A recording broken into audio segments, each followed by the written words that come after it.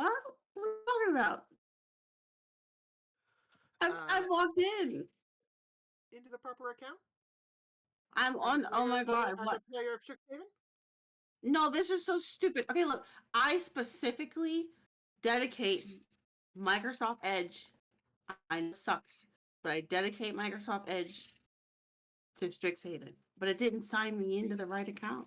Or you can sign into Roll20, realize in the top right area that you're in the wrong account, then log out and put the right login information afterward. I don't do that. I'm just gonna admit it right now. My brain works too fast for that type of shit. Huh. So you will hit level 2 after an exam. Some people did not do so well as others, because only a couple of you got some student dice. I wonder who. If I recall correctly, Pajora and Nadalia got student dice. And student dice are going to be like extra D4. It's like an above any and all other things. It's let me see. So you get 2 student dice. They come back on a long rest, and you can use them for one of the 2 checks that you did for the test.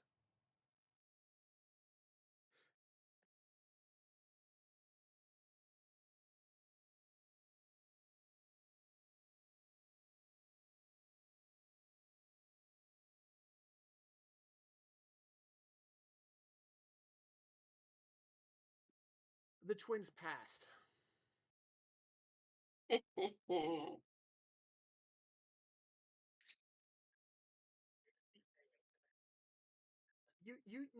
didn't fail, but you both also were exactly 1 point away from acing it. Yeah, even after a bonus.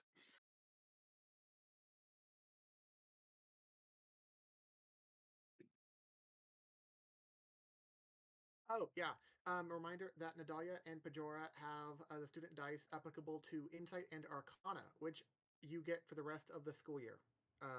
You get 2 student dice. 2 of them are allocated to those 2. Um, if you ace further tests, you get more skills to use student dice on.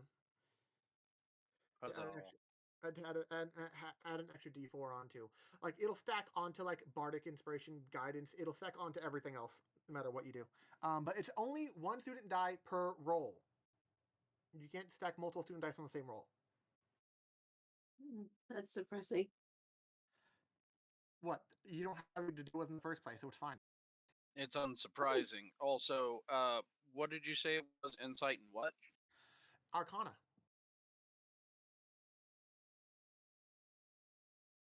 Which, like, it really works out as like a starter little duo of stuff to figure out stuff and for this module. Yeah. Because the last thing was people leveling up. That happened after an exam. Now we are going to start the whole cycle thing. So starting with academic. So we can stay in the same cycle for academic and extracurricular, and it makes more sense to do this extracurricular wise, so might as well start it now. Nadalia, what do you want to do for academic?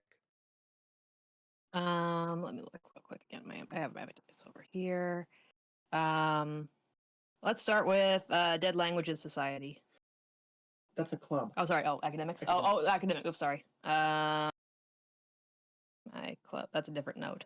Because that's mainly where now I'm on my phone, so it's harder for me to jump around to all my records. Did you want to try the fleshing out an archaeomancy class like you said you wanted to? Oh yeah, archaeomancy. Yeah, that is what I wanted to do. Thank you for my. Anyone else who has archaeomancy would like to join her in this?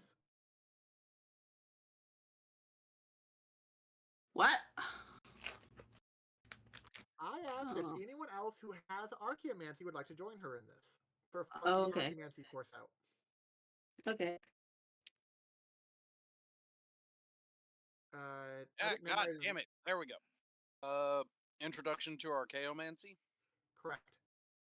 Okay. Yep, I got that. I'll join. Okay, that I have no issue with Pajora and Suki doing so. Sarasha, So, What? No, another Suki, class. Why would I? What? would you tell your sister about this, or would you just let her play hooky because she doesn't really have a class scheduled for this time frame?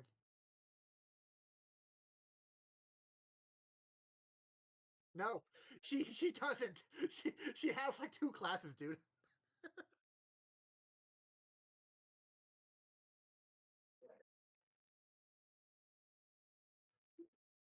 Okay, that means Sarasha currently is just off doing her own thing during this time period. We'll get to Sarasha's that finished. afterward.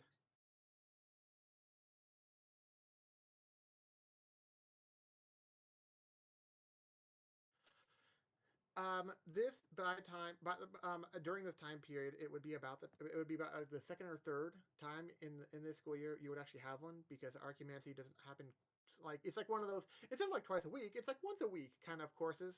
Yeah. Or like once every other week because there's not a ton of it, but it's like a huge lore dump shit when that happens. But this time it's slightly exciting because you're finally at least this time period this class is getting their books now, and Tharasha would know the deal already, but she's not here to forewarn you. um, all of you get what look like secondhand books.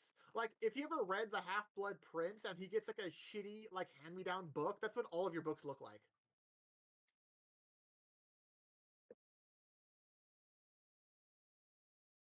I feel like this curriculum is due for an update. Like if you ever went to like a chemistry class and they're like, are these books from like the 70s? Like what is going on here? But do they still have all their pages though?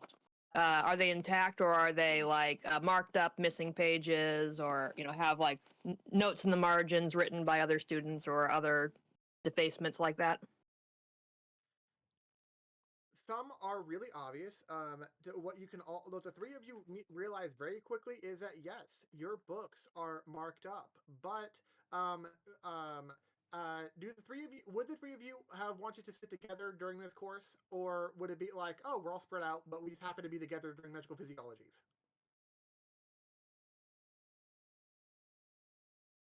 I was about to say Pajora would definitely sit next to Suki. Yeah, I was thinking as the same much as thing. possible. Live That's together. absolutely fine. So the 3 of you are sitting together. The person who is supposed to be with you is actually absent today, and that's actually odd, but whatever. And it ends up happening where you get your books, and you all have books. The covers of your books are all marked in different areas, and if you open your books at all, you realize there are markings in them. Um, Remind me what languages you speak.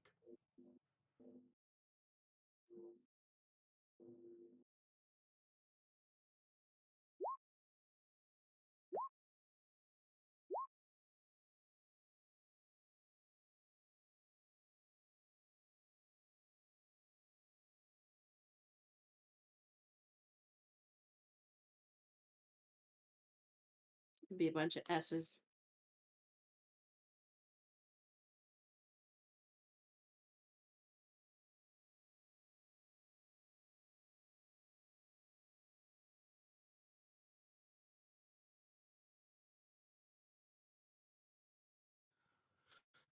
Um, it is not a language listed by any of you. Give me an intelligence roll if you want to try to figure out what it might be. Like, oh, like I've seen that. I don't know it. I'm not fluent, but I know of it. Kind of language. Like, I don't speak fluent French, but I know the word like cliche and a few words in it, kind of thing. You know. Baguette.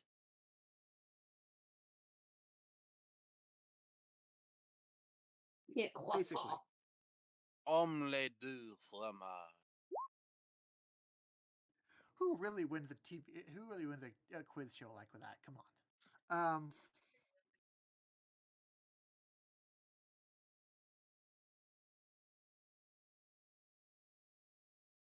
So, Nadalia and Suki are able to put together that it is gnomish.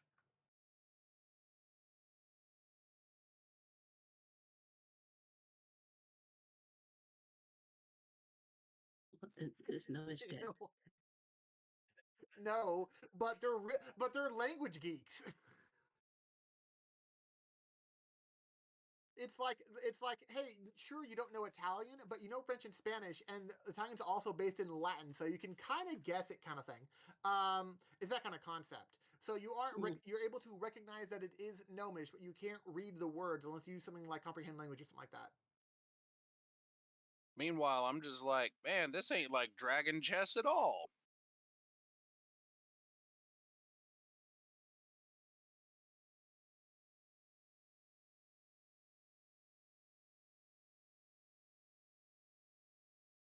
Even though Gnomish isn't dead, so weird.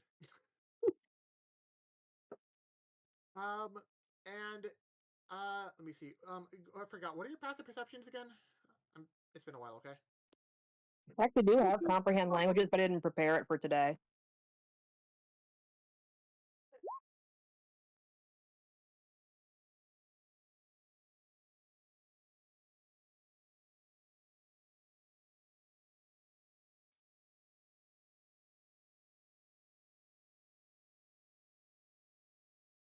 I just realized this thing makes noise. Can y'all hear that? Anymore. So you could hear it. Shit. Yeah. Majora and Nadalia are able to recognize that there is a minor pattern for the three of your books, as if they're supposed to go in a certain order. There's a strange thing there.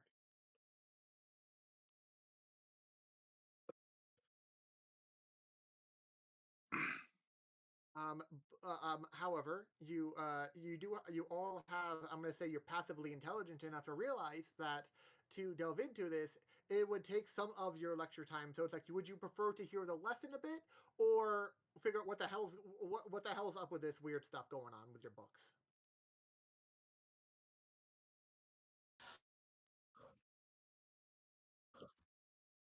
I'm more interested in the lesson. Nerds.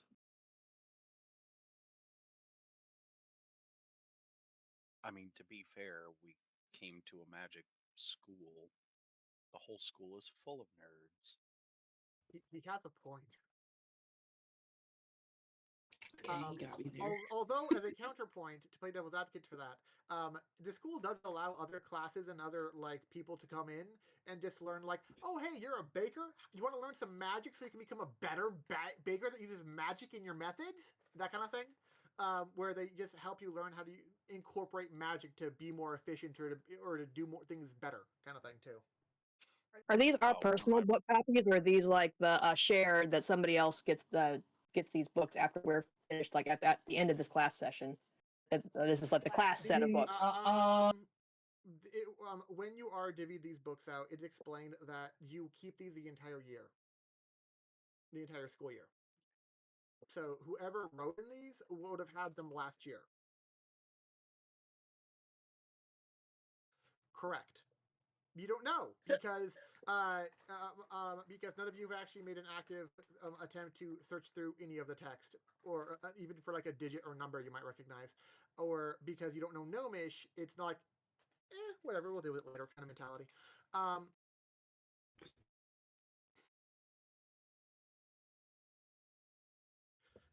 This current lesson is mostly about the care and preparation to actually delve into ruins, because even though there is a lot about artifacts and dealing with ancient ritual sites and whatnot that will be delved into in this course, as far as the syllabus is concerned and stuff,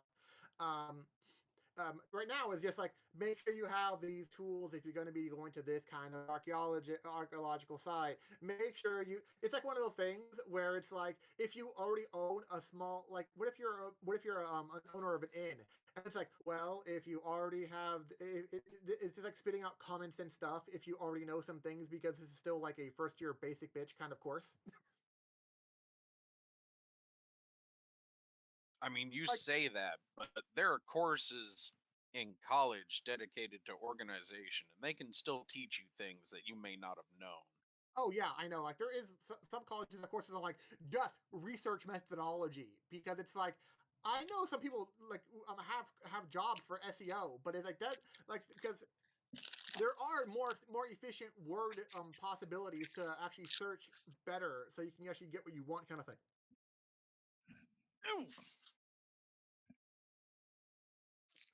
But yeah, it's basically letting you know, like if you want, if you were to go in this kind of ruin, these tools could be useful for this purpose, stuff like that.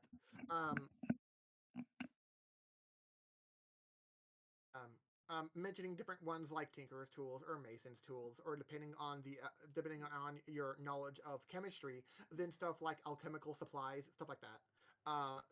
In case you need to do some puzzle solving or diffuse booby traps of some kind, depending on how diabolical the defenders, depending on what kind of ruin it is or site it is.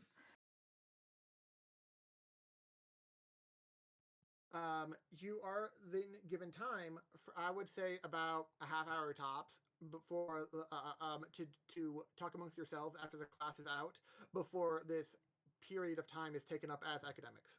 Is there anything you want to go over or do together as a group, or would you split ways?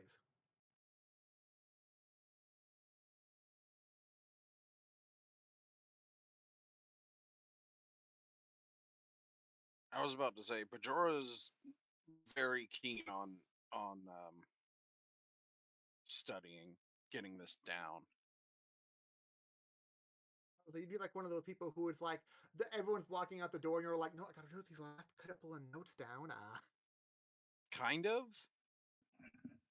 Like he doesn't want to be a bother, so if there's a class immediately after, then he won't. No, this would be like an afternoon class. This would be like one of those breaks where it's like it's a morning class, and then there's like a huge like 4 hour block of time, and then there's like an afternoon class. So you're at the end of a morning class session area time frame.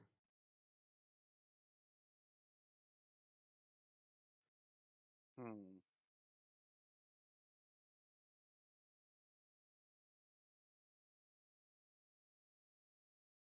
Well, I mean, so this isn't like take your next class. This is like Do you you because you chose what you did? It's one of those things like a choose your own adventure concept where I didn't plan out too much. So to give you a last ditch effort to be like, did you want to do this hook or not, or we move on to the next thing? I'm giving you a little bit of time directly after class. Because there are 2 out of the 3 of you are like very diligent note takers during a class that would never do anything to sacrifice note taking class lecture and listening time. yeah, basically. I didn't realize Suki was that into it as much as Pajor was.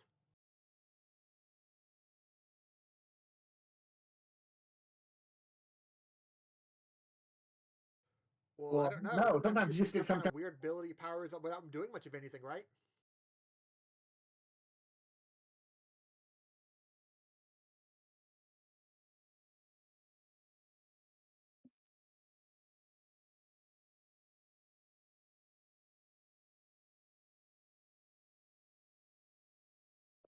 I wasn't sure if you guys would be interested in the notes at all, because otherwise I'll probably wait for the next Dead Languages Society to research the gnomish notes later. Keep in mind that Pajora would spend time finalizing notes and going over them.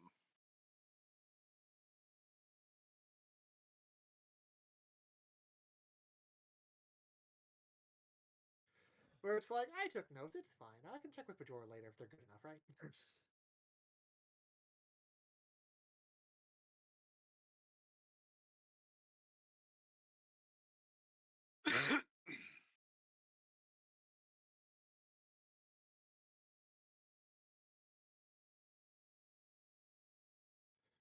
Okay, then Sarasha, what do you want to do for your time alone? Because those losers are all in class, and you actually are out and about having free time. Mm.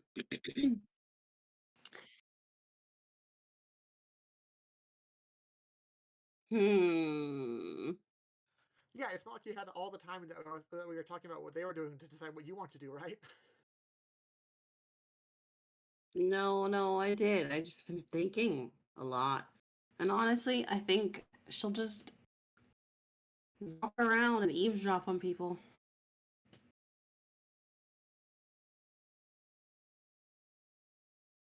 Gather all Okay, that information.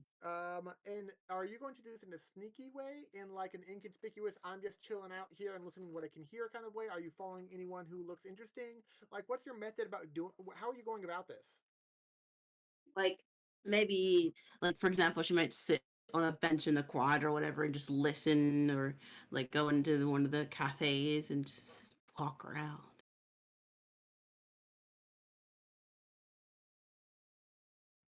You'd have to be specific. Are you going to the Fire I Joke think Cafe, like, or are you actually listening around a certain area of the campus? weren't there two cafes? Or one No, was like I swear there were two places to eat and I kept getting them both confused. that's correct. The Oh, other one is Bo's End Tavern, which doesn't open until 6 p.m. This is like oh, 10 a.m. okay. That's not the one I want to go then. I want to go to the Fire Joke Cafe and like do a mixture of like drinking a drink, but like also keeping my ears open and then like walking around. Just Keep in mind you only ever get tea or coffee there. yeah, that's fine. She can drink some tea. How much is the tea? It's like a copper. It is so cheap. It's not even funny. It's one of the things Uh where it's like it's 1 copper for like a regular tea, and for like the most schmanciest version you could ask, or if it's really specific or something like that, it's 2. This is some really cheap stuff for like amazing coffee and tea. uh she she'll she'll give them 1 silver and expect change.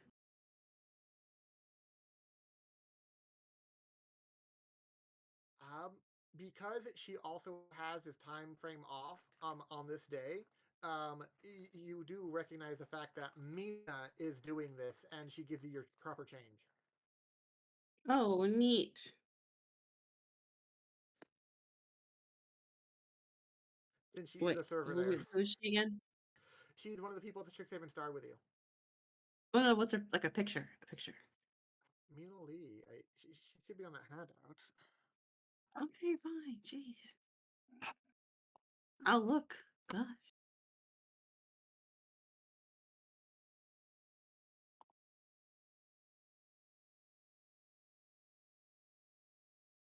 Okay. So then I can get my, was it 99 copper or is it 90 copper? It's 90 copper. 999. 9. Look, see, man, I'm not good with this conversion. I like to use a calculator, but I don't have that Very right now. simple. About it's tens. 10 copper for a silver. 10 silver for a gold. 10 gold for a platinum. Very simple shit. It's just 10.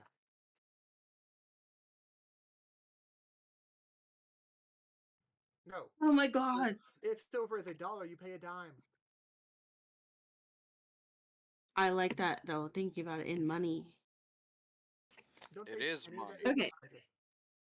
Like USD. Anyways, what can I like what am I doing? How am I gonna do this? Well, you said you're just getting a drink real quick at the cafe and then going back. Well, Um or are you asking about change? no like like how do I go about listening to people's conversations Well, or that's why I wanted to ask what your methodology. That would dictate what okay. I would want you to roll. We're gonna specifically go and sit down at the table and just like make my ears radars. First, roll me a D100. Oh my god, you're catching on to what I like to do.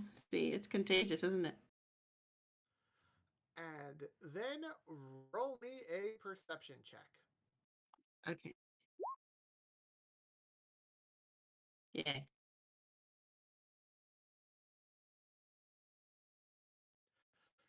You overhear on multiple, like, a couple of people when you enter, and on your way out, because they were just in passing conversations, they were people just going in, getting a drink, then immediately leaving, kind of thing, because it's like they slept in and this is their morning coffee kind of stuff. Because this is like 10 a.m. ish kind of thing. Mhm. It's like those dumbasses were in class right now. Why would they ever do some classes early? Come on. But you've heard at least a couple different groups of students talking about how exciting it's going to be at the Bows Inn Tavern because it's opening for the first time later today. Okay. The second group of people are more annoyed rather than excited because apparently it was a couple of people who had to help carry something heavy dealing with what's going to happen, but they don't specify what. Just their general annoyance about like whatever their task they were given is a real drag kind of thing. Okay. And because you did roll pretty high, let's be real here, 21's a pretty damn good roll.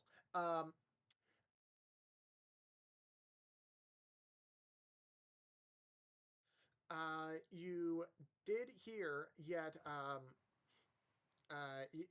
did hear that sometimes people are preferring to stay later at night at it's like an either or kind of situation for them, where they would rather stay at the Bows Inn Tavern or Fried Joe Cafe late into the night and only then go to their dorms, or they go to the dorms immediately after classes because some people are fearing that like some of the actual uh, campus actual campuses of like the 5 colleges kind of thing are more dangerous than they would like. You haven't had an issue with it yourself as of yet. Like you've been to Loreholt, you weren't attacked, kind of thing. Oh. Yeah, and so so people are having a couple of people are having concerns about that. But it was a couple. It was a couple of people talking, and people were like, "Oh my god, I don't know, man. I'm not sure what I should do. Should I do this one, or does it feel like an overcorrection because this is actually how I really feel?" And it's like you're overthinking it. You're freaking out. Stop freaking out. Just come on. It's just one friend freaking the fuck out, and someone just being like, "Okay, you're overreacting. Just chill the fuck out." And then they keep on walking because most of the traffic right now are people going in and staying there for a very short period of time and then leaving again. You would have gotten more outside, but you chose to literally just stay and listen to passing conversations because you didn't really roll high enough on the D100 because that was to determine how crowded it was going to be, and it was not that crowded at this time of day. It's all good. Information is information. That you have that it's like and it's like when your brother comes in like, oh yeah, we got these old books. It's like, I knew about those books. Oh man, they were stupid old dumb books, right? They're torn up and marked up and everything. Yeah, I knew it. It's like, what are you telling us? It's like, well, I mean, you know. But that would burn your morning listening for the conversations. That's cool. That's cool. It's not like she has anything else to do. Currently, I no, think. you don't. No, you don't have class, so you could try studying if you cared enough. But if you cared enough, you wouldn't just have 2 classes. You have the lightest course load ever.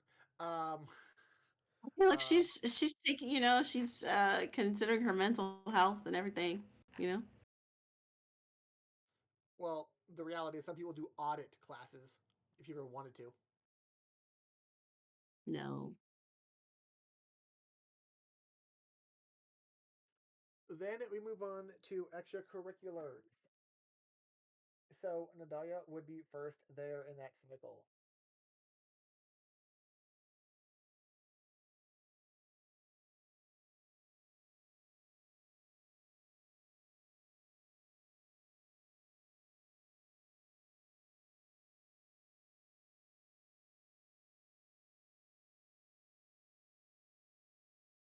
Well, I'm gonna do the least interesting club first, which will be the Historical Society first. We'll do the more interesting Dead Language Society afterwards. So you said the Historical Society? Yeah, Historical Society first.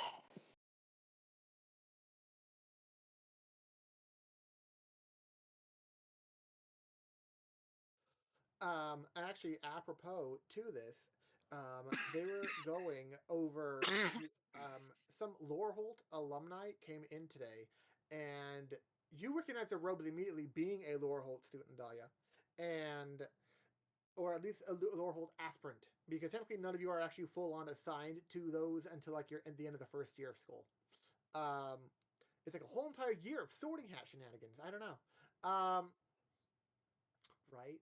Uh, but they bring it's like a special speaker for the club kind of day where they actually talk about different parts of the Loreholt campus, where some are dangerous than others to people who may not know, and and how some ruins were taken from other dimensions for the for the purpose of safekeeping them from looters, or keeping them as far as like for posterity's sake. If it was like, oh my god, in this dimension that was going to get hit by a meteor, but we like this culture, or they had a rich enough culture that we wanted to save their stuff, kind of thing. Yeah, like if you could have saved Babylon, and you put it in a museum, that's kind of what they did, kind of thing. Or at least a chunk of it, because kind of thing. It's like, oh my god, Atlantis is real. Like, well, we have like like the slums of Atlantis, but I mean, it's still something, right? And it's like, I guess. It's that kind of shit where it's like historical value is seen by someone at least. Um, and there are different maps you haven't actually noticed before about the Loreholt campus. One is, even if you tried studying before coming here, there are like older ones, like when you see, like when you always have like a heist TV show or a movie where it was like, okay, here are the blueprints, and here are the secret blueprints nobody knows about that was outdated, and here are some secret tunnels that they didn't show on the new updated model of the building, kind of crap. It's like they showed you like different kind of campus map that you weren't fully aware of. Would you do anything with this information or ask any questions or anything? So it's special maps that I wouldn't have been able to see previously, is what you're saying. So it's all like I would kind of then compare my own knowledge of Loreholt with the new maps to see if some things aren't adding up. Like it looks like there's an extra room or extra hidden space that I wouldn't have known about before, to be inquisitive that way to see, what doors have changed, walls have changed. Investigation. Okay. Because you have the time to do it during club time frame, but it will take more than a couple of. It's not going to make a cursory glance like perception would.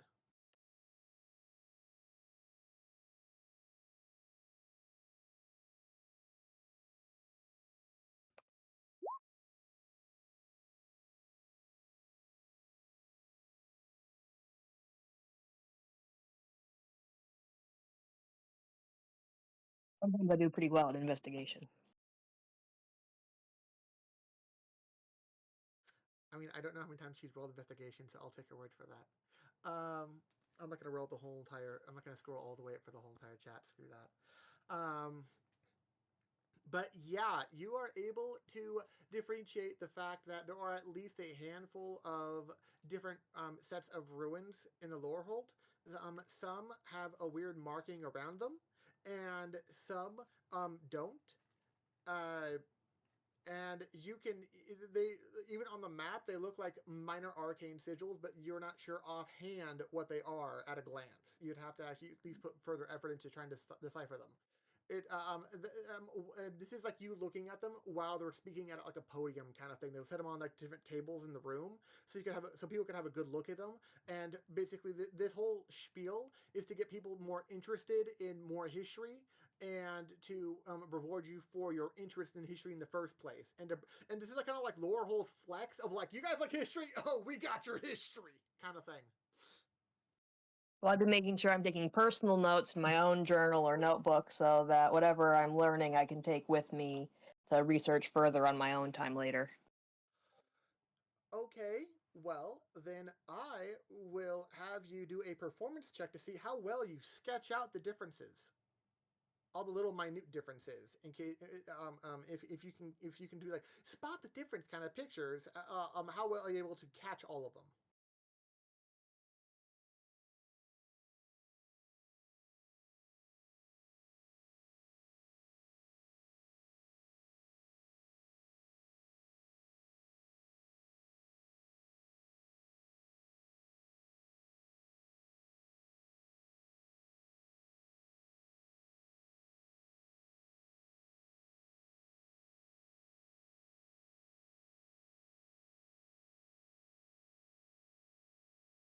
Meow. What? She's going a little slower because she's on her phone. Yeah, I have to figure out. Well, it's one of those because I have two open tabs. I really can't see Roll20 very well at all on my phone, so I'm. I No thought I was worries, pressing I the just button, but I thought was pressing I the got same button deafened. too many times.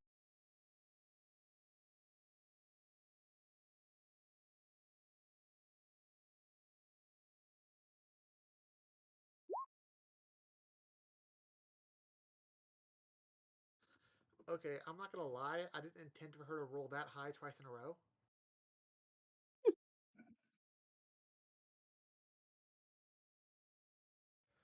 I'm sure Voss would agree that a curse of 19 isn't a bad curse to have.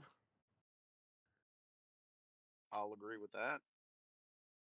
Certainly better than Curse of Eights or Twos. Damn right. You are able to jot down great notes about at least 4 different structures that were not known to you previously, that were ancient, and 2 of them are blocked off by what looks like arcane sigils, but you're not sure what kind or what they fully entail without actually further focus. So it's like an arcana roll of some kind for each individual one, but or trying to find someone a little more arcane focus, like a wizard or sorcerer or warlock kind of person, to have that might have a little more intimate knowledge of it. And you find that the other 2 that aren't blocked by them, one looks like it's a floating island off a portion of the campus, and it's protected that way because it's like right out. Unless someone can fly, it's very obvious that it's like not meant to get there by normal means. Oh no, I'm a bird. and I I'm guess aware that you can fly the wraith. If you really want to try doing that, you can see what happens. So, the 4th one just seems like it's hidden away out of the way, like it purposely was at like a chunk of land, like smushed onto a side of the campus, and it was like just put there out of the way on purpose, and it's not easy to get to unless you know how to get there, kind of thing. But give me an insight roll.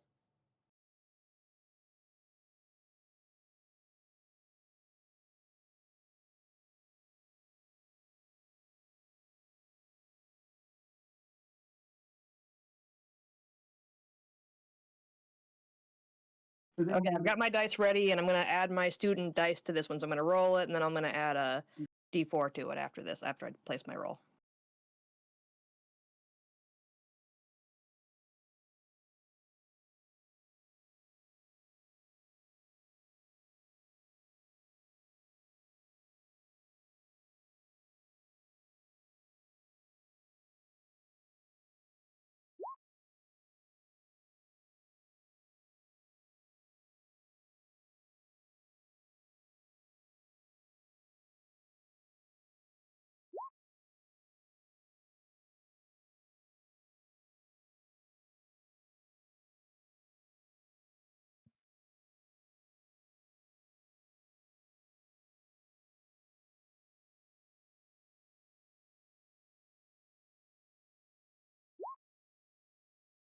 No, you got to put the slash before the R. This isn't a subreddit.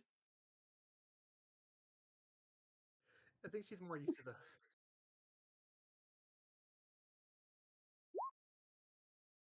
There you go. I can't actually see what I roll. It's too big on my screen, so I have to. You rolled a 1.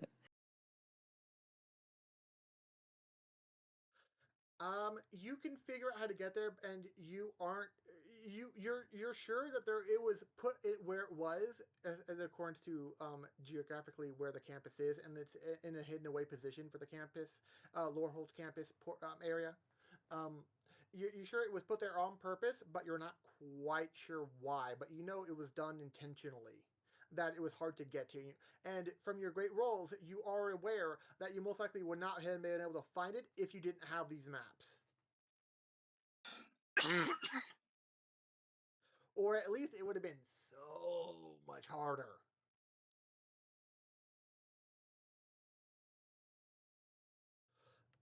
And taking that much time to study the maps, take your own drawings, and make your own conjecture and inferences. That's kind of the club time. Okay, Dead Language Society next then. Yep.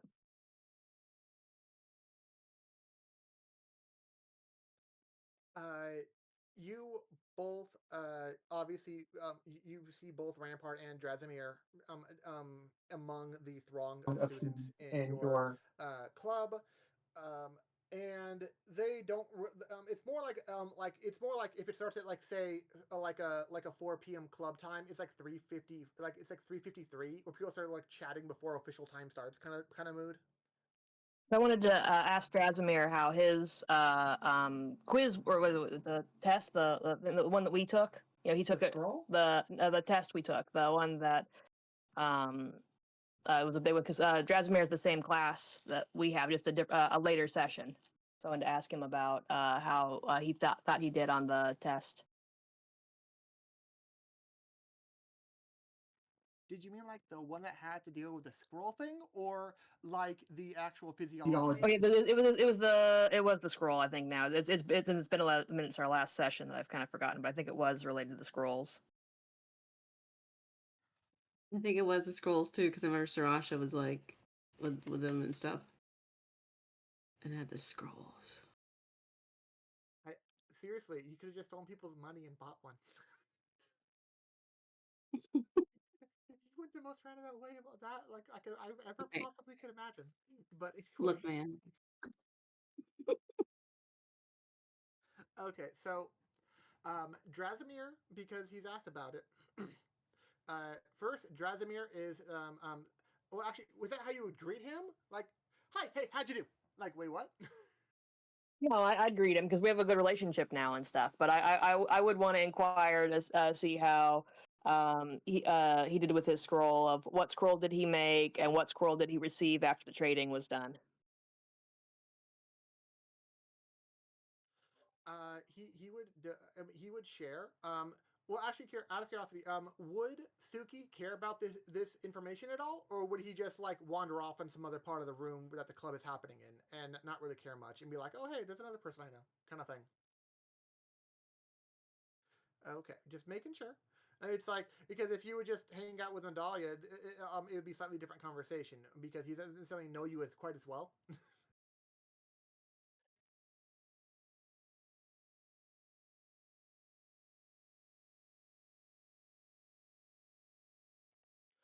So Drasimir would share that he made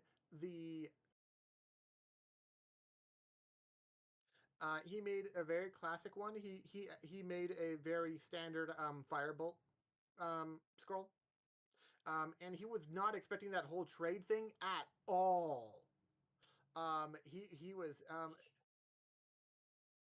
well, it was the idea of it was like, oh hey, by the way, at 8 p.m. tonight, a meteor is gonna hit Pakistan, and it's like no one's gonna believe that. Get real, you're silly. 8 p.m. comes. What the hell? What? What? Like, sure, someone can tell you, but that doesn't help your like foreknowledge doesn't doesn't necessarily always help you go through the experience. Sometimes easier depending on how drastic or dramatic it is. Because in his class, there was a lot of people who got schmancy versions of their spells because they wanted to be he would never use this word, but this is my version of saying the gist of it. There was a lot of tryhards in his class. And so they got a lot of the specialty tweaks to their spells, like Pajora and Pajora did. I didn't mean to. And Suki. Yeah, I said you. And so he ended up getting a spare the dying scroll with that was quote unquote mechanically speaking upgraded to have 120 foot range. Is he actually able to use it himself, or it wasn't soul bound to the original creator of the scroll? So he is able to use it, But right now he's just kind of saving it for a situation where he hopes he never has to use it. It's one of those break glass of an emergency kind of things, and he hopes he never has to have a reason to use it. But in case it ever does happen, he's glad he has it. Yeah, it sounds like it. Sounds like something useful to have.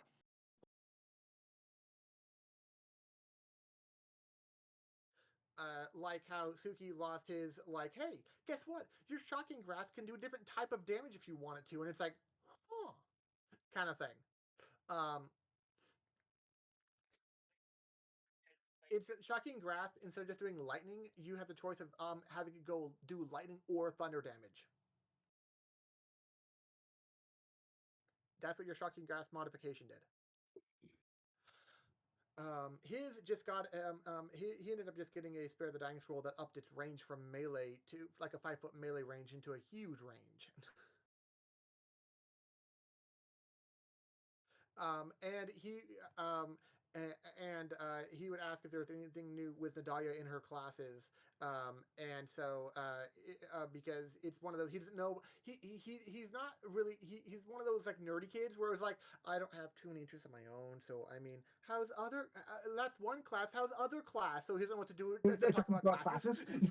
Yeah, because then I would bring up, since he brought it up first, I'd talk about our archaeomancy class, where these books are really in poor condition. So if he has that class to look on these poor condition book, and I'd show him the writing, and I'd wonder too, if I show him the writing from the book, if he would recognize the gnomish, since at least I recognize it. So I do the quiz. I'd pop it as a quiz first to see, does he recognize it first before I tell him what it is. He does not recognize it as Gnomish offhand. He does not naturally speak Gnomish, and he does not offhandedly know it as Gnomish. When you show him the book and any markings on it in that language, he is like genuinely mystified and intrigued. And it's almost time to start official club time. When it was like say that the first couple of minutes, like 53, 54, 55 for chatting and talking about that scroll thing, and it gets to 56, 57, and you're like, oh well, here's my book and all, and it's like. Then it's like 4:59, almost 4 o'clock exactly, and he's just like staring at your book still, and it's like, again, do you know anything or not, dude? Like, why are you just looking at it? It gets like a little awkward. Oh yeah, because I was intrigued by these writings that I found. It wasn't even just in my book; it was also in Suki's and Pajora's as well. And so, and they seemed to all go together. But I didn't have time. A class was too important. I couldn't, not pay attention in class. So I figured I'd save that for after-school activities to care more, about these notes. But it feels like it's something worth researching. He found it interesting that you also know Pajora. That's cool. Small world. He didn't know you were friends with his coworker. Yeah, we have a lot of classes together, and we hang out a lot outside after school.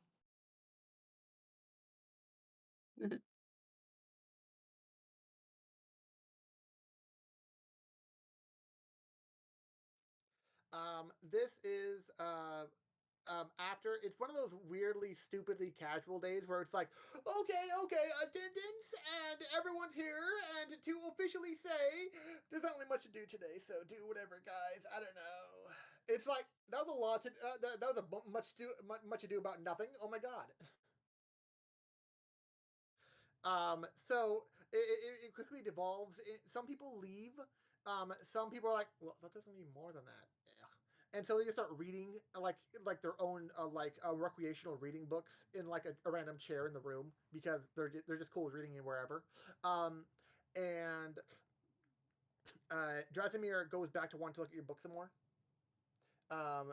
But because until you actually say it's Gnomish, he is just genuinely intrigued by it, like it is some kind of dead language he just doesn't know about yet.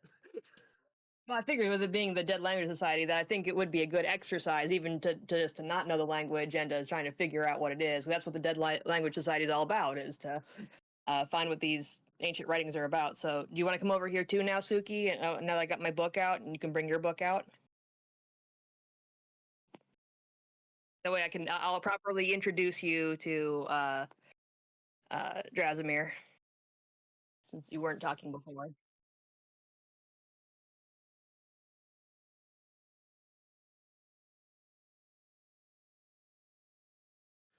Quintilius? Yeah. Quintilius. No. Oh, you're asking Quintilius what languages he does know?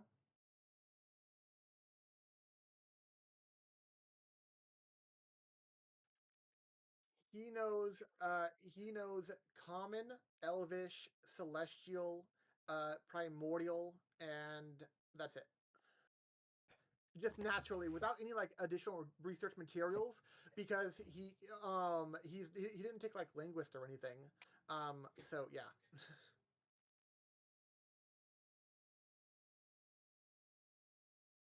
He figured he had an interest in other languages, and not everyone in this club knows Celestial like he does, so people ask him for help with that, but he doesn't know Gnomish.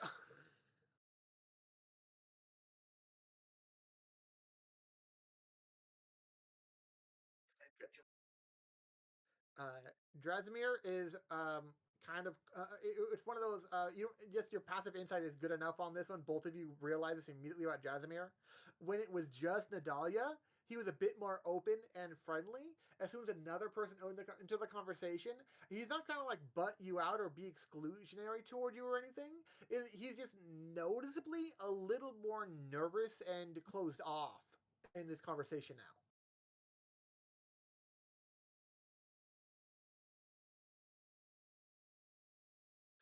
He asked if either of you know what this weird language is.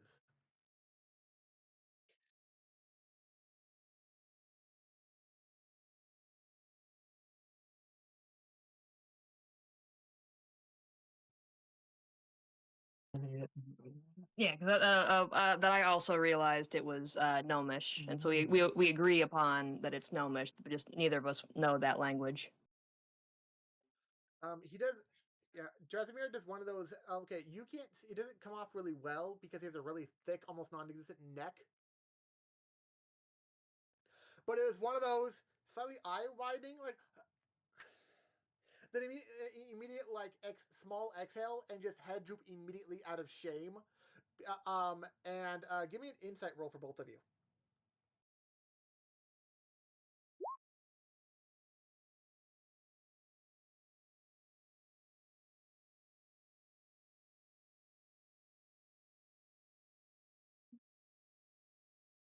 You just don't know Drasimir that well. This could be plenty of things, actually.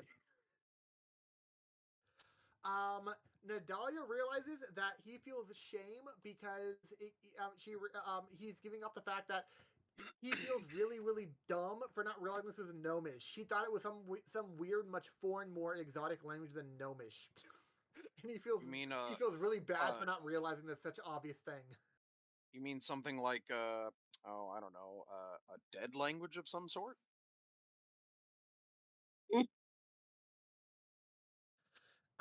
The thing is, well, it's not like you can like memorize and be amazing in every like forgotten and dead dialect just because you use unnecessary.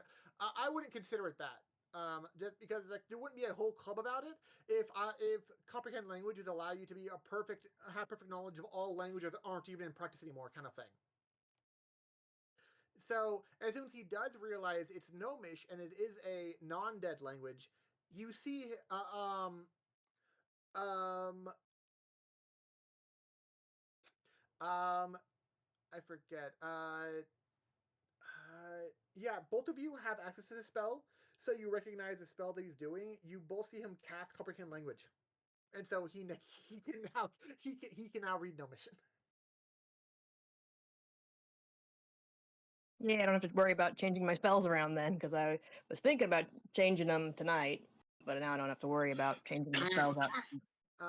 He mentions to Suki that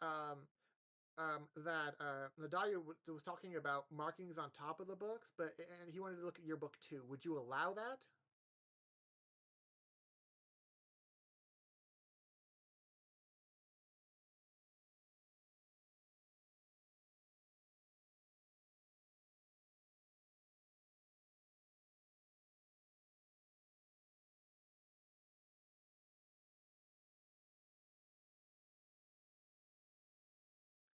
Okay, so He is able to decipher our arcane little sigils and weird little markings because it's like how everyone wrote a little dumb S on their notepads, like in their notebooks across the country, and we never communicated. Hey, let's mark this X. But like everyone, all the damn states, all did it anyway. Like it was some weird psych test from the government or something. Um, but it's like those scribbles are on the notebook, but he realizes, oh, there's some kind of weird code thing, and in like some kind of weird arcane sigil aspect, like it was the arcane magic version of like Morse code or some bullshit, and he deciphered that, and he on the on how the markings go on your two books, it's kind of like a he's saying it's incomplete.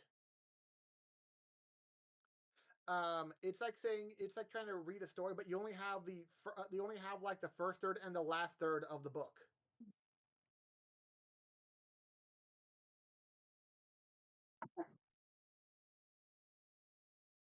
Yep.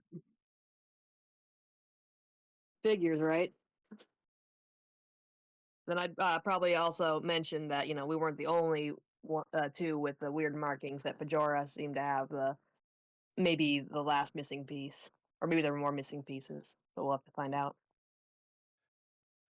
He asked. That's just the cover. Did you actually want to like because the comprehend languages only last for so long, and it took about a third of the length of time to decipher what was on there. Just because you can read a language doesn't mean you magically know all like the chemical formulas or whatever. Just because you know the language, English language, and you can recognize the letters and stuff, kind of thing. As an example, so he would before the time runs out on the spell, he would ask if either of you would want him to try reading in the books if there was any scribblings in there. Well, we got him. Might as well. He would ask which book first, because they're not the thinnest books ever, so he might only have time for one of them. Whichever book looks like it's the first book. Whose book would look like the first in the series?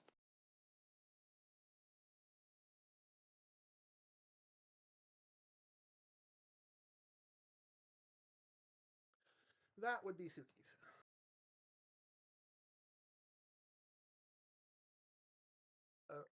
Well, in this case, you are. So he would open your book up, and you would see him incrementally switch to different pages, and he would put like his own pieces of paper in between the pages. And you don't have to have an insight roll for this. He can tell that he's doing that because his fingers are too fat to be like, oh, I want to put my own finger as like a bookmark, then go back to this other chunk of pages, then go back to this other page, and now I have like 3 fingers as individual bookmarks. I gotta look at some different areas. No, his fingers are too fat for that, so he's putting individual extra pieces of paper for that. Yeah. And it's while he's trying to decipher some things, but he's like to you, both of you, it looks like he's like in the zone. Are either of you doing anything while he's just like going through Suki's book?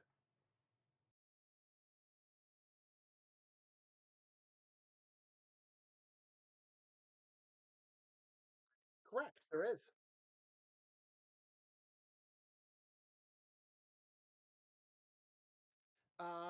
Give me a D100.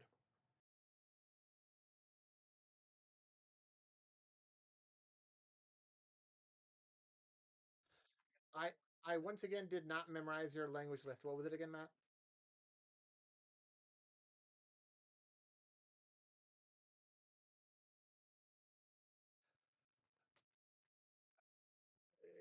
Give me an intelligence with advantage.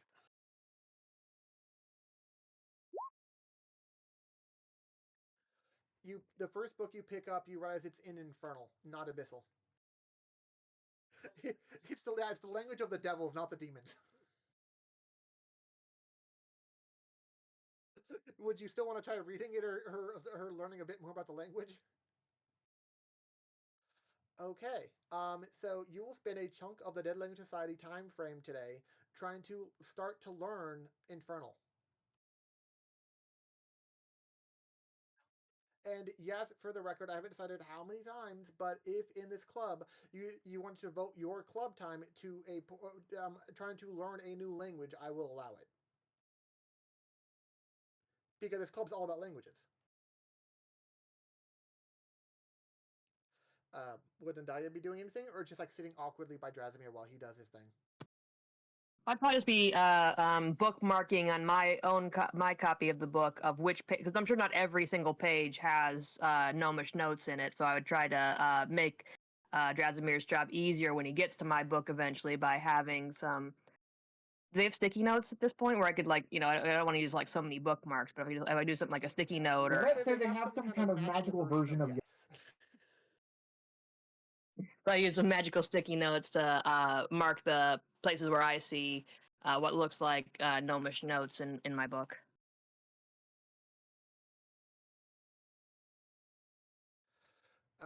This okay. So you are going through your own book and making your own little markers for them. Someone else is starting to learn some fun devilish language, and Drezimir is going through your notes. On the other side of the room, you do note that Quintilius has weird sounds coming out of him because he is helping someone do a translation for Celestial, and it actually sounds weird when it's phonetically. So it's somewhat distracting, but not enough so to stop any of your current tasks. Well, can I, since I believe I know Celestial, can I listen in on what he's saying? Perception check to see how well you can hear while not having to distract yourself. So you don't have to actually put effort into hearing, kind of thing.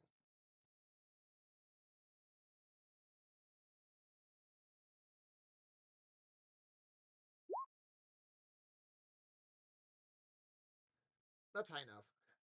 He is helping someone else. He's helping someone else translate a current book they wanted to do. He is helping them translate basically like a kid's nursery rhyme kind of book.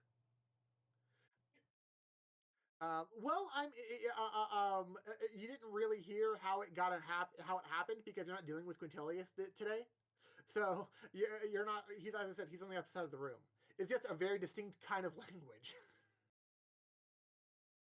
And he's like the only one not currently you can hear that's not currently just talking in common.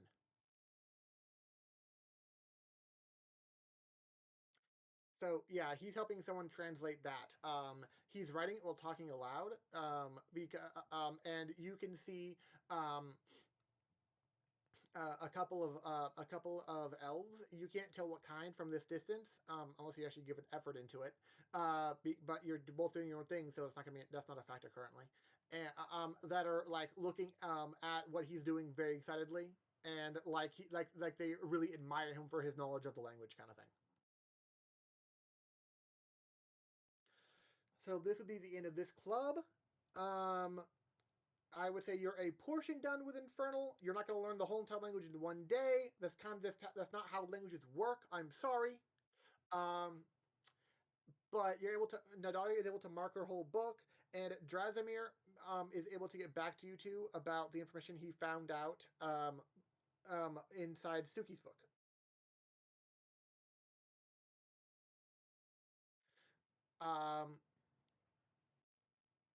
He was mentioning that it actually seemed like this was multiple people writing in the same book. Like they were like multiple people were writing in the book to not get caught talking during class, and so it was multiple people's handwriting and stuff. And so they're having like a one line each kind of conversation kind of thing going, and they were talking about what are they going to do now that they have it. But the conversation seems like it's about to get into detail because it seems like it's dangerous for what they have, but it is never mentioned specifically the name of what they have, because it's a group of people trying to discuss what to do with something, and before they can get into too much detail, it gets to the end of the book because it is interspersed with the real conversation is interspersed with basically a lot of banter and shit talking and random chatter because they're still friends chatting like writing back and forth during class. So things of actual substance are not every single line. So to know further, you would have to know someone who you have to get someone who knows Gnomish to read Pajora's book.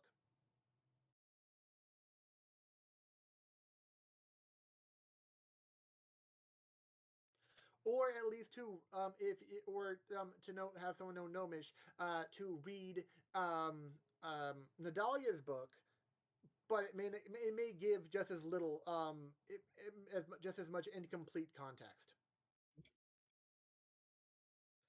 Granted, the fact is, you two have only asked a couple of people. There are other people in the Dead Language Society. You are able to simply ask a rando NPC to be like, "Hey, do you know Gnomish? Does anyone know Gnomish here?" Like that kind of thing. But you just never done. You haven't done that.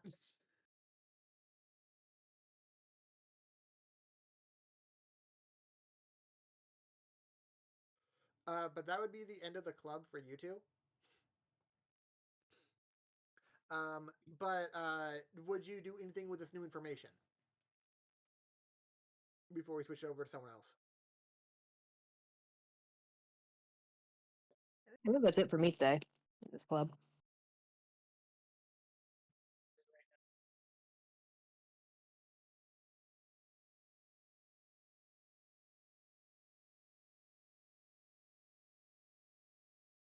Okay.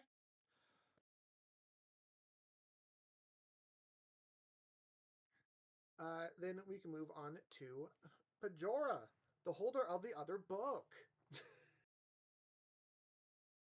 Neat.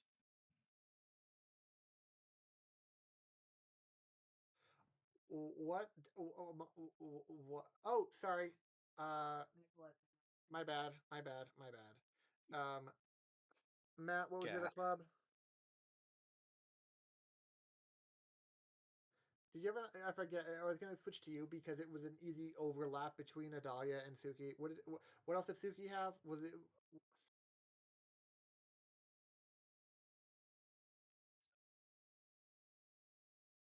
I know. That's why I started with her because it had you two overlap. So what do you work again? Oh, yeah, the fucking groundskeeper stalker position. I forgot about that. Yeah. Um.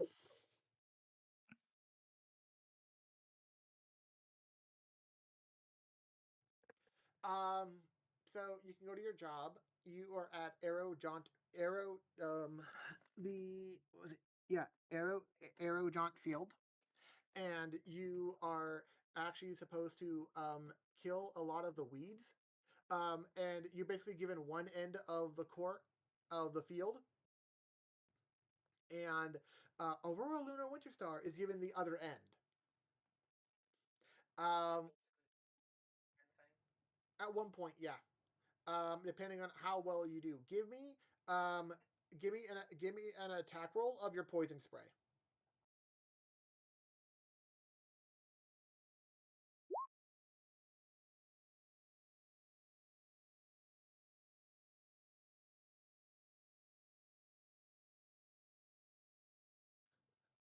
You are actually progressing a lot faster than she is.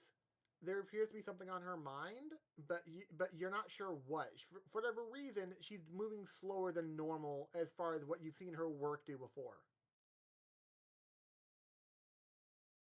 And by this point, you're both about a third of the way through your side of the field. Did you want to stop doing your work and see and like approach her, or keep on doing your work, or what do you want to do?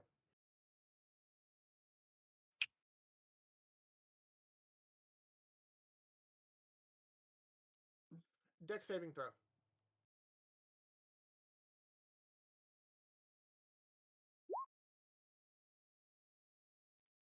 You are able to get out of the way when she does the time it takes. Like, keep in mind, are you walking toward her, or are you like running toward her? Okay, yeah, you can get out of the way with not even one of those. You still take half damage. No, no, no. You're able to get out of the way perfectly fine. She is now done with 2/3 of her chunk of area because it is still kind of a big field. It does take a little time to walk to her. want you to realize that. As far as the average person just casually walking goes, anyway. And she doesn't realize you're walking toward her. She was like so like head in the clouds kind of moment. So you had to not get in the way of her withering necrotic magic. Seem familiar?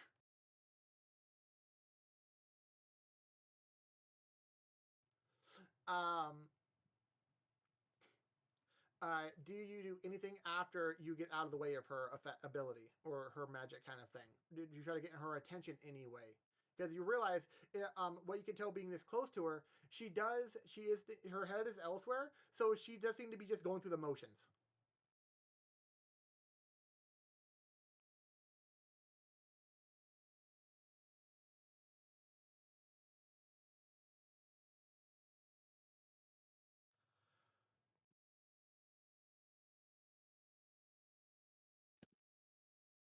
Dex save. The first thing you do one of the first things you do is yell toward her, and when she's in like a stupor, and so she is like one of those. It was a shock to her. It's like one of those don't yell, don't surprise me when I'm holding this weapon kind of moment. That's kind of the fucking point.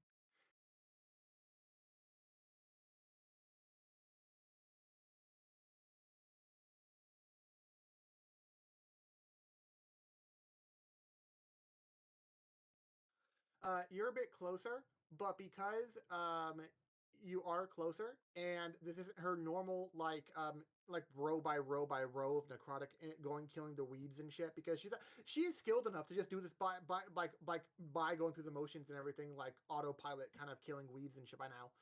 Because for her this is like so fucking easy. I'll be back in a minute. By all means. But you weren't able to get away fully in time, so you still took 4 necrotic damage. And I'm sorry, to you, that's not nothing.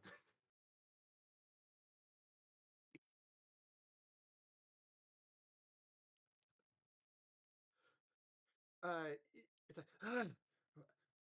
what did you want?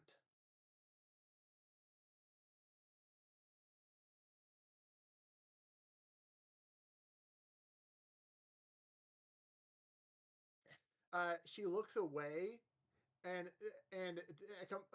very obviously does not want to answer your question. So give me an insight check.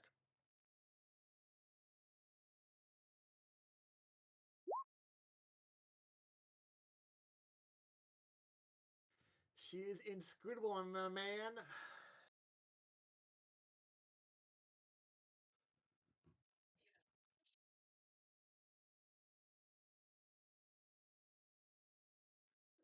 And you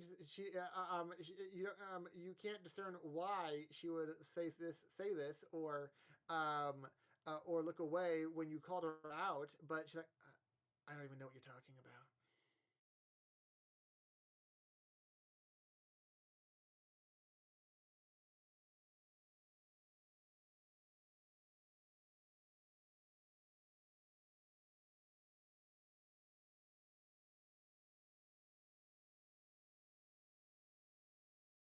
Well, if you're curious, you can try persuasion or deception or some other thing. But if you don't want to, that is your character's prerogative. If you walk away, I will allow you. Yes. As soon as you're at a safe distance again, she'll just continue her thing, slightly more aware and slightly faster speed than what you saw before. Like after you shocked her or got her attention, she's a little more attentive, but she's still not quite all there.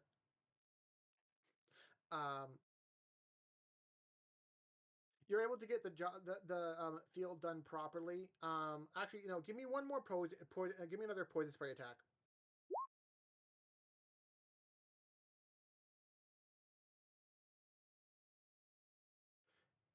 Yeah, you are.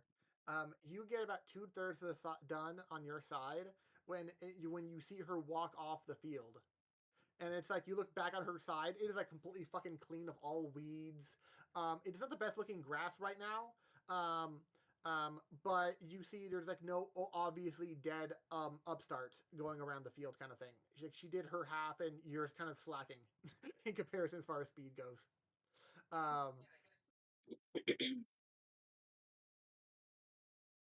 It didn't really fucking help your speed whatsoever. Because yes, these damages are basically how effective you're doing with your poison, or how quickly, efficiently you're killing stuff with poison. Yeah.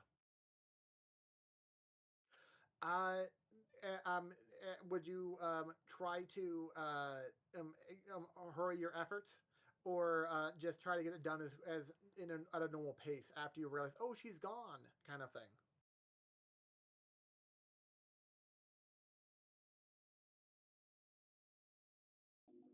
Give me 2 poison attacks.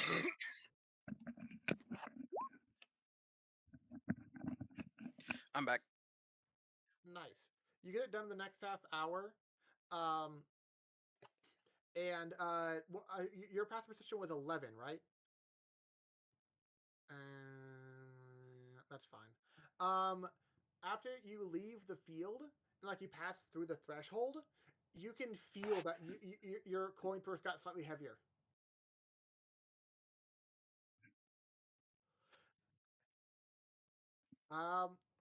Yes. At the end of this cycle, at the end of the academic thing, basically after you're done with after you're done with extracurricular, if you have a job, you will get paid right now. Yes. And sorry, Voss, it is your turn. Did you want to do dragon chess? What do you feel like doing, man? Correct. I'll do dragon chess first.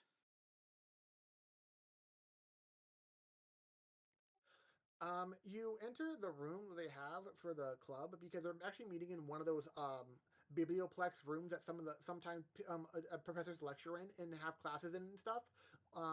And you end up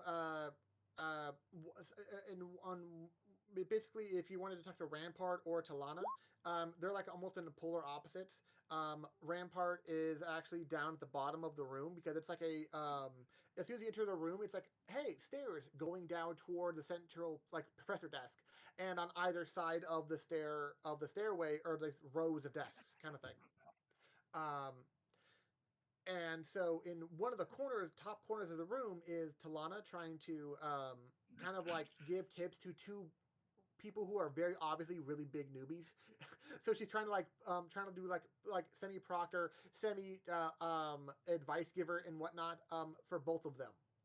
Because you realize she's smart enough to actually play herself, and it's one of the people where it's like she's one of those weirdly smart people who are like, I'm gonna play chess on my own because I'm the only one I find myself to be a challenge. She could see her being one of those kind of people because she's at least smart enough to do that. And Rampart is just you can see Rampart beating people down near the professor's desk. What would be that area in at small tables and stuff for dragon chess games, and he's actually putting some silver on the table. And he picks up a small pile of silver after his latest win, and you hear like a very triumphant kind of like trumpet sound from his God, I'm spacing on the word. I don't know why.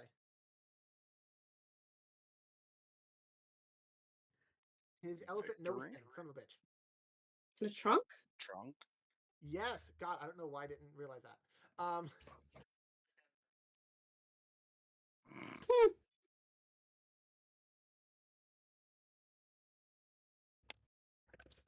So yeah. Did you want to do anything particular today in the club? I'll just play a couple of games against people, just relaxed. If anybody looks like they're having trouble understanding, I'll try and give them some pointers or clarifications on the rules.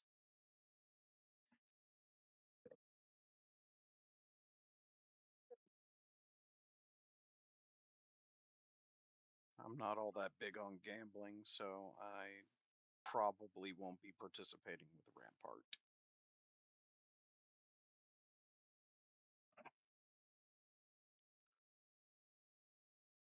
You do realize really quickly with just your passive perception, because you don't need to have high passive perception to realize this.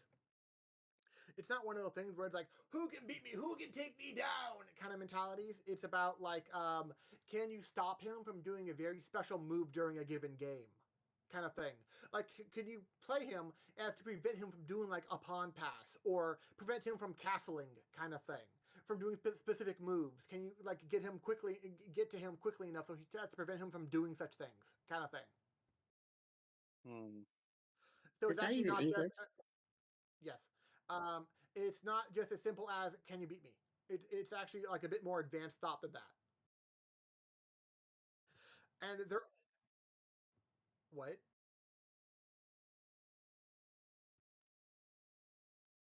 Yeah. Oh my god, stop!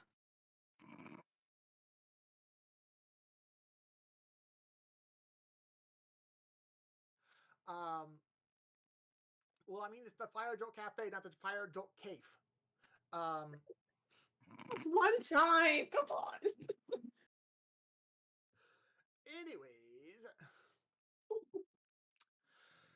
so yeah. Do you do anything in particular? Like you're saying, you're just kind of chilling, and if people need help, you'll help them, kind of thing. For the most part, yeah. If anybody wants to play me, I'll play them, but Someone doesn't. Someone sees. Give me an insight check for how you can size this person up who's approaching you. oh man, I am so good at this. Oh, apparently I'm really good at this. You can tell this is their second or third time ever approaching anyone in a social setting. They are nervous as all fuck, and they hope that you're approachable and that you're not going to be like, "What do you want?" They're like hoping and dreaming that you're not going to be like that. So they approach you very meekly and ask if it's okay for you to play with. It's okay to play with you because they have like their own personal little like someone who carries around their own little personal chess set. That's what they're doing. Since they Well, didn't my see. character's nearly the opposite of Rampart, so uh, I am very approachable, apparently. Yeah, they did not. They did not get higher rolls to intuit how you are at all, and so it's by default they don't know. They just don't have information. Um, That's it's not fair. just like yeah, and so they didn't know how to react to you. So they're just really grateful you're not like Rampart. Would you be willing? And you realize they might be really new to the game. Um, and they ask if you want to help them practice. Sure, we could do that. Okay. So he sets up the pieces, and it's just a really meek looking human who looks like he's in like his early 20s kind of thing. Um, but he has like a really forgettable face, and it's like, oh my god, you're like a male protagonist of a manga. You look like you could have one of a billion faces. Because as far as a black and white manga, because it's like if they all have spiky hair of some kind, get real. Hmm.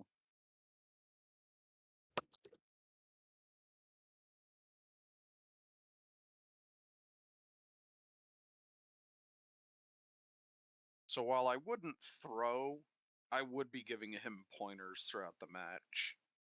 Okay, so the first thing you have to do is um, it's not a very hard. It shouldn't be too hard, but it could be beginner's luck on his part. You're not sure. Um, it's one of those. Am I just or is this fucker getting really lucky right now? Either way, bravo on his progress, kind of thing. Where he makes like a couple lucky plays in the beginning, and he actually gets you on the defensive early on.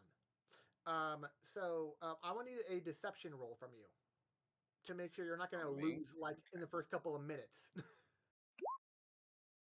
Mm, not looking good.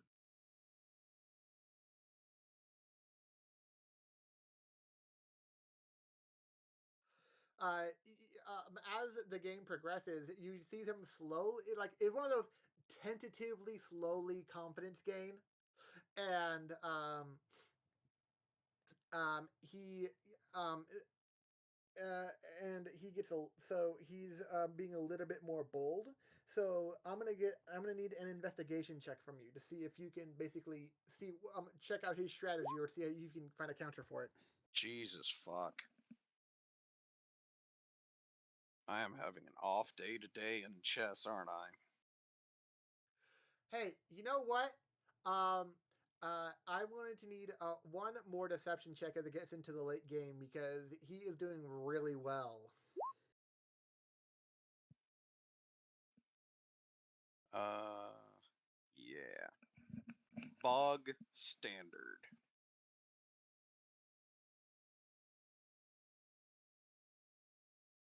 Is that a reference? No? Oh, okay. So, he ends up winning that match, but he doesn't really he can't really tell anything about you because this is not an insightful person. This is not a particularly wise person that you're getting in you are playing with, and so he almost skeptically asks, almost hopefully, it's like, you just let me win, didn't you? No. But I also appear to be having an off game. I haven't seen a strategy like yours. If you'd like, we could go again. You see his eyes light up, and it's like, oh, you mean it? Sure. Um, this time from like the outset of the match, he is a bit more comfortable in his skin, so to speak, because he had played with you, and you told him like, no, I didn't just throw. Geez, you're okay, not bad, right? And so I will need it's going to be basically it's one of those things where you're deceiving, he's investigating to see if he can go through it. So another deception check, please.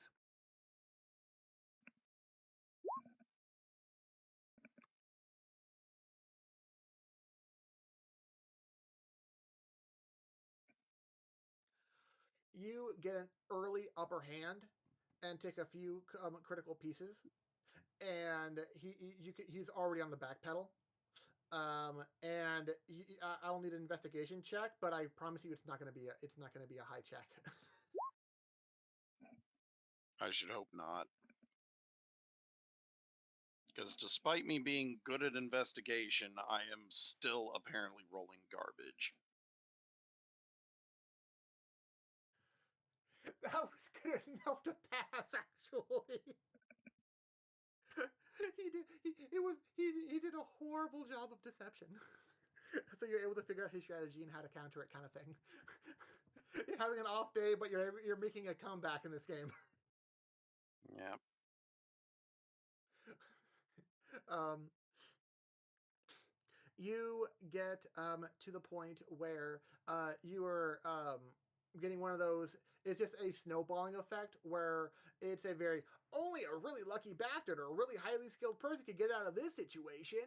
So it's one of those to finish him off. I'll get another contestant check with you. So I need one last investigation roll. Investigation. All right.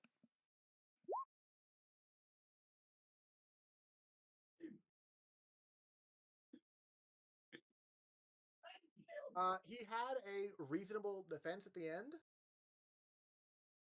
but it was one of those you saw him do a couple of moves back and forth a couple of times where it was like, dude, don't it's just gonna get to stalemate. Don't just do that. No, come on, man, kind of thing. And so he ended up doing a dumb move out of pressure and everything because it was all those. But I don't know. But there's only so many. And you ended up winning. Um, but you notice that he does not. It's you almost want to play him with a clock at some point because it's like he seems to take forever on his turns because he takes a while to deliberate what he wants to do because he seems to have confidence or like overthinking issues. I start giving him pointers where I can. Give me a persuasion check to see how well your pointers sink in. Oh man, I am so good at persuasion. Look at this.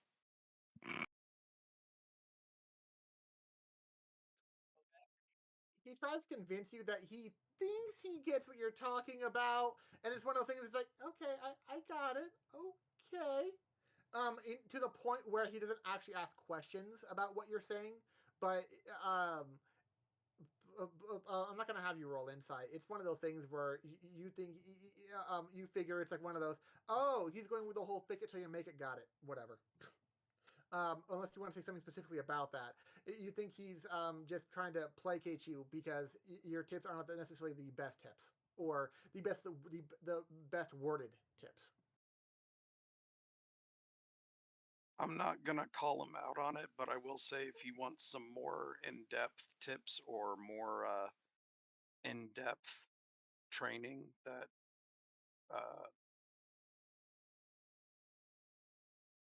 Talana would definitely be the person to talk to.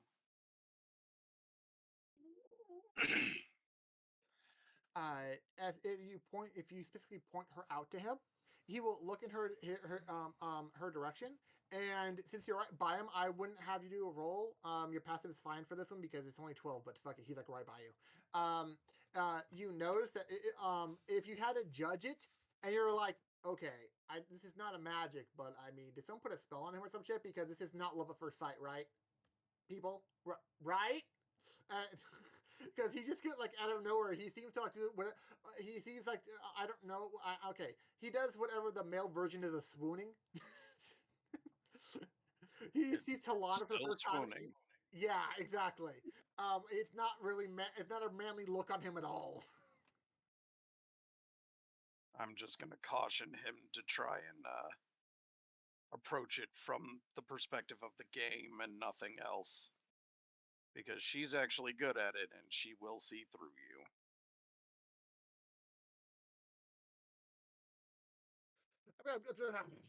I don't know what you're talking about, my man, my good friend now. Because yeah, of course, I love your advice, and we're obviously good friends now. Wait, actually, sorry. What's your name? You can call me Pajora.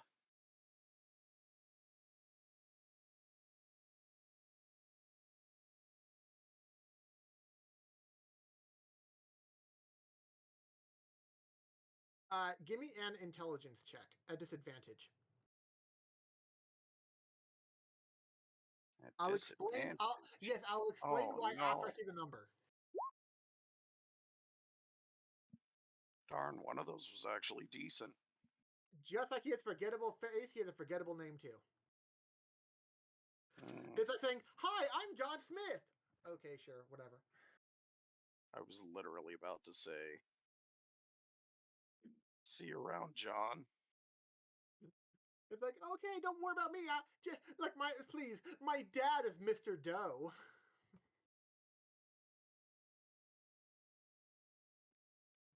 Stuff like that.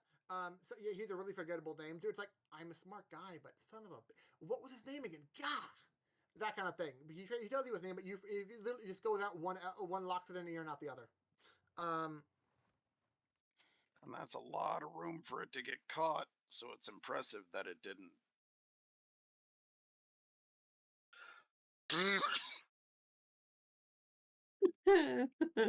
Well, he would have to learn it in the first place to maintain that information, and it couldn't just stick to any part of his mind good enough to actually stay in there. Uh, but the club is wrapping up, and you can see him start to go toward Talana after collecting himself. But during this moment, Talana is packing up with other students around her, and they're all like leaving the room, and you can see him like almost reaching his arm out like he was like toward her direction, but like but it's like as soon as he sees her go to the threshold of the room and leave the room because he stands still because other people are in front of him and leaving faster than him and stuff, and he's like oh okay, like one of those kind of moments.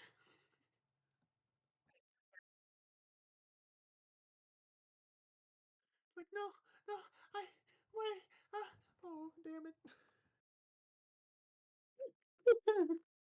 And then he just like his head slumps downward, and he just trudges out of the room too. One of those I'll try next time kind of mentalities. Um, And we uh, never saw him again. I mean, if you don't want to, you don't have to. Then yes, that was your club. That was only one thing you have. If you want to do something else for extracurricular, what do you want to do? Well, I have a job, so I should probably do that. I mean, if you want to get paid, yeah. Oh man, I do like money. So I'll go ahead and do that. To the Biblioplex.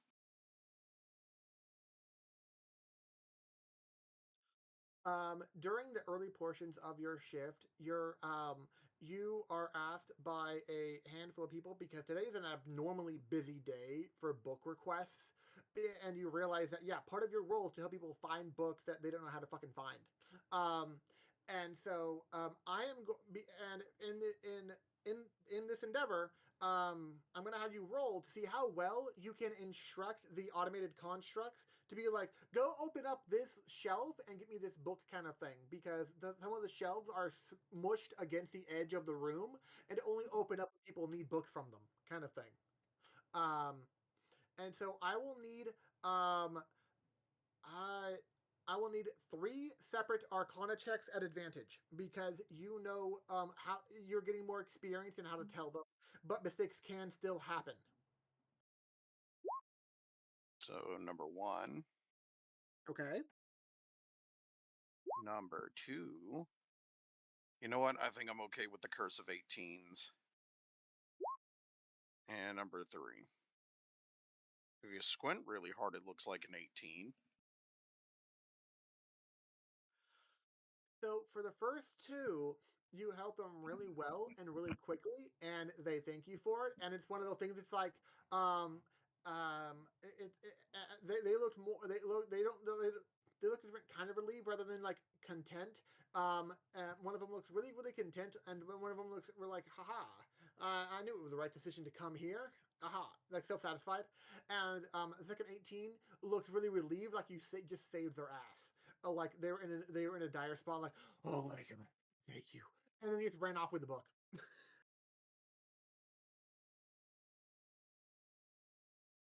Fair enough. The 13 took a bit longer, and this was someone in you notice the colors. This was someone in Silver Quill, and for their robes, because it was one of those Silver Quill white and black represent kind of robes like some people wear.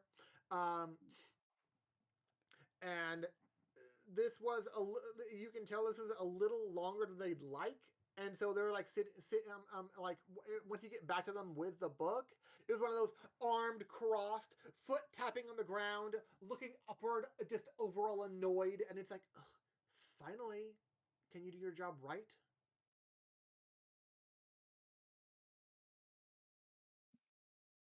I hand them the book.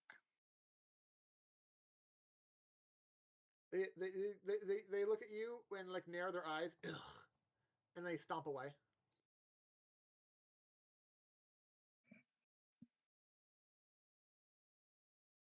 My character is inherently non-confrontational, so It's like, whatever you want, sir, whatever you need, sir, it's okay. not even that. It's just I try to get them away as fast as possible, which in this case is give them their book and get them on their way.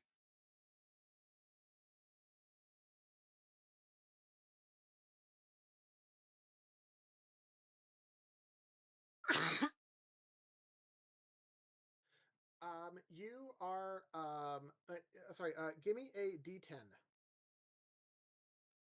Just a flat 1d10. Yes.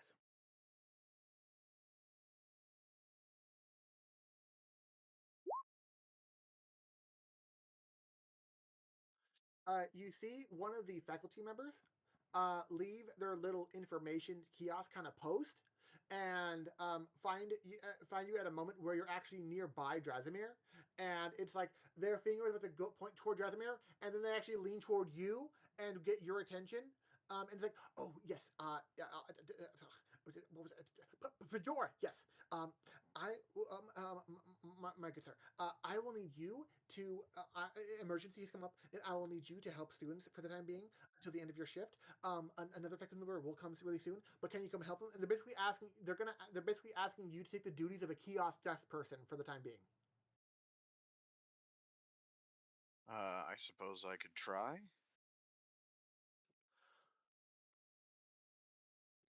Like, "Ooh, you are a lifesaver right now, good sir."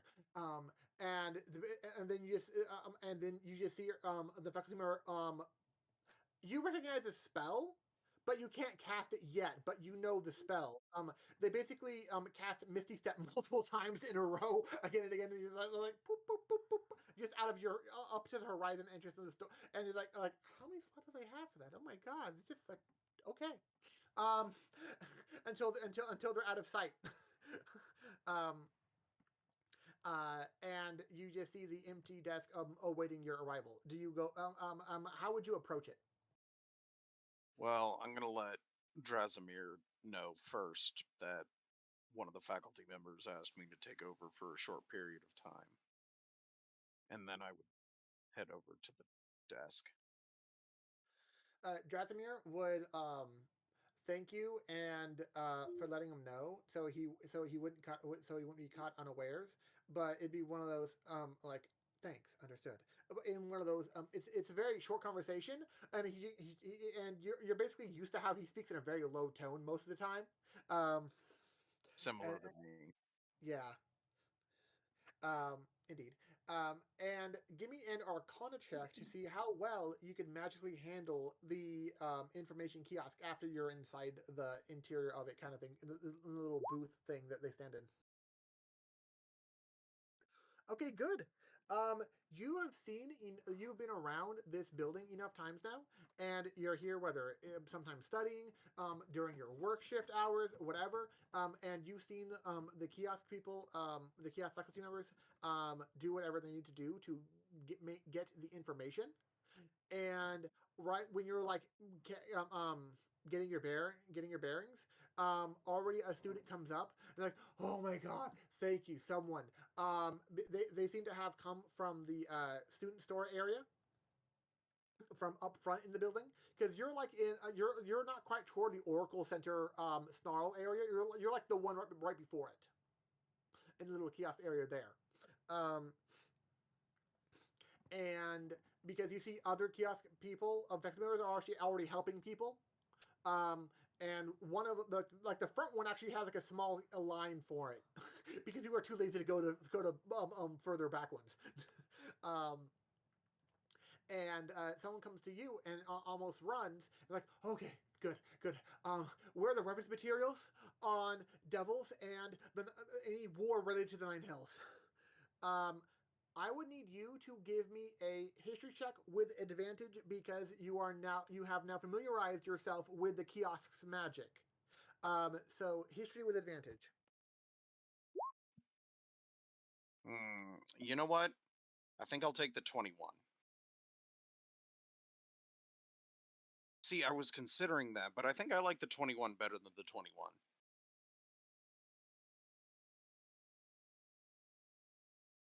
You're able to accurately and extremely quickly point them in the right direction, and like the right aisle, right row, right portion of the aisle, kind of thing. And like even to the point where you're able to suggest a handful of specific titles of books, and it's like, oh my god, thank you. You have no idea what this is gonna do for my thesis. Whew, lifesaver. And then they just dash off.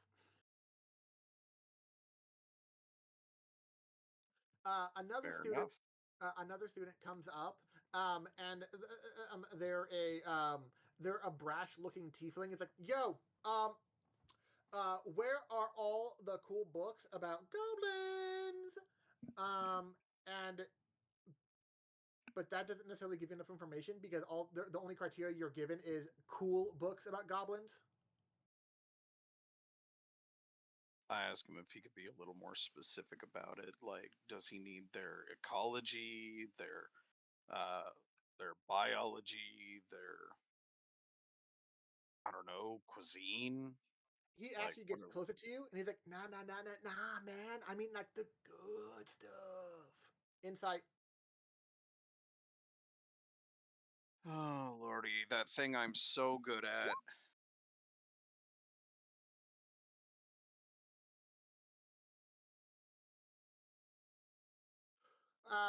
With that roll, I'm going to say that you're like, the good books about goblins, obviously about their like social hierarchy, because that's the most interesting thing about them in this moment. That's what you could probably think of about how about maybe like, oh sure, there are plenty things about them, like their religion, their like mating habits, their like their anatomy, but no, like they're like social hierarchy. So that's a cool feature to have, right? Yeah, sure. You would be able to quickly get him to that book. Is that what you choose to do? I would double check to make sure that's what he's interested in, because I clearly do not understand what he is referring to. So you like directly ask him if he's talking if he's talking about a very specific thing. Well, the first thing that came to my mind was their social hierarchy, so I would ask, do you mean about their social hierarchy or what? Because there's a lot of cool things about goblins. Nah, man. I don't. The social standing. There's not all the. I don't care about all the standing. If you know what I mean. So are you referring to their mating habits then?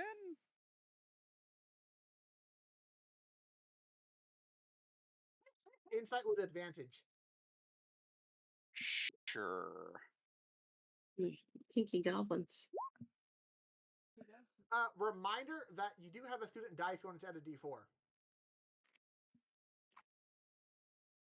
No, I'm Because gonna stick with the 19. It'll be fine. this guy is obviously looking for goblin porn books. Ah. Well, the Biblioplex is said to have every book in the multiverse. Because once again, because you're familiarized with the kiosk, history with advantage to see if you have that kind of book, and if you do, where it would be. You know what? I think I'll go with the 19 instead of the 19 this time.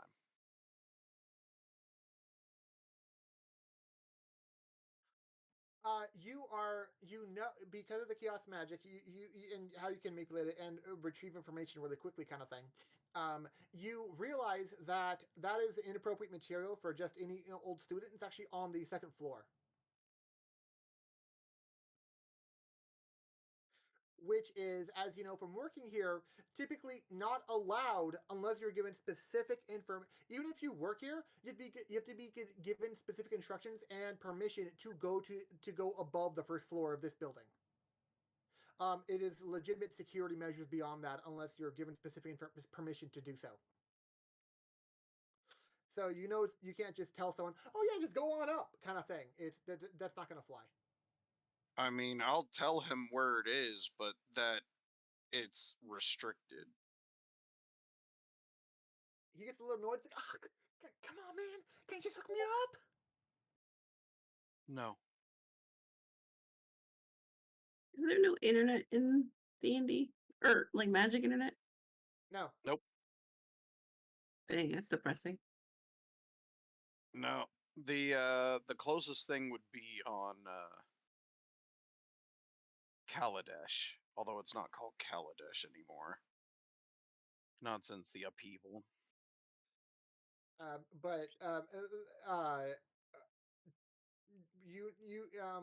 You're not given all of the full details for why it's restricted, but you do know that's where basically like he was asking for a very particular kind of thing where it's like, hey, where's goblin porn? It's in the second level, and you're easily able to inform them. Yeah, you can't go there. No, and so give me a perception check.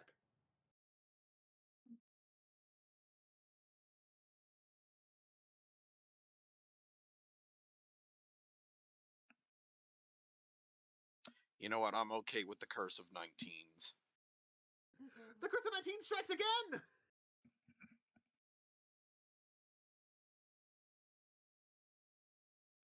You notice that even though he's not saying anything, he's trying to do subtle hand motions. So you realize he's about to do a spell, but you don't know which one it is quite yet because you're catching him at the beginning of it, realizing that it's about to go down. Do you try to in this split second moment, or do you do any try to do any preventative measures of any kind? If you're talking about spells myself, Or just any actions, or what you want to uh, attempt anything, just anything at all. What you want to do well, if this there's a this moment. security button, I would definitely push that. I would also inform him that performing magic without express permission in the biblioplex is forbidden and will have a serious negative effect on your academic record. Imagine killing somebody over porn. Also, it would not be the first time someone has done that. I can guarantee it. Because people are fucking crazy. So you get to the point of like, sir, I got to hit the biblioplex, and then that's all you get out before he actually finishes casting his spell. Because he doesn't wait for you to go on a whole entire tirade of trying to legitimately warn him of proper policy. Since a spell doesn't take too long to cast for an individual spell. You see that his hands, while he was doing his little hand motions, he was backing up from you, so he was about 10 feet away from you, and his hands started to get all icy, and you thought you might see something form in his hand, but then immediately it goes away, and you for whatever, like out of nowhere, like literally from as if they were invisible, or as if they were summoned, or as if they teleported here, some magic of some kind. You know, it's very obvious that they got here through a magical means. A professor from Witherbloom grabs them by the wrist and just walks them away, and you try to hear, and you can see that they're moving their mouth, but no sound is coming out. And they're just like helplessly being dragged away by this professor out the front door. I did try to warn him.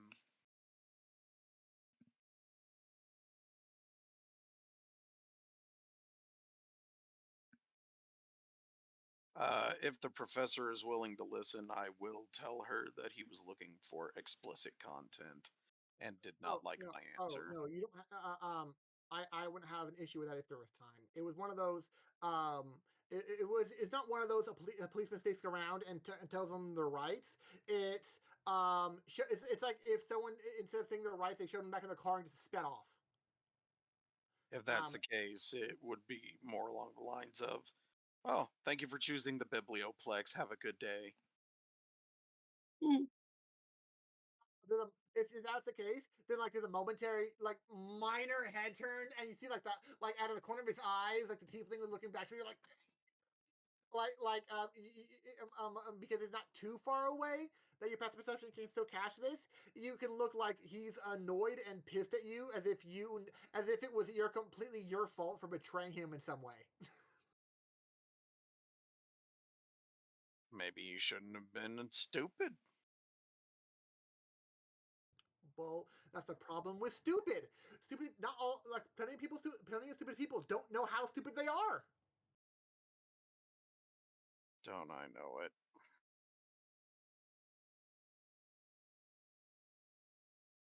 Like some of the biggest I hope fools that think they're really, professor really shows up smart. soon. You end up waiting out the rest of your shift without much incident. And today happens to be a coincidental day where, nearing the end of your shift, actually roll me a d50. That's right, you gotta manually type that shit. I manually type every die that I put in here where it says rolling. Same.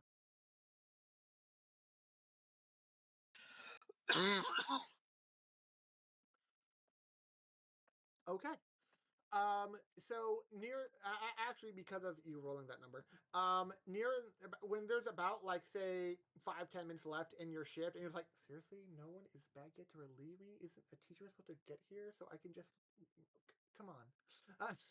Like I don't want to deal with any more weird shenanigans. And Especially that goblin porn guy. That was weird. um, and so give me a perception check because right now you're just waiting around on your at the kiosk.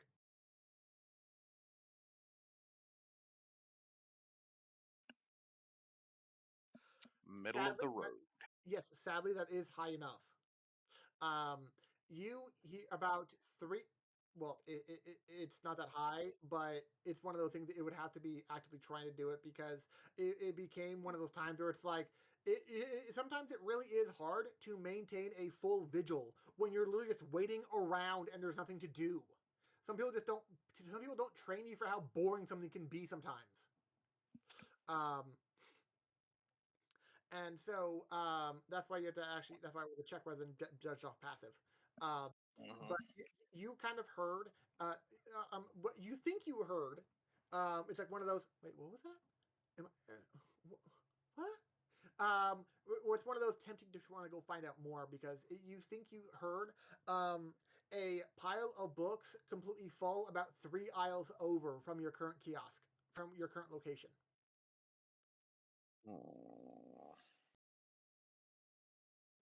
Do you leave your station?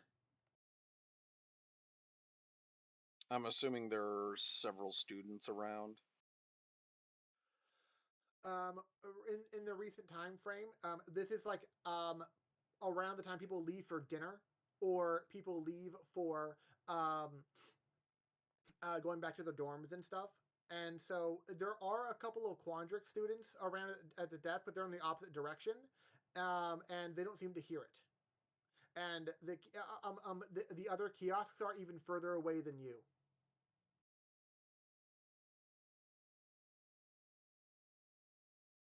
While attempting to keep an eye on the desk, I will attempt to see where it came from, as long as I can keep an eye on the desk.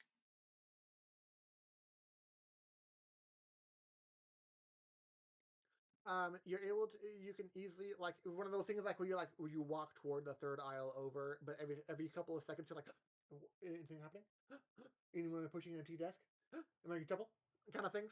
Um, you seem fine thus far.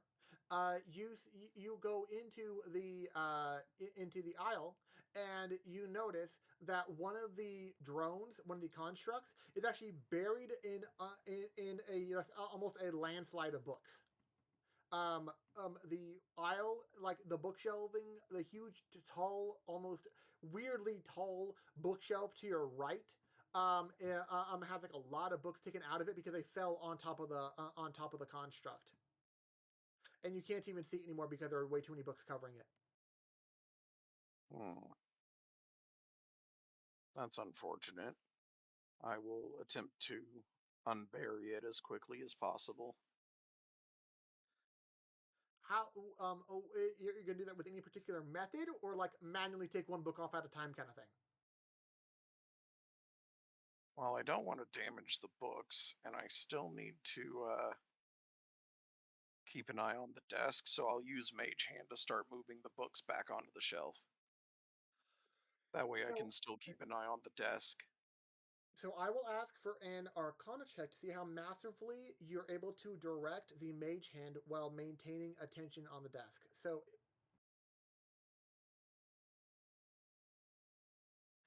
I'm not gonna lie, you lucked out for it being so high.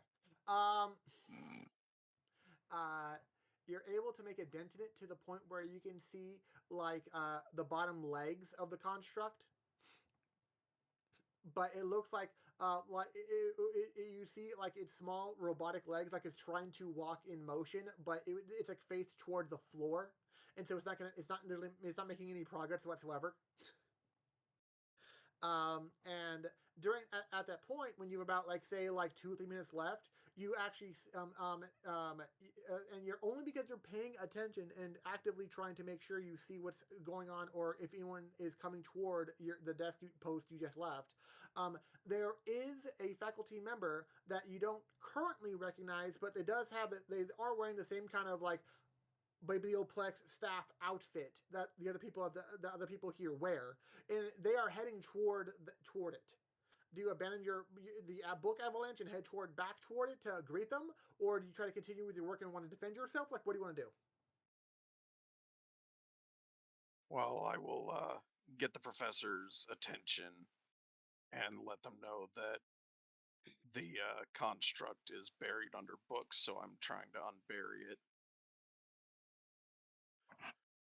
But I've been keeping an eye on the desk.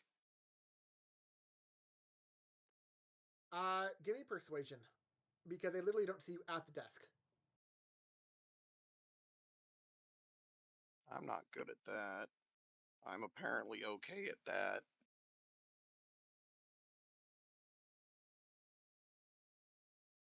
I'm not good at. Never mind. So they believe you that about your self-proclaimed diligence for your desk keeping duties, and you can't cast it yourself yet, but you can recognize a spell that they cast telekinesis. And they get huge piles of books off at once, and they put them actually back in the shelves, and it actually seems like they know what they're doing. Like it's not just like, hey, we're putting them in a cart, and then they'll go back to where they're supposed to be. It's like, no, it's like they're putting them back in their proper shelves, kind of thing. They ask you to go to the desk for a few minutes while they take care of this. I just kind of stop mage handing the books after I put the last one I had on the shelf and go back to the desk for a few minutes.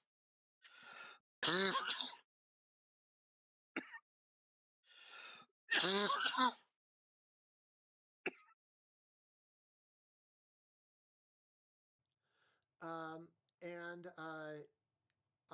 once they're done and they come back to you, they wanted to commend you about your attempts at maintaining the biblioplex when there was trouble, and they give you a token of their gratitude for your vigilance.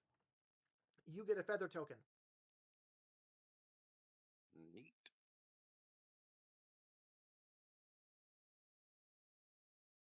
Like, it's nothing major, but it's something.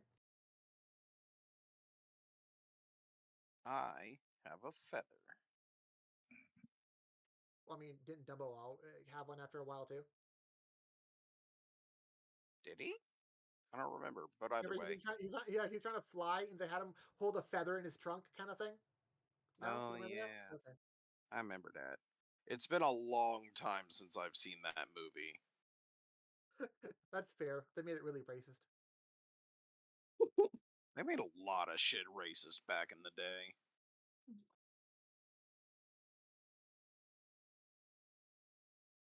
As you leave your job for the day, Jazimir's a bit behind you, but doesn't rush to you anymore because it's one of those. We see each other at work plenty of times. We don't always have to walk together every single time we leave work, kind of thing. But if you want to, by all means, you can and stuff. But before you, and because he didn't want to bug you during work, so I need a perception check to see if you can hear him while he's quietly talking as you walk away in front of him. This feels familiar.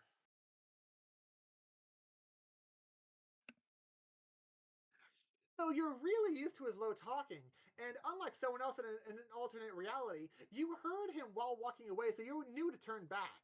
And he actually asked you about your archaeomancy book and mentioned to you about its, that there might be some interesting writing in it that could correlate with, and he gives you a really quick rundown of what was learned by Suki and Nadalia. Oh yeah, I didn't know anybody who knew Gnomish at the time, and we're discussing what to do with that, but I haven't seen them in a while. I'm assuming that means you have. If you want to take a look at my book, you can.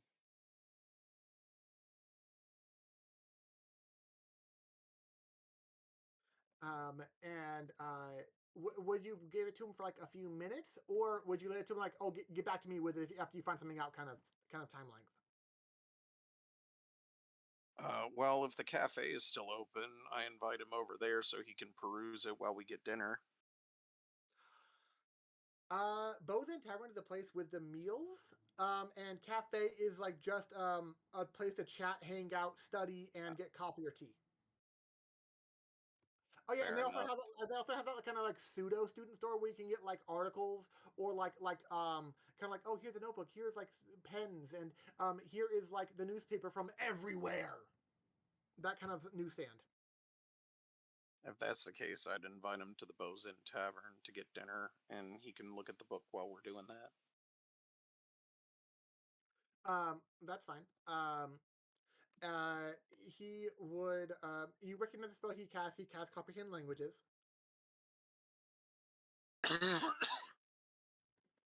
And he he explains that a lot of multiple people talking to each other to not get in trouble, that whole thing. And your book mentions about the fact that someone's nervous about fighting a mimic, and other people basically tell him don't be a pussy, and basically talking about how the risk is worth the danger, and the person who's worried about it in the first place was threatening to do something. It's like, I'll do it, guys. Don't test me. I'll fucking do it. And it's like, oh, you wouldn't dare. It's a little back and forth bullshitty kind of like chest pounding kind of bullshit. Um, and he explains that whatever happened, whatever the threat was about, would probably be in Nadalia's book.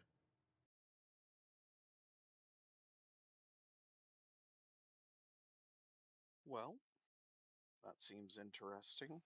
And there are markings on the three of your books, but you probably need them all three together to know what that's supposed to be about. For how, like, oh yeah, there might be scribbles on the actual book, but they're written in like slanted shape way where they might actually match up with the books, kind of in a pattern of sorts. He mentioned that to you because he found that out. I'm seeing the two of their books together. But without all three, without the three of the, without all three books together, then it's not going to necessarily mean much. Um, um, and then he mentions that he probably that after dinner it was nice spending time with you outside of work, but he has to go study and settle in for the night. That's fair. Oh, and yes, as you left the biblioplex, you notice that your coin purse was slightly heavier too. You, my good job, Nice. are 5 gold richer. 5 gold. That's like 50 silver. If you want to do math, yes, it is. It's almost like you know conversion rates. So weird. Crazy. So, person who doesn't necessarily know conversion rates, what do you want to do, Denver?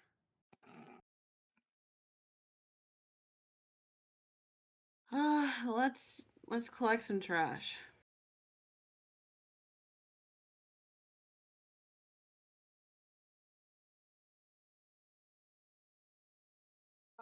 You are tasked with collecting trash around around actually you're in the area. If you see the campus in the northern area, you're actually around Captain Doppelwing's manor. And you while collecting trash around the manor in like the grounds, landscape grounds around it, you get the feeling that like actually give me an insight to be like you're picking up some trash, but like it almost like it was thrown down in a certain way as almost if it had a purpose. But I want to see if you can figure it out. Insight? Yes. Yay. Now, if this was like a spy movie, this would be like the food. This would be like the trash version of like camera lenses and cigarette butts. Like you feel like this place is being cased out. Like someone was casing the joint, kind of thing. Hmm. You're not sure why someone wants to case the joint yet, or what motivation they would have. As you don't, your passive perception is fine for realizing that, hey, you know what this thing's about. For just hearing people talk around you, it's like, oh my god, I can't believe I'm going to the party here, yeah! And they basically talk shit as if their futures are secured because they got the favor of one teacher in particular or another, kind of thing. And about how this place has like really lavish parties and shit, and some students are really fucking psyched about going to it.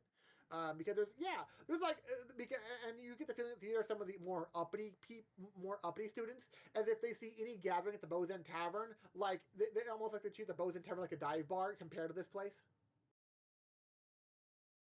But Okay. yeah, you're picking up trash, and um, but if you're able to glean that information based on what trash it is and the configuration and the area that it's actually in. Um, um, and what you do with that information is up to you in the long term, obviously. Mhm. As soon as you are done with your treasure collecting duties, you are now 5 gold richer. Oh, nice. I'm sorry, you have a really simplistic job, just how it is. Okay. Oh, I know. And technically speaking, you're not always gonna be right by your coworker in that job. No, it's a big ass school. Gotta clean up. Exactly. She just happens to be cleaning graffiti elsewhere.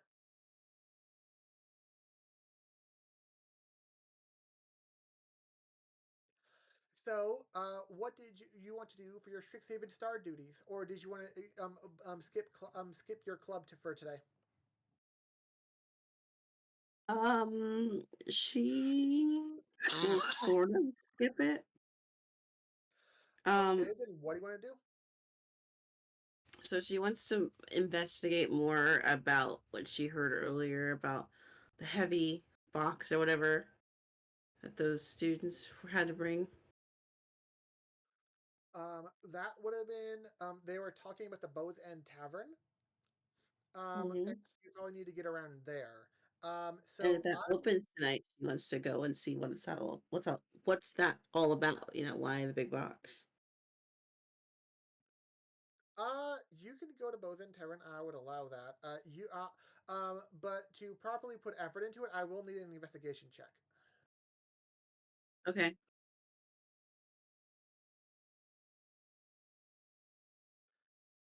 for her Yeah, club. I have an investigation one.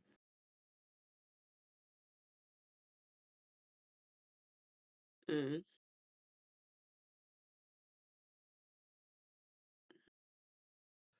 I'm not gonna use it. So D4 or whatever it is, it's not worth it. it's a D4, correct? It's a D4. So with a 6, you try to find people who are talking about what you heard earlier, but you can't find anyone who is actually talking about the same stuff you heard earlier. Whereas, like, who are those people? Like, what? I gotta eat up again in the right conversation, and you just can't find them. You can be able to talk about other stuff, but it's one of those things where like you mentally filter it out. Where it's like, that's not what I want to hear about. No, that's not what I want to eavesdrop on. No, I got to get closer somewhere else, right? And so it doesn't matter what their conversation topics actually are. You're focused on what you're trying to look for, that exact thing, that exact topic of conversation, and you're just not finding it. And so you're Mhm. kind of a bad start to this. Yeah, that's fair. What if we just Um, start like looking around, like actually going to places instead of listening? if you want to go to the Bows and Tavern and literally look around, um, Yeah. keep in mind Bows and Tavern doesn't open till 6, and it's kind of like 3-ish, like maybe 4-ish in the afternoon. It's not going to be open for a little while. This is the time frame that I you're mean, currently is it unlocked? at. For employees, not the front door, which is probably where you would have tried to open it from, presumably. Okay. All right. Well, if she realizes that the front door is not open, then the next available option. I will need a stealth check. Okay.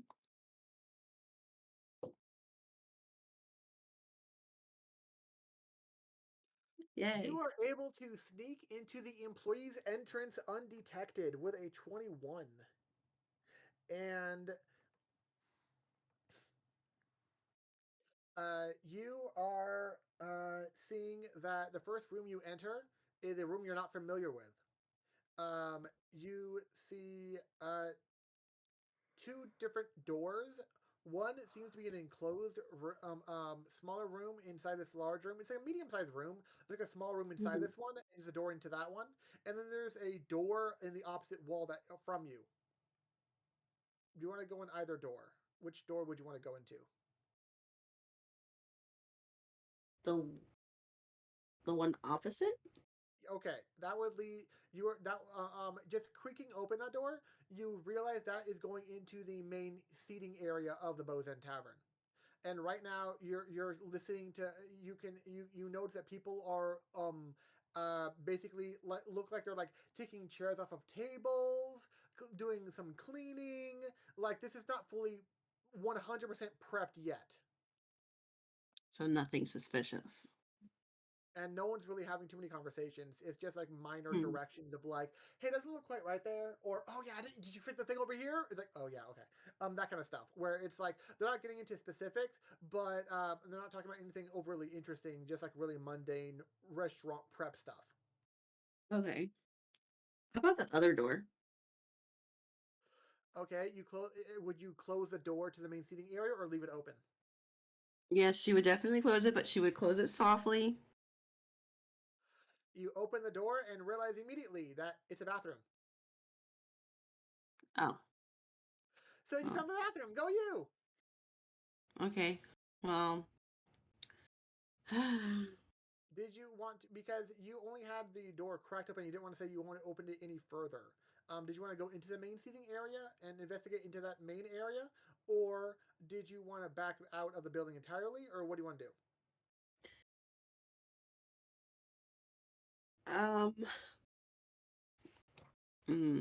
No, she's gonna leave. She's gonna leave. She doesn't have a plan for going into the main area. I'm not sure you 100% had a plan for coming here in the first place, but okay. No, she didn't. But like, she realizes that there's people walking about in like an open area, like that's harder to be stealthy in, you know? Indeed. It So sounds like you didn't have a plan. I didn't, so you admit it. She never has a plan. The fuck?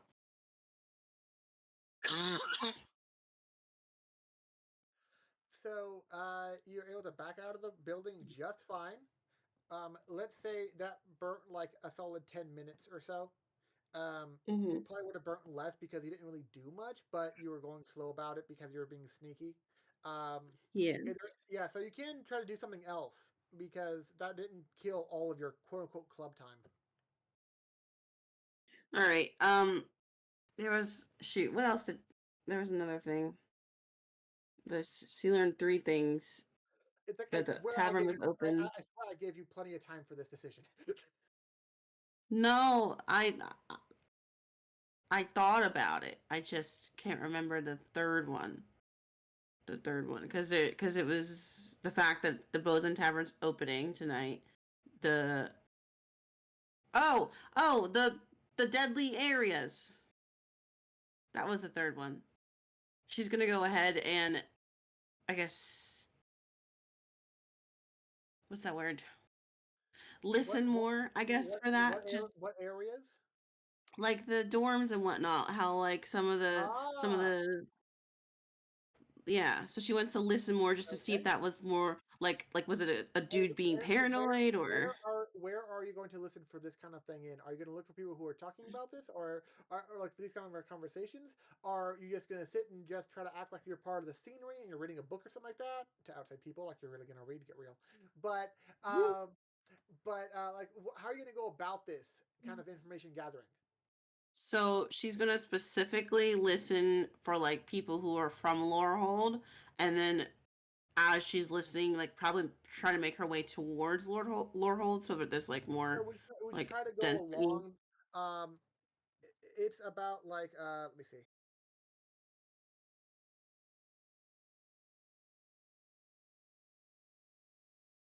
Yeah, keep in mind the southwest is the way to Lorehold. So would you try to go sit somewhere along the like flame torch line of this somewhere, looking for Lorehold students to listen in on? Would you actually go to the Lorehold campus? Like, where are you going to be listening in on them at? Where would your position be? She would go to the campus, but like on the way to, she'd be listening. On the way, you're making your way there, and so I'm gonna have you roll perception when you're. Yeah, right, for now I'm just gonna have you roll perception. Go for it. Okay.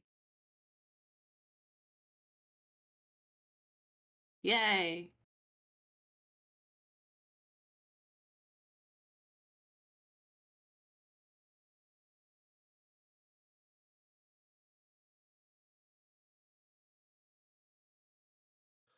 Oh my god, you hear everything. Um. Let's see. So. Uh, you hear a couple of people coming from Lowerhold, going the opposite direction as you.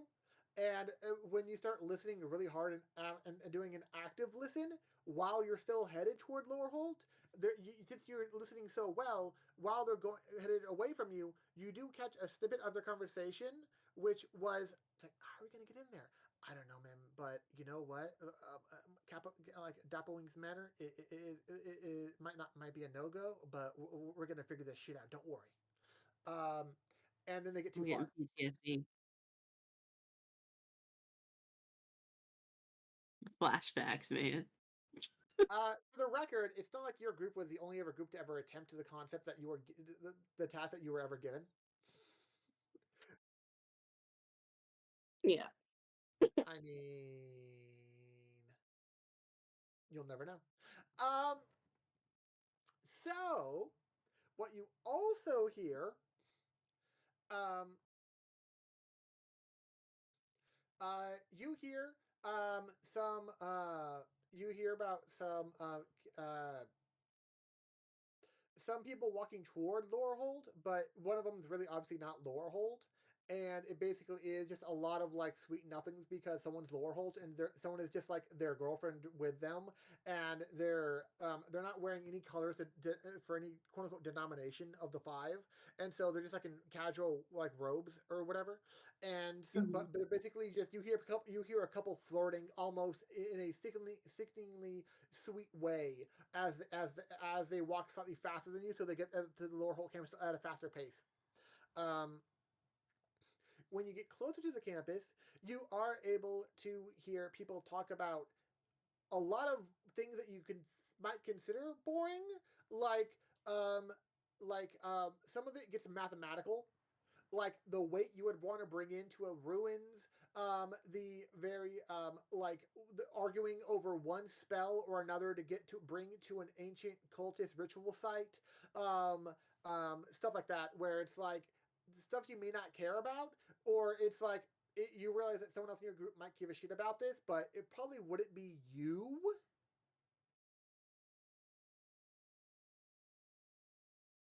Wait, Or can you? Sorry, can you say that again? My headphones. I'm not even gonna you say it listen because I to know what you're gonna you say. listen you heard things that Lorehold people might care about, like what are the preparatory spells you might want to have during if you go to an ancient ritual site and actually want to do something about that, or whether to stop it, start it, whatever. Mhm. What kind of preparatory not like mundane gear might you want to do for some spelunking? Because some ruins are found deep in crevices or ravines if there was some collapsed landmass or something like that, or if some cave has a deeper area to travel down into, or if there was like a destroyed elevator shaft, because it's not like we ever come across those or anything. And um, exactly. Um, and one of the ones you hear is I'm not gonna sound it out, but you hear something really strange, and that's actually because of how their vocal cords are made or formed and everything, how they're slightly different from an actual human's per se. So you hear an owlin, like a really hearty laugh from an owlin, because they don't give a shit about like ropes or anything; they can fly. And you hear basically their friends shit talk them because it's like they don't got to be cocky about being able to fly, because you realize they're talking to a you're not close enough to them to view their faces, and so you to get their race easily enough. But based on stature and height, you can tell that the owlin is talking to an elf and a dwarf, and it's like they want basically the owlin to get off their high horse kind of thing. But they're basically, and then the conversation moves on. A different conversation that you passes you is just about like, oh yeah, this class was so hard. Oh my god, I thought so too. And then you realize, oh, it's a class I give less than two shits about. Got it. Oh. You're like, whatever the fuck ecomancy is, whatever. You do hear a lot with a crit perception, yes. Yes. So only one thing that catches her attention, though. But this is about the point in time where you arrive at the Laura Holt campus. Okay. And did I get eaten yet? Not that you're aware of. Okay. She'll spend the rest of the day walking around then. Maybe not the rest of the day, but like, a lot of the time walking around the campus. Are you trying to go in populated areas or less populated areas? I mean, I feel like if it's populated areas, people aren't dying there, like she'll probably look behind trash cans in unpopulated places. Okay. Then I will need you to give me an investigation check. Because you're putting effort into Okay. searching for basically unseen or different areas. I might use my die. No, I'm not. Okay. You find in a you don't know why this is unpopulated, but in a vaguely unpopulated area, like just off the beaten path, kind of phrasing. It's not too far from a populated area, but this is a very clear wide alley, and it's like, I don't know why everyone's passing this up. So you realize this is just an alleyway that's just like, it seems like it could be a good shortcut, but no one seems to be using it for whatever reason. You are able to, and you're at the edge of that alleyway. Did you want to go down it? Yeah, creepy alleyway. Let's do it. Yes, There's sir. no danger since. Oh, okay.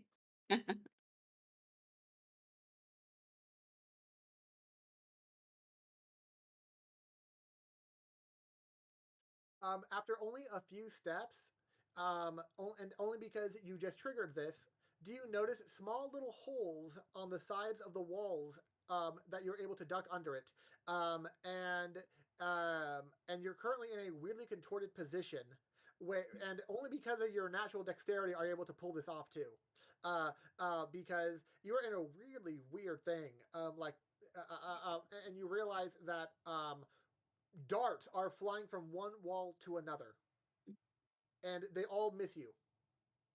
But Hmm. one of the darts actually like cut a little lock of hair off of your head. Oh, that sucks. It's like, whew, that was close, and then you see your hair on the floor. Like, that was really close. Oh. Um. Did you want to continue down the alley? Yeah, because at this point she realizes or I guess she might think that if something like this was set up or something good to be protected, like why else would the lore hole do this? So are you walking like you normally did before you found the darts, just walking normal? No, she's not that stupid. Clearly there's traps, so she's gonna look for traps. Perception. Oh wow, that fucking rolled like a 7. That sucks. In the next few feet, you don't see anything right after the darts. You don't really see any difference. It's like for like the next 5-10 feet or so, you don't see anything different in the floor or the walls or anything. And you're right at the edge of where the darts ended. and you're literally like looking as hard as you can at the ground. It's like, are there any like lines or edges or anything for like for or any other holes I need to look out for, kind of stuff? And you can't see any for that sake. Okay, so one trap seems like it'd be too easy, so she's gonna like go slow, I guess, because like she can't see anything, but she's still gonna go slow just in case. So like half speed. Yeah, yeah, we'll do that. Half speed. Deck save.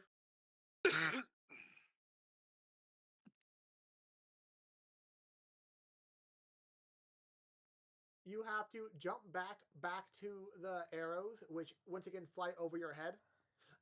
Yeah. Because you realize the following 10 feet is just a large pit that immediately falls open, and a lot the ground that you thought was solid and fine to walk on was actually crumbled into sand almost instantaneously, and you saw weirdly colored spikes at the bottom of about a 20-foot drop. So, would she die if she fell down there? I don't know your exact health, but technically it would be technically possible to survive. Oh, Every okay. like 10 feet is only like a 1d6 of damage. Hmm. Okay.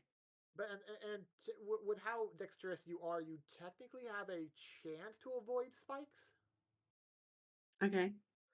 But the fact is, you're like now sitting at the edge with your legs dangling off the side, and you're facing down toward the spikes. And the 10 feet directly in front of you is like this 10-foot long spike pit. And yes, Okay. it does occur to you, who the fuck would put a spike pit between just two random buildings? Okay, but like now she's not even deterred. Like this is fueling her now. She wants to know what the hell is all this for, you know? No, people don't just dabble with traps. I guess It's like, I guess what? certain. Is she rocking up in this bitch? Like, what? So what do you want to do? If you want to continue, how are you going to go about it? Or if you're Continue. Let's acrobat that shit. I don't know. Do some backflips across it. a 10-foot gap? Oh. Oh. Okay. So like, I said, yeah, I said is there, the 10 feet in front of you is the spike pit. is there any like ledges? Oh my god. Yes, there is basically, you have to, even for someone like you'd have to tiptoe along the ledges for how small of a land it is. And I would need an acrobatics All check right. for that. Let's do it. Okay. Here we go. Wish me luck. Oh, good.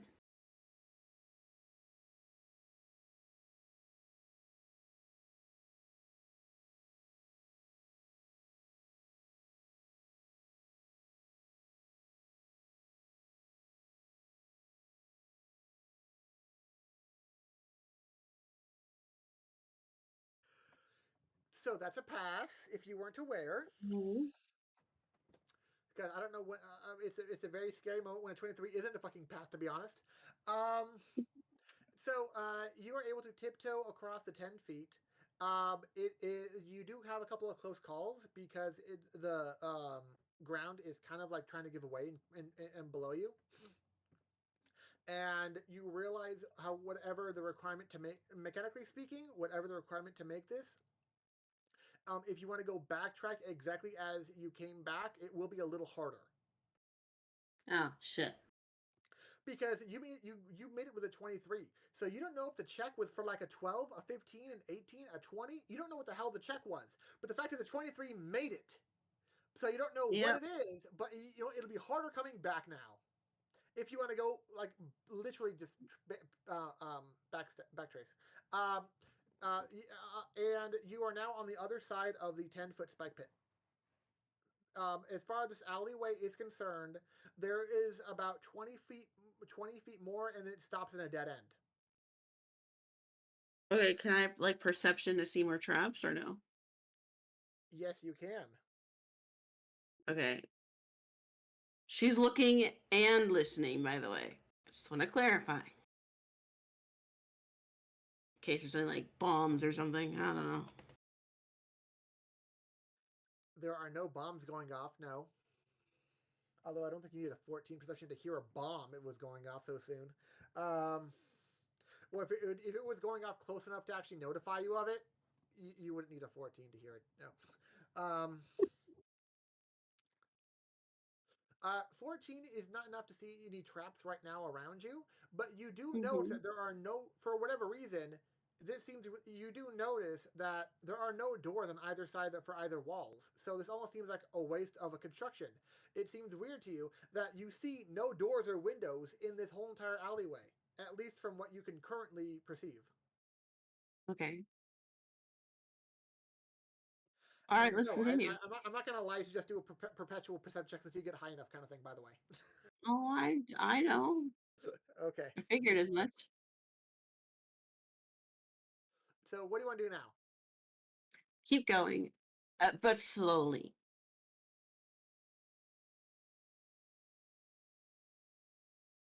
I will need a deck save. Okay, another one. Here we go. Oh man, we're getting worse.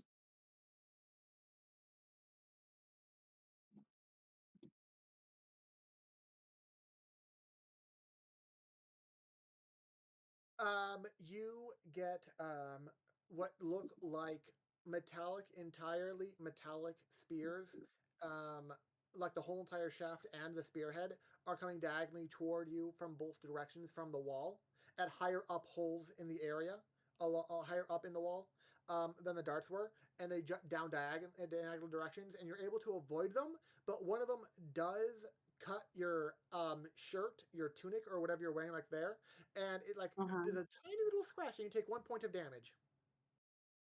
Oh man.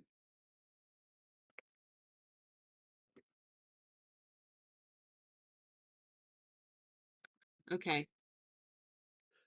That would fill about 5 feet of the remaining 20 feet in front of you. So now you can you're kind of in the middle of that one where all of the spears are now down on the ground after they were triggered, and you're kind of like weirdly positioned to be like, okay, this is awkward.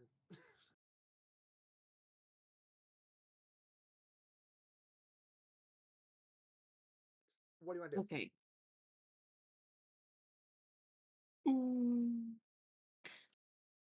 Go. We're gonna go. We're just gonna do it. We're gonna go. Do it. From your raw dexterity, I will allow you just fine to have no issue getting out of the positioning of the different spears there. And you have 15 feet in front of you. You just want to walk normal.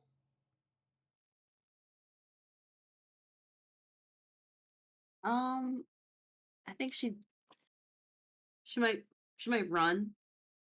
Just run at this point.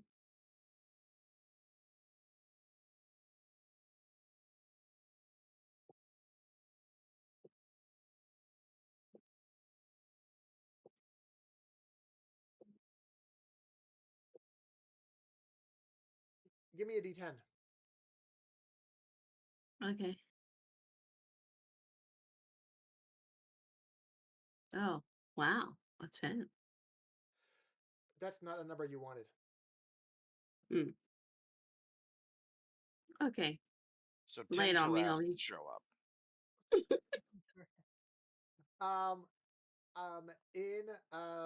On about your third step while running, you hear a click under your foot. Yeah. And you said you were running. Yeah. Mm-hmm. Yep. So it's not quite a bomb per se.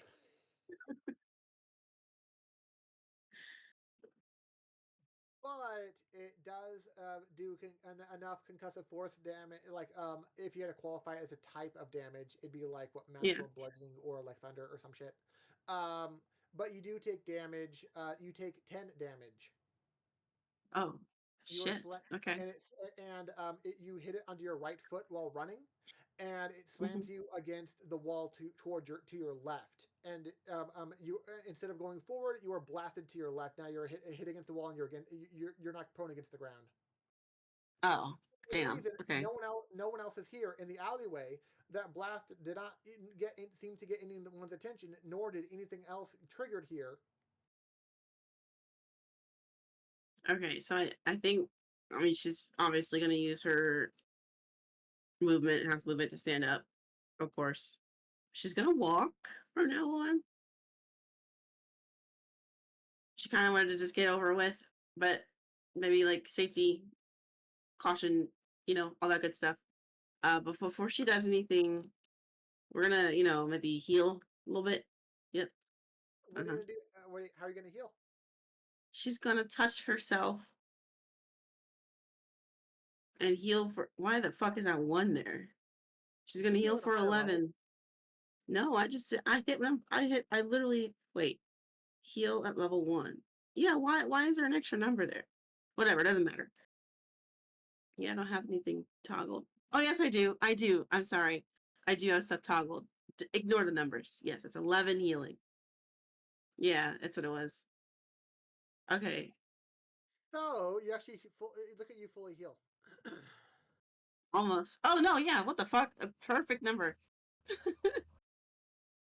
Well, technically Wait, you were 11 down rather than 12, but whatever. did we rest when we started? Were we rested? You were full health before this, yes. Oh, okay. So then, okay, we're good. You would have had all of your spells. Keep in mind, you're only level 2, but so I don't know how you would have been able to upcast anything. You Oh only no, got level 1 spell slot you only got level 1 spell slot as a ranger. I didn't upcast anything. Don't worry. So, first, okay. So yeah, you just got really lucky with your healing for healing 11 max. And you get up and you're touching yourself, and now you start to feel good again, as one does when they touch themselves, right, Mark? Nadalia has you have the same spell, right? Yeah. We can touch each other.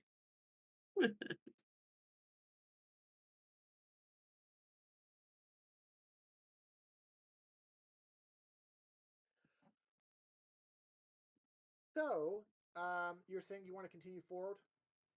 Yes, but walking this time, damn it, cautiously.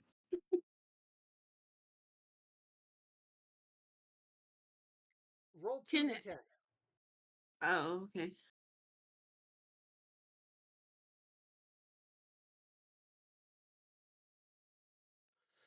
You are cautiously walking, and because you were hit by one before, you are noticing other little spots on the ground, and that you're stepping right by, that you think would lead to the same result that you just experienced. So you're really happy you're walking slowly, or at least you should be. So, you are able to make it 5 feet more. So now you are 10 feet away from the end of the alley. And there's like literally nothing there. To your knowledge, it's like 30 feet high walls on all 3 sides. There are no doors, no windows. And to your knowledge and perception, you are past any of the other little spots that might have had a click. I mean, my passive perception? Or just like. The last time you did a perception check, and your Oh, passive, yes. Okay. Then she will continue. She will keep going onward.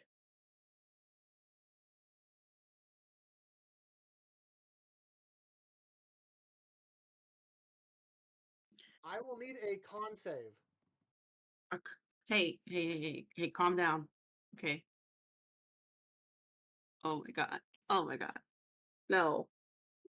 Not the fucking 5.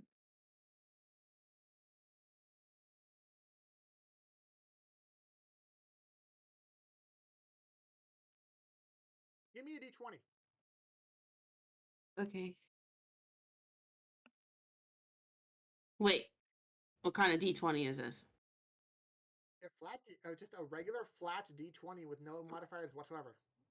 Okay. Okay. That's what you rolled, isn't it? Yeah. It's right there. What do you mean? I know. That's what I'm saying. It's a very simple D20. Nothing, no frills or anything. You take 12 poison damage. Exactly. No, I don't. Because of your Yuanti blood, you take half. But if it wasn't Yuanti or some kind of dwarven or something like that, or like green dragonborn, whatever, you take 6 poison instead.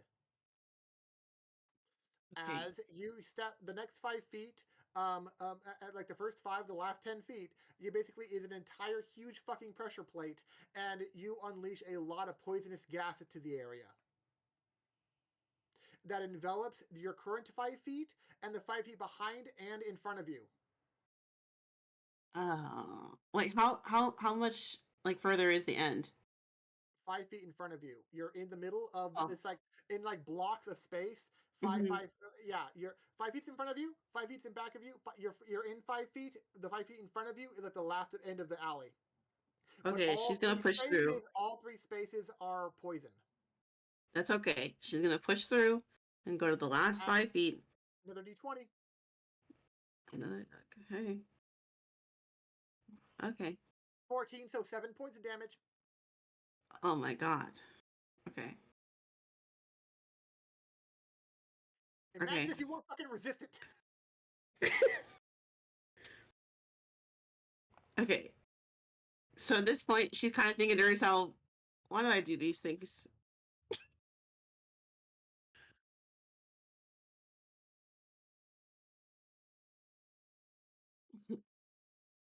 What could Laurel be hiding? I'll allow you enough time for 1 check before while you're in this new space before anything else triggers or happens. What do you want 1 to check. do right now? Yes, for an ability check. What do you want to do? I would like to do a survival check.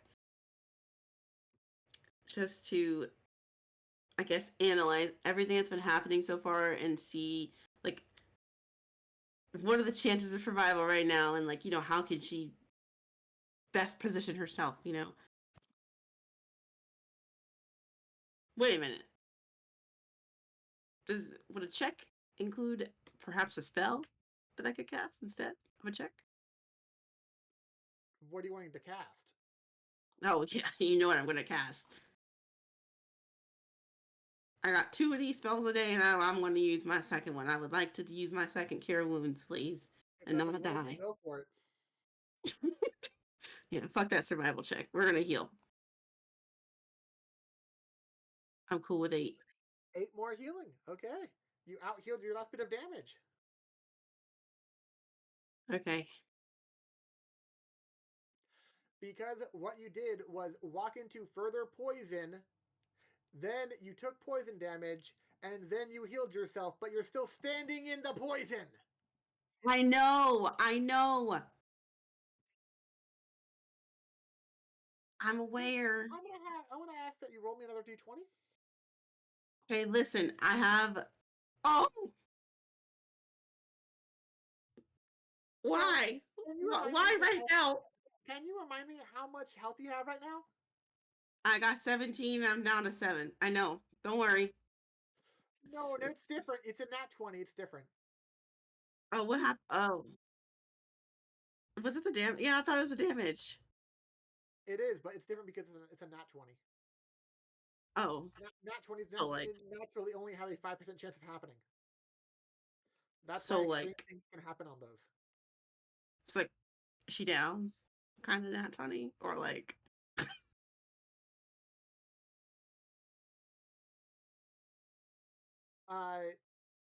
You wake up as soon as you this extra breath of poison is you intake it. You're like, oh my god, this place sucks. And then your next thought is like, you wake up in your bed. It was all a dream, wasn't it? Mechanically speaking, you have 1 health. You're at Hmm, 1. That's And fine. on your torso, you have a rolled up scroll that is written in that is written in actually it is written in Yuanti, Oh, and okay. it is basically a warning of whatever the Yuanti version of this phrase is. That's what they're saying is mind your business.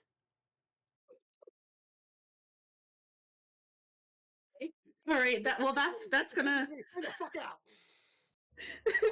that's gonna make her wanna go back to whatever she has this time. She's gonna go back and be like, yeah, the fuck are they hiding there? Not back to the alley, but like to the star. When But when she has the time. when you because when you wake up, if you have any ways of realizing time at all, you after if you try to realize what time it is at all, you realize it's basically midnight. Oh, You are asleep for the rest of the whole entire evening, just bodily recovering. well, goddamn. Okay. Nat 20s do extra stuff. I don't like that, but you know, it's cool. Well, It's I cool. don't necessarily It's like cool. you walking. I don't necessarily think it was wise to stay standing in a fucking poison. You know, it was an oversight. Okay. Things linger. I realize that now. And give me actually give me a history check with advantage. Okay. Okay. Okay. Why would you need another one if you already rolled a crit? Well, I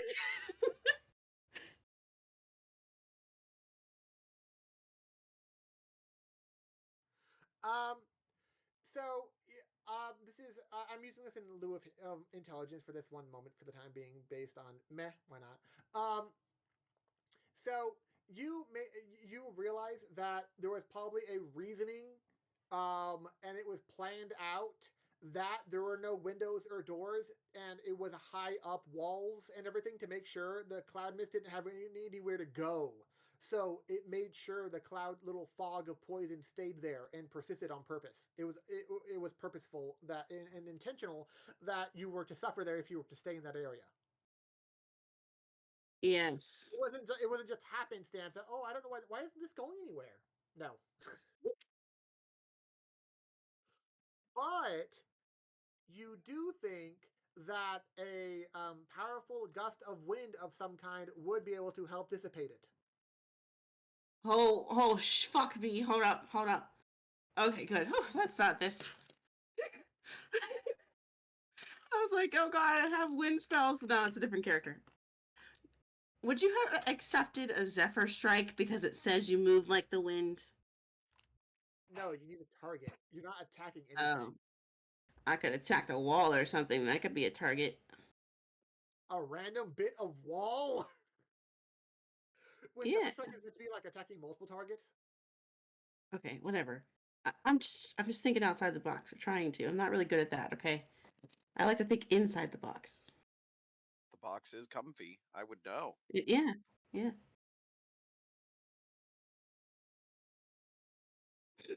Okay. You can't True, box but you box yourself counterpoint, into that poison. boxes have cats in them because cats love boxes. That's how that works. I do. I do like cats. My cat's currently in a box. Whatever you say, Sriracha.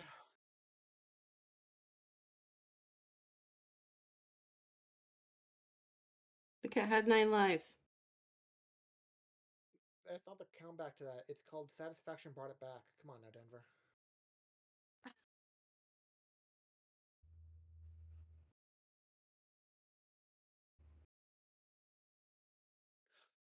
So, yes, you realize that, oh, hey, what are the odds? Maybe it would not be the greatest idea to want to wander into there unprepared once again. No, she's not gonna do that right now. Jeez. I meant like even after you have a long rest. Um, Oh there, no, yeah. she's got survival.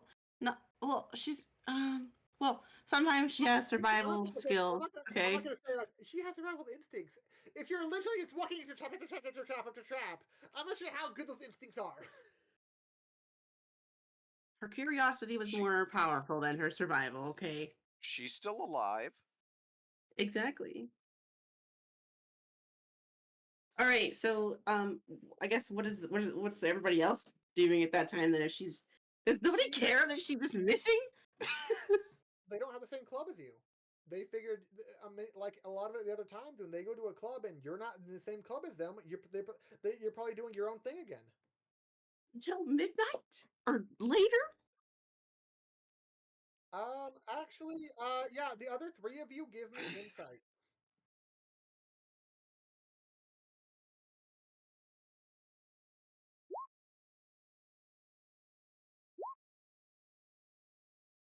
Suki has advantage.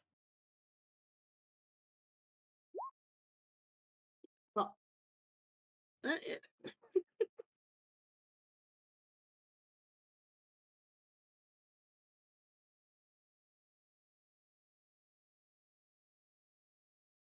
Pajora, insight.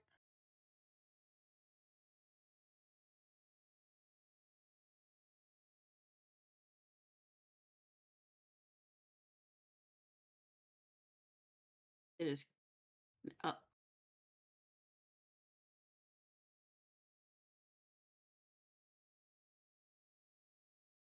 I don't know.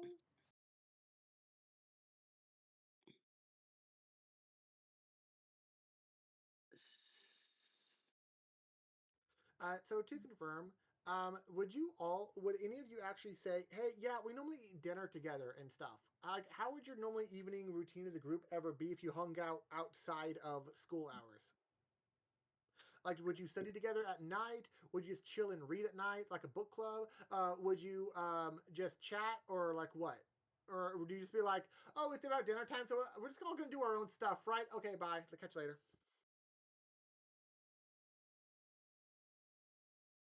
I was gonna say that too, but I also feel like in the beginning, it probably was just her with her brother, but like gradually she'd have dinner with them or do mm, not consistent study sessions, but once a week maybe. I wouldn't be sure, since I'm kind of a newer member to the group, that I wasn't sure if I'd have been incorporated as much yet at this point. Probably into dinner though. Like that one's not as intimate, I guess. It's like just chilling. But is it a regular thing for me now? Now that I've joined, or We'll say that Dahlia's been around in the group for like say a couple, like 2-3 weeks now.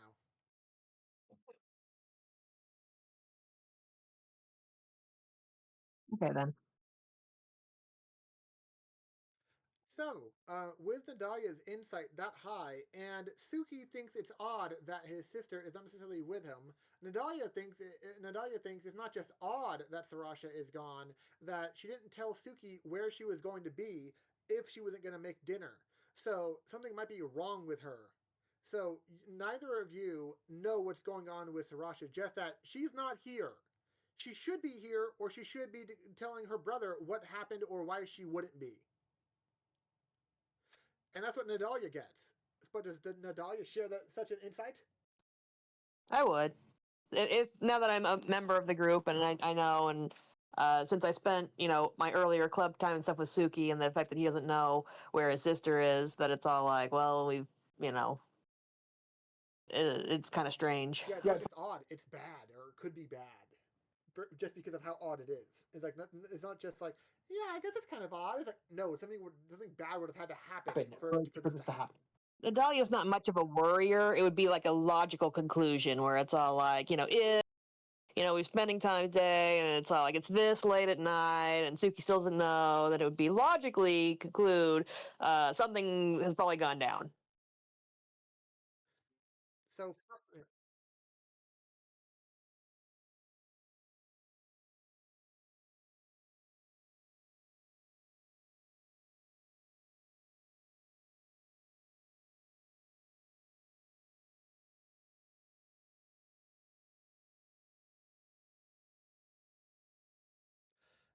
Would either of you do anything with the knowledge that Sarasha might be in danger of some kind? And it's like you're at dinner, you just got done eating your own portions of food.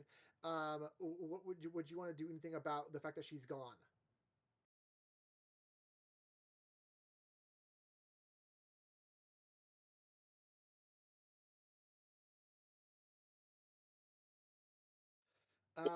Keep in mind this is dinner time, so all the club hours are gone or done with for the day.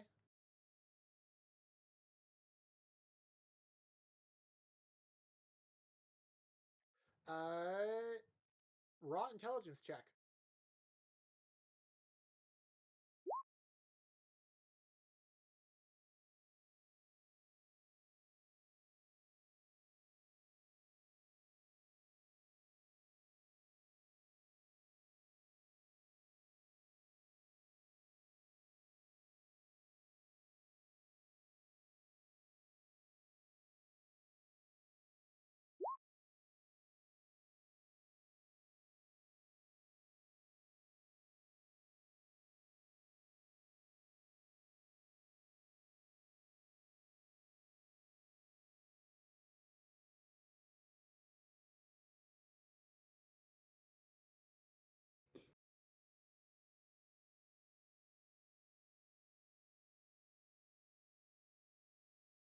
Yeah, sorry, she's trying to find the right roll. It's just it's fucking forever for Roll20 on her phone apparently.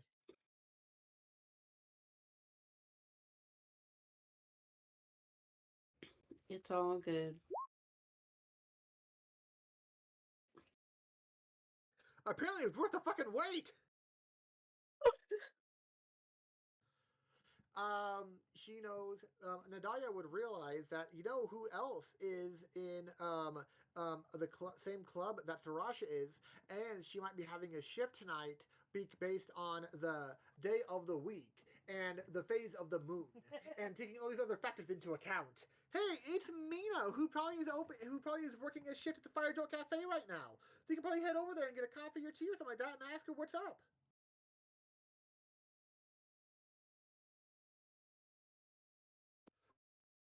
I can't have the right, button activities, but it's like at least I can roll well tonight.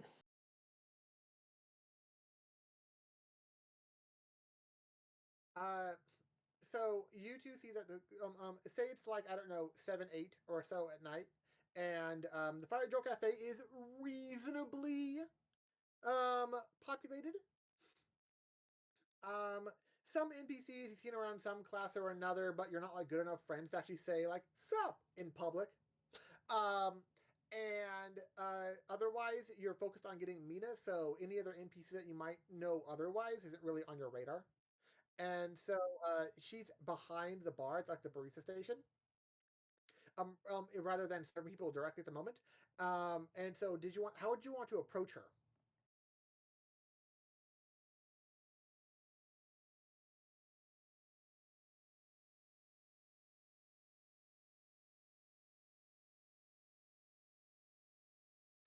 Suki asks, "Have you seen Suki?" And it's like, "Who the fuck talks to us in the third person? Get away from me!"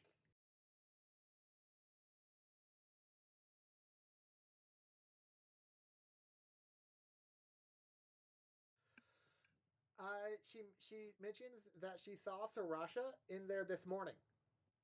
Um, and maybe she saw her later in the afternoon before this shift started. Um, uh, uh, and she doesn't know where she might be currently, but she did seem interested about hearing different. She did seem like a really go getter for the star, and she thought that Sarasha was like on the case of a new scoop, but she wasn't sure what.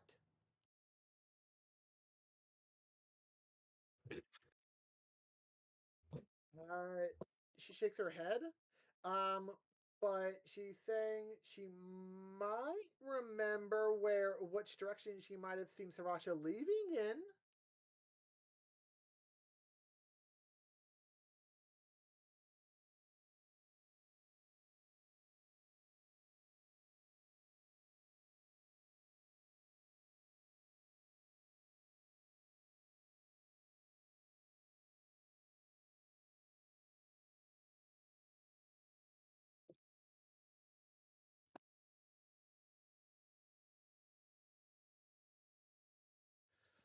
she was offering the concept of I might remember which way she went.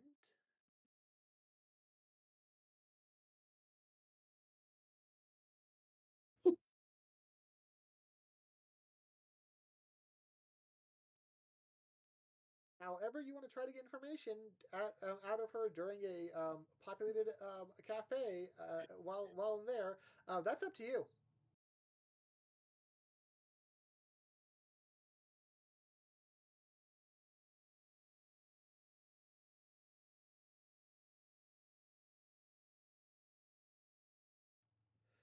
She doesn't have her hand out. She was just like she was just like more had her hands positioned toward her head, like trying to like be melodramatic with for the fake forgetting. Um, and give me an insight because she gives you a very particular face, so you can insinuate body language.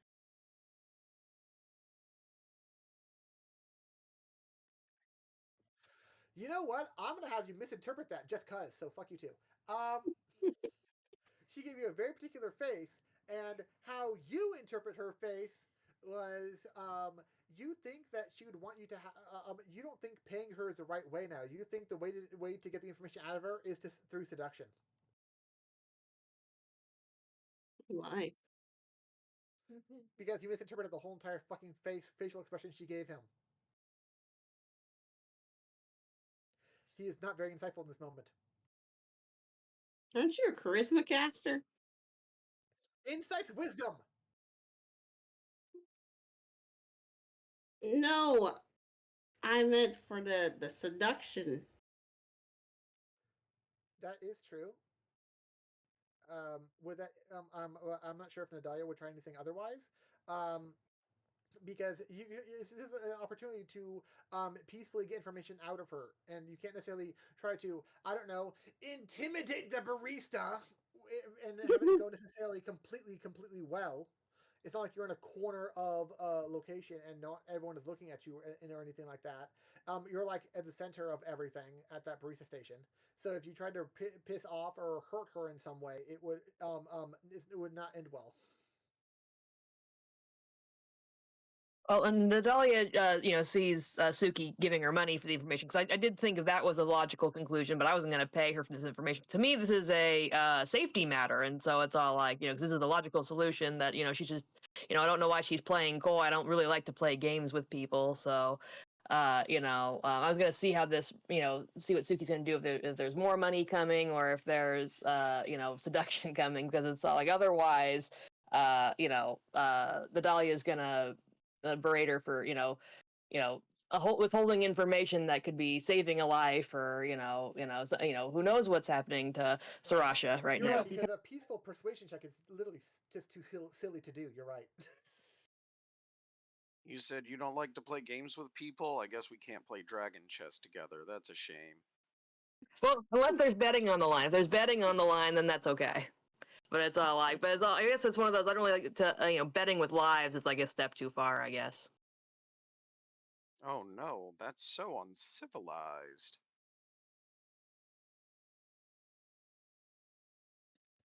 How long have you been back, Voss? Because I asked you for a check earlier and you were not here to give it.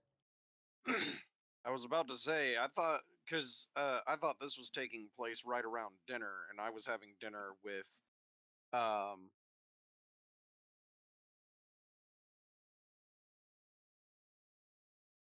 Drasimir in the Bosun Tavern. Okay, yeah, then you wouldn't even be around to see this. Yeah, no. Because you would be in a different location. You'd be at the Bosun Tavern, and it's kind of bustling there, but you're still able to have a conversation and keep up with each other and stuff and get the information from him about the book and everything. They're at the File Jolt Cafe. So they were unable to see you and catch you up on things because they went to the wrong building. They didn't go to the wrong building. They went to the right building for what they wanted to do. Yeah, but it's like, hey, I'm just not gonna talk to her, and then I'm gonna berate her for doing something wrong. Versus, I'm gonna try buying her off, and then it's like, wait a minute, she's wanting to buy her off. She wants me to get her off. I can work with this. It's like, It's like because you're you are unable to intuit it to that extent. So what do you want to do, Suki? Because apparently Nadalia is awaiting, gonna follow your lead, or waiting for seemingly apparently is waiting for you to do something.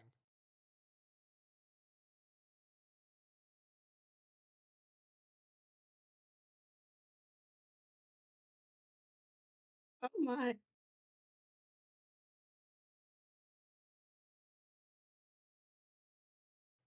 She raises an eyebrow and just asks you point blank, like, "What do you mean?"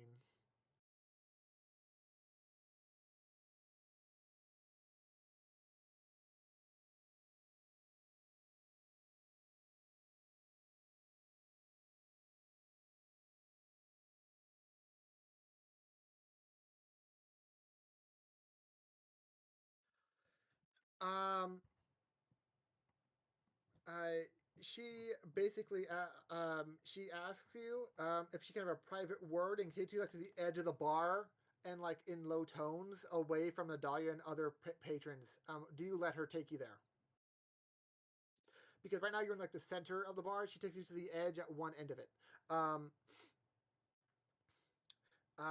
it's like if you come back if you come back in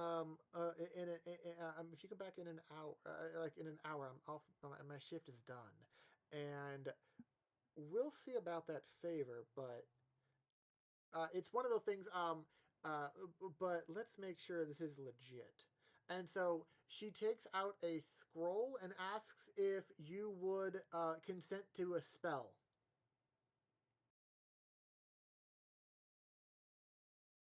She personally assures you that this is merely meant to make sure that you go through with what you're promising.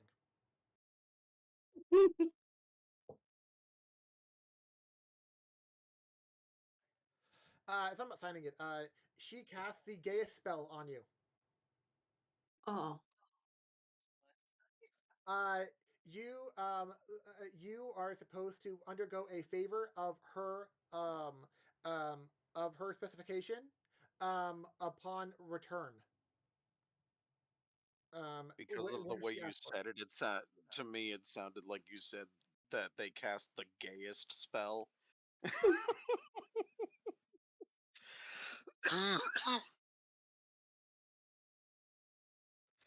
So, she tells you that Sarasha went toward the Lower Holt campus and reminds you to remember what you agreed to. Give me because you haven't cast it yourself and only are experiencing it just now.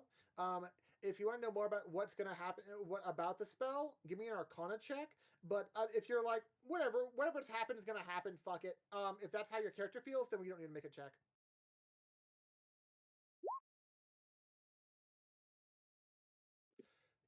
You know enough to realize that it is basically a spell that's forcing you to go through with what the wording was. So when you go back to the next time you see Mina, you have to basically fulfill a favor that she specifies. And you're under the impression like, what am I going to eat her out? No big deal, right? No, that shouldn't be hard. Um, but it's like it's worth it to save my sister. Let's do this. But you don't know but you also realize you don't know the details of what said favor actually is, and you know that there are genuine magical repercussions, negative repercussions, if you try to deviate from fulfilling said favor. Like if you try to stall or avoid her so you don't have to see her again, kind of thing, stuff like that. Yeah, if you take actions to knowingly deviate from said agreement, it will be bad.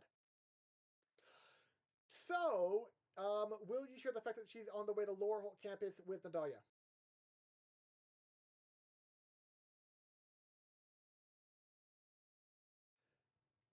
Well, I happen to have my map of Loreholt, and my notes that I took earlier from my earlier class and stuff, so we can use my map notes, right?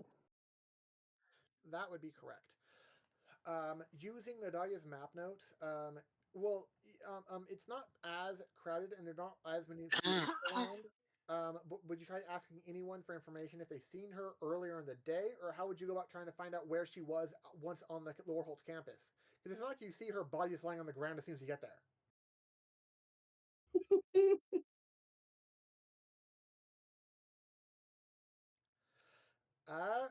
Roll me a d4.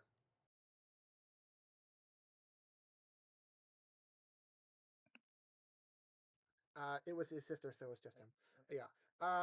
So someone is able to help you, and they pointed in that general direction of where Sarasha actually went, because it's someone who was leaving Loreholt as she passed and went near the alley, and they're coming back to the dorms right now, kind of to go to bed, kind of thing. And you see that they're like, if they're like a 30 or something like that, you kind of at a lucky time. And so from Nadalia's maps that she was able to copy over the information from, that she realizes that Sarasha was actually headed toward that dangerous, secluded extra area that is one of those do back. not go here kind of areas.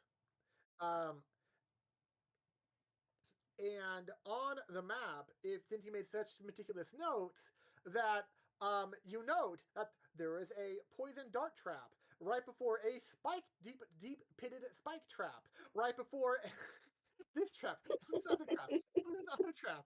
It's like it's one after fucking another. This whole You had the answers this whole time. You knew. He did. You are not with her, and you did not consult her. Well, she wouldn't have known anyway. But that's just fucking maps of the area. What did you? That is crazy. Okay. Oh, what a small world. No. Because for the record, the trap said like poison dart trap kind of thing within the 5. Like it's like one of the little tiny map things where it's like, hey, for this little portion here, it's a poison dart trap. There's like an arrow toward this little small area of the alley. It doesn't say what kind of poison it is, or how powerful the poison is, or how much damage it'll deal, kind of thing. Just it's a poison dart trap kind of the concept, and it has that like in sequence of all the traps. Yeah. Which would give you advantage on dex saving throws were you to encounter them. By the way, mechanically must be nice. Because I don't know, they have a whole entire fucking map because someone took the force. I just want to do this shit. What? It's almost like doing things with a team effort would be better. What? Who knew suicide missions would be suicidal? So anything worse at the very back of the alley, it mentioned hidden door as a note, but it did not mention how to open it. But yes, that the hidden door definitively leads to one of those like slapped on areas that was an old ruin of some kind.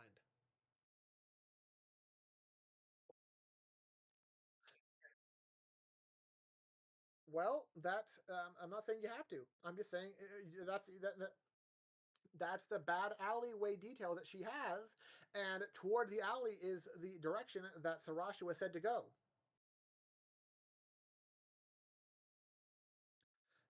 Would you head toward that direction, or be like, it's late, what do you want to do?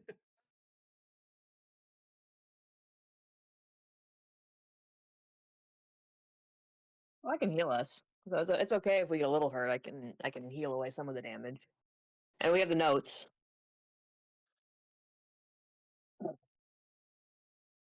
Oh, you are? How much damage have you already taken? Why are you damaged? What happened earlier? Oh, your job. Yeah, I don't want to be told about your job day, how your job went for you to get injured, because I'd be surprised about that.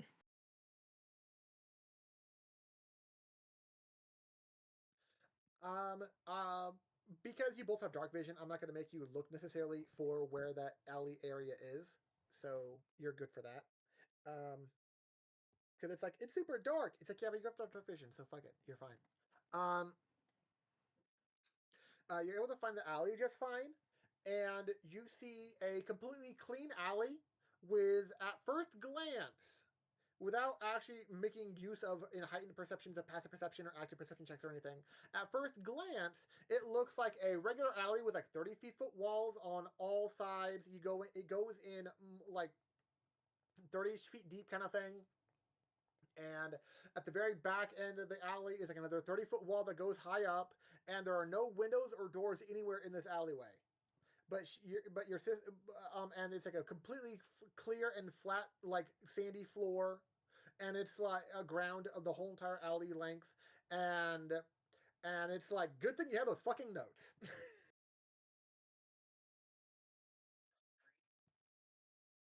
You two are at the entrance, and there is no one there. As I said, it's a clean alleyway. That's why I mentioned it, because the pit trap that she activated, it does you don't see it. You don't see the pit. It looks like clean flooring. As it players, someone probably cleaned this up, and but you don't know who. Characters, you see a clean alley.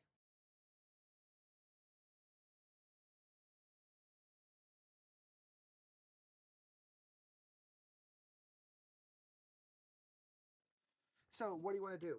You don't currently see your sister here.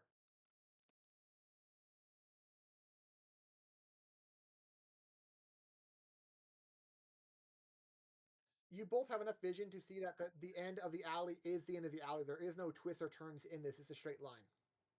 You have enough, both of you have enough dark vision distance to see that.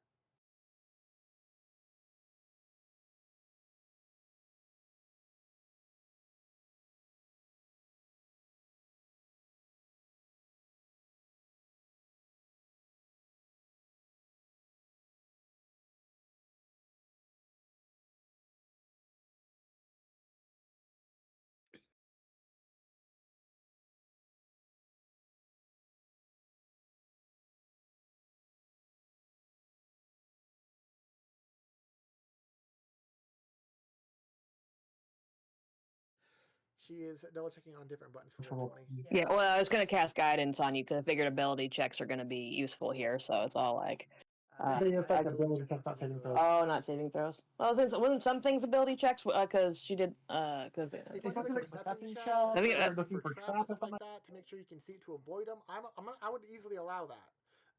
But I'm asking, like, what do you want to do? And you're like, you want to cast guidance? Are you asking to cast it on yourself? yeah, myself. I can do both, right? I can cast it on multiple targets. Concentration, it's one at a time. One at a time. I thought I cast it on multiple people before. Oh, one willing creature. Okay.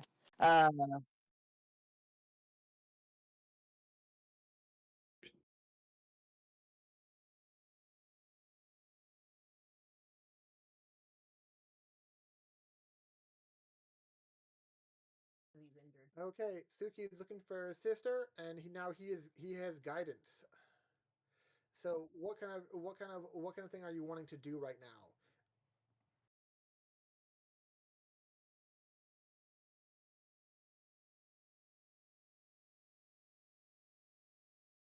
How much forward into the alley are you going?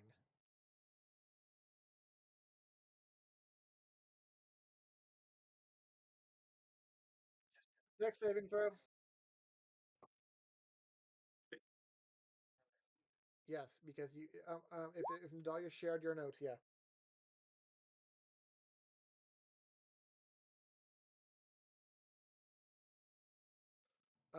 You would have avoided the poison darts, letting her know where exactly they are at the wall. It's one thing to know that they're going to happen in this segment of the alley, but she actually can see them fly through the air in front of her.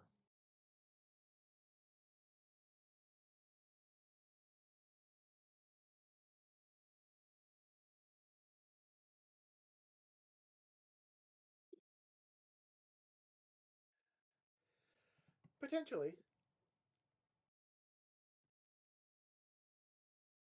I'm actually not very athletic, so I don't actually know if I could or not. Dex saving throw, not athletic. I'm not very good at dex either. Nadalia, give me an intelligence or raw intelligence check.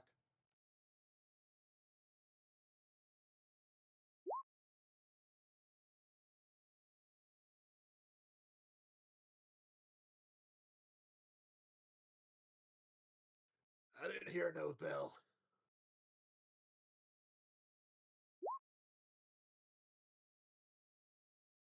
Okay, Suki, raw intelligence.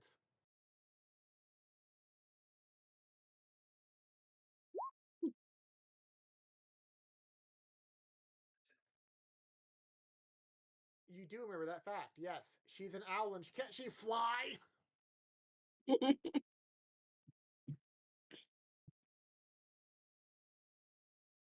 Would you mention this to the owlet?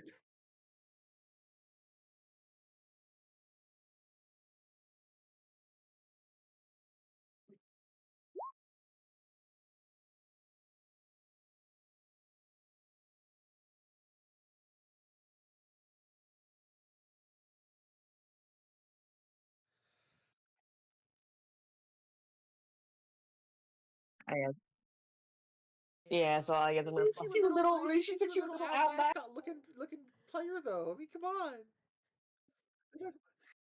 Okay, I'm back. The cute little owlet's gonna fly up. Yeah, so what's the total distance that I'd have to fly over? It It- doesn't it- matter. You can fly upward high enough so you're above the alleyway. It's like 30 feet high, but you don't have a. You're not currently in a turn order, and you're not currently. You can fly to the end of the alley, and you would find no resistance if you're flying the whole entire way up. But who would have your notes or your map? Would you give to Suki? Um, yeah, I probably wouldn't have given them away. So I would have just let him read them. I would probably still be holding on to my notes. Okay.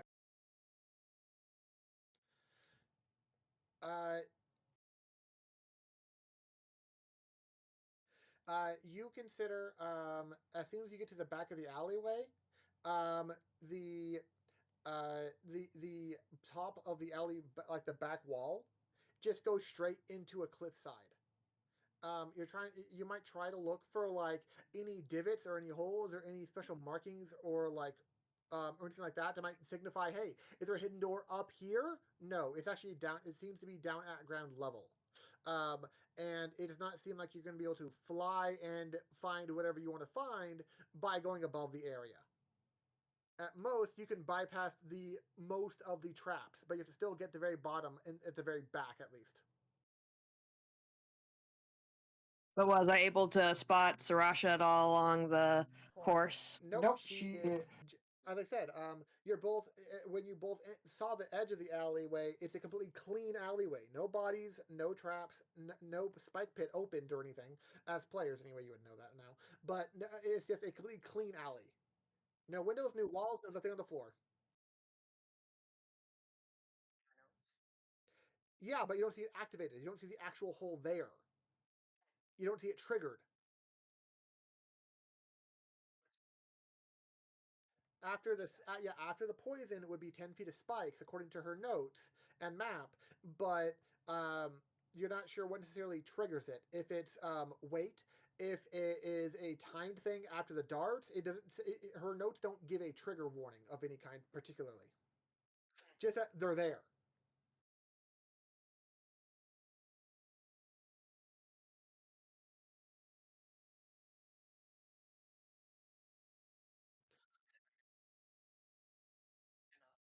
Okay, with advantage.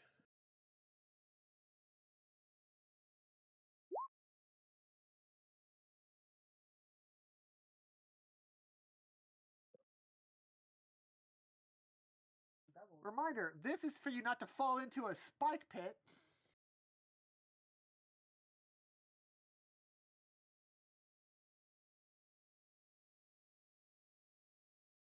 So, um, how about you roll me 2d6, Matt? This is getting out of hand now. There's two of them. So you take 10 bludgeoning damage.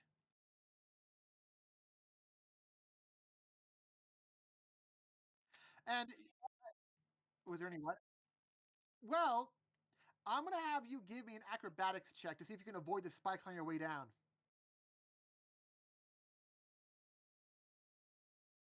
Pure fall damage, it was 20 feet down.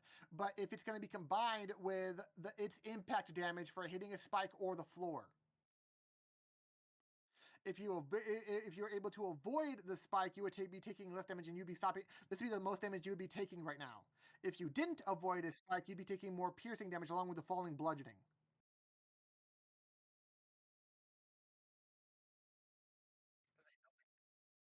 No, but you have the D4 from guidance to do an acrobatics check. Because it is an ability check.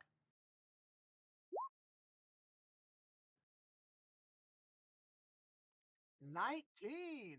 You avoided these spikes. Now you are at the bottom with a sheer wall in around you.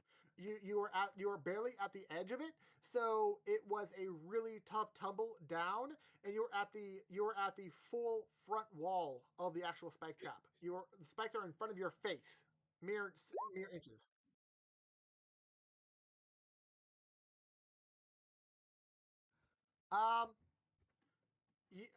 Nadalia would notice that her party member had fallen into the spike trap.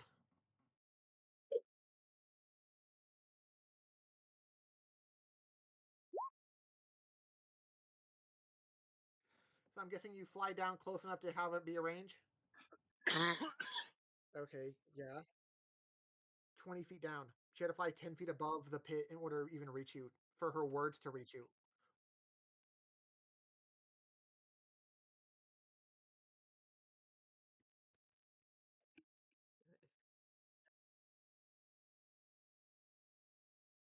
Just to recap, since I had to step away for a minute, y'all are searching for Rasha. She went down into she dealt with a lot of traps because why not? There must be something here, right? She took enough damage, got knocked the fuck out, got a scroll warning of stay the fuck out of there, in her own native tongue, which she should have found weird, to be honest. But she just found it as like, stay out of there. That must really mean there's something juicy there. I gotta go back. Because she's so wonderfully intelligent, right? And so she went back. no, she didn't wake up and realize there was a note until she didn't wake up until midnight. She has the lowest intelligence out of everybody. What are you talking about?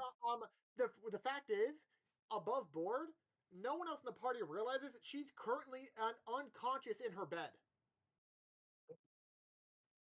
Nadalia and Suki are picking up her trail for where she was. They found a completely clean, non-trap filled alley. If it weren't for Nadalia's notes, they wouldn't have found out about any of the notes, any of the traps there already, and they wouldn't have been getting advantage on dex saving throws and stuff. So they're looking for her, not knowing she's already back at home. Correct. Okay. So he wanted to inch forward, not sure the exact nanometer or the exact trigger for the spike trap, fell down into it. Nadalia mentioned flew back because obviously the rumbling of like ground collapsing and Suki falling would have been an attention grabber. And so she was able to fly back, say a couple words, and now he's up at the bottom of the pit. Okay.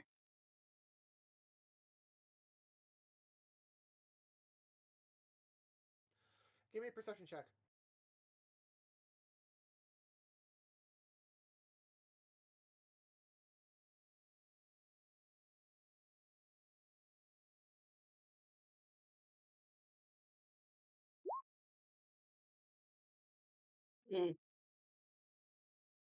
What a shame. So you do not really see. You're at it's a sheer sandstone wall that you're right up against, and that seems to be the edging of all four walls. Yeah. However, you don't need that high of a roll. You don't even need a roll for this.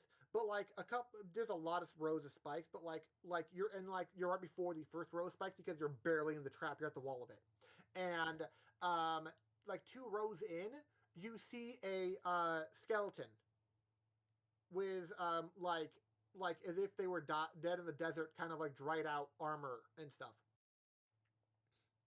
And a handful of bones spread out throughout the rest of the spiked area and on the bottom floor. Like if they had a spike trap, this is the kind of people that they like. Oh, we'll forget about them then. Fuck it.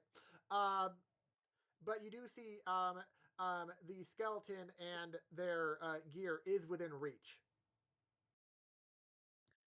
And the only thing that does not seem completely destroyed are their boots.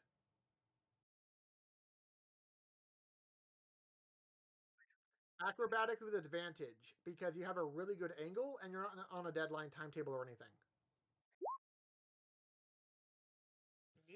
You are able to agilely get the boots off of them. Give me an Arcana check. Otherwise, they're just stylish boots. It's not a high check. I still need it. That's fine. Yeah, that's fine. You realize these are boots of elven kind. But not making sound while sneaking does not help your deck saves. This person learned that the hard way.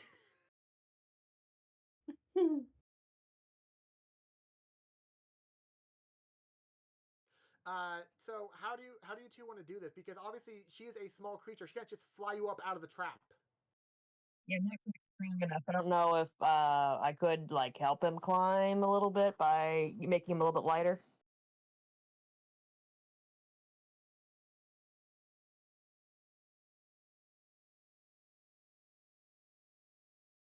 I'm listening.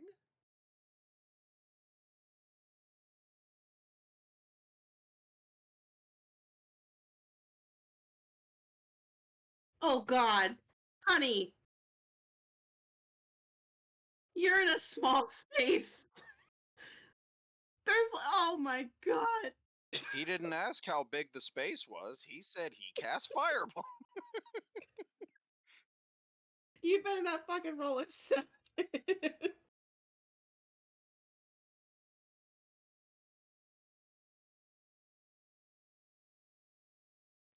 I'll roll. Both of you see as a shimmery, prismatic, like almost translucent armor, kind of like film covers his entirety. I'd fly a bit higher right now.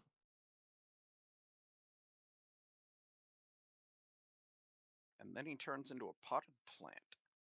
Oh yeah, that'd be helpful. Oh no, not again.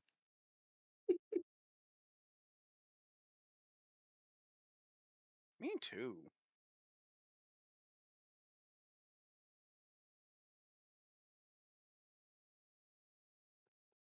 So, after you do mage armor, and after a split second where Nadalia isn't sure what's going to happen, so she flies about, like, what, 10, 20 feet more?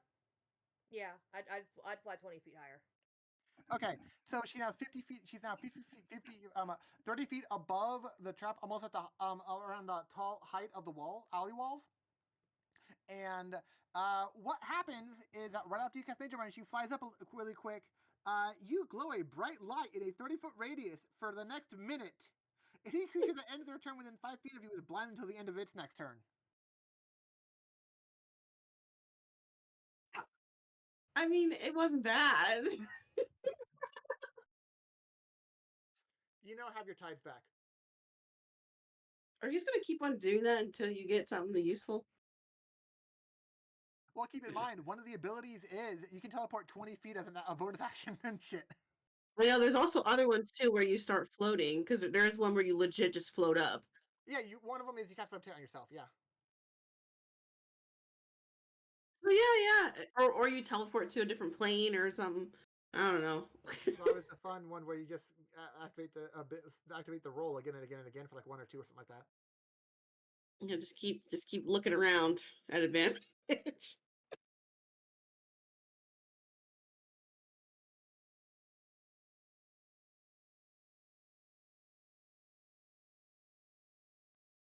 You don't need a perception check. You are the glowing bright really right now, and as I said, it is a sheer wall. There are no footholds. What do you want to do now that there are for this? You get a better down here. You get a better picture that it's a really crappy skeleton, and it's like the rustiest dagger you've ever seen. The only good things off that skeleton were the boots. Seriously. And the pile of bones that might have been another couple of smaller, medium humanoid type creatures, but they were even older than the skeleton that was near you. and you realize all 4 walls of this trap are sheer sandstone. No footholds on any of the 4 sides. Since I can fly, and I probably look at all the other skeletons that are in here, can I try and loot any of the skeletons, see if they have any rope?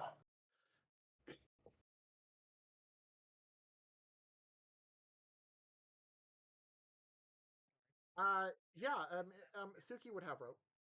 So how much rope do you have? So I can grab. Okay, if you got 50 feet of rope, then I can come grab your rope and I can tie it up to this. Even though I can't carry you, but I can tie it up to the top. Will you wait till he stops glowing brightly to go to him for the rope? Oh, Or well, I don't be. he's glowing. It could work even better. Yeah, I don't know if I want to blind myself. Yeah, you don't know that. I don't. Well, I mean, from a certain distance, you'd see how bright. Oh, there's a firework outside. So we have our curtain open right now for this room, and even though it's dark outside, for whatever reason, like above the nearby elementary school, which is a kitty corner to us, because the house is like at the corner of the block, and it's like whatever reason, like why are there fireworks above the elementary school right now? Weird. Maybe a football team won or something.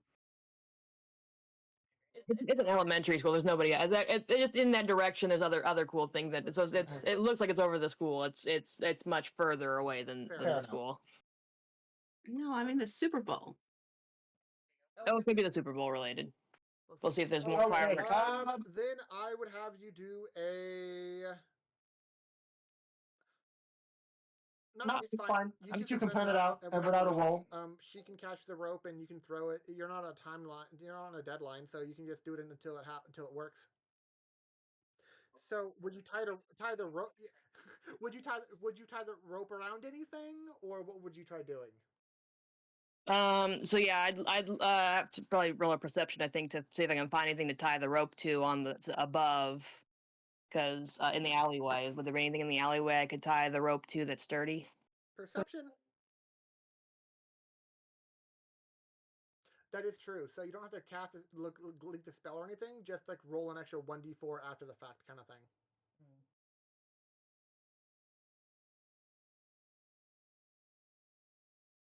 Yeah, since he already used it up. Technically speaking, because it's a cantrip. If you want to add like a D4 guidance for every single like ability check in sequence, I'm okay with it because it's like once again, it's not a deadline. You two just are really like bumbling around, not knowing what's gonna happen because it's like she was here, right? Yeah, but this is still not good news. The curse persists. Oh my god.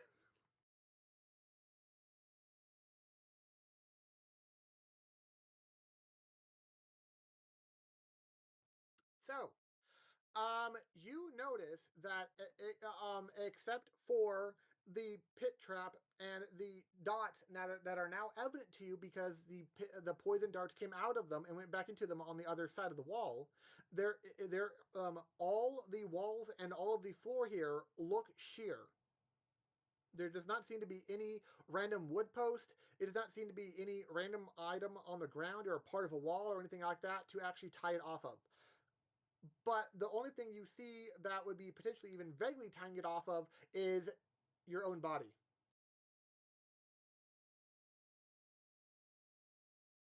I'm probably too little.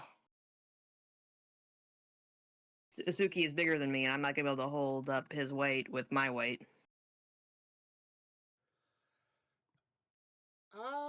Okay, how about this? You both make an athletic check. And what's going to happen is that Suki's going to make an athletic check, and so is Nadalia. And Nadalia is trying to help, and so whatever Nadalia rolls, the totals will be added together. Don't worry, I believe in you.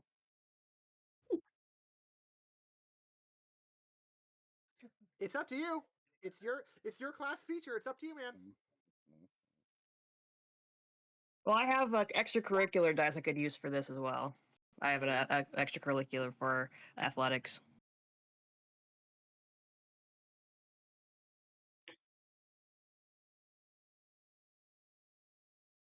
That was a waste of time.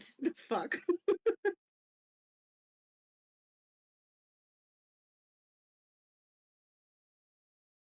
No, I know. I said it then too.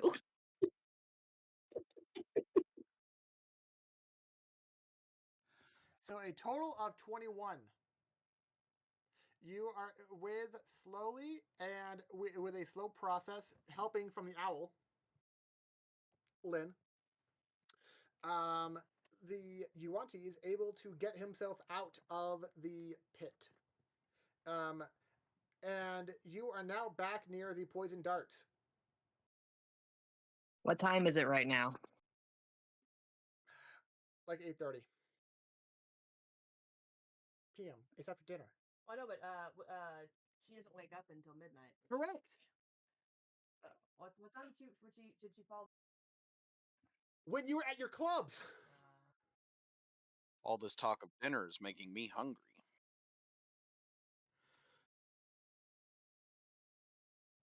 So, yeah.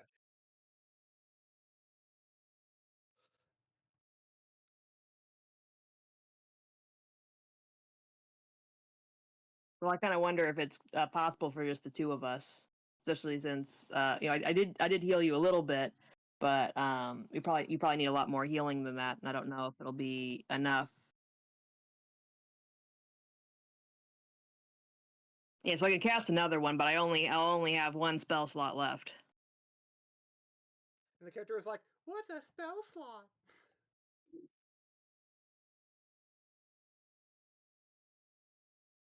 Play as mechanically, but I mean, it's weird to extend that kind of mechanical thing to in game.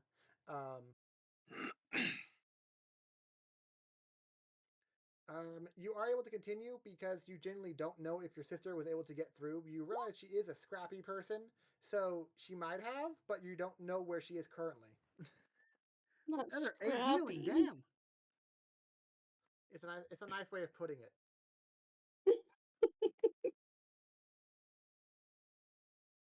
Would you rather be called suicidally stubborn? Like, what would you prefer? I'll go with scrappy.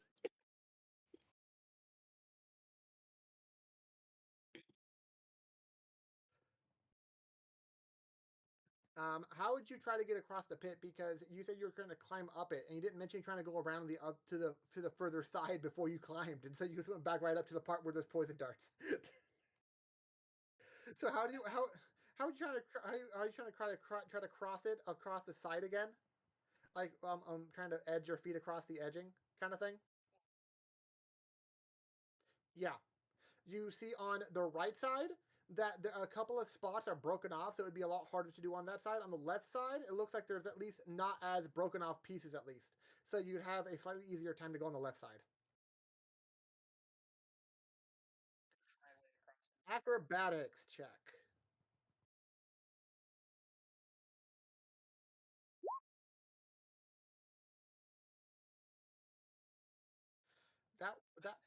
That wasn't with advantage. I'm sorry.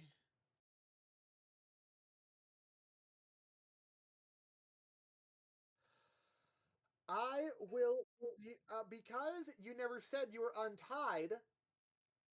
I will let you both make a dex save and add it together.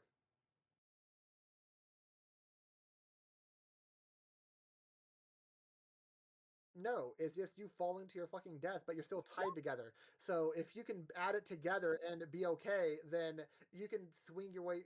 You from her weight and the time it would take to fall down. 20. Look at you two working together because you're literally tied together.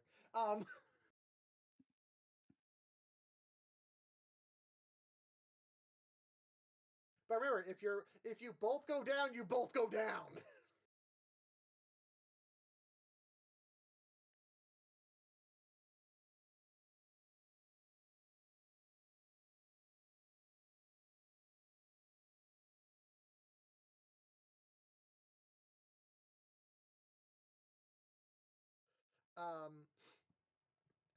So you are able to get back to the poison, and you broke off a piece on the left side, so it'll be a higher DC check of acrobatics to get past it. Yeah.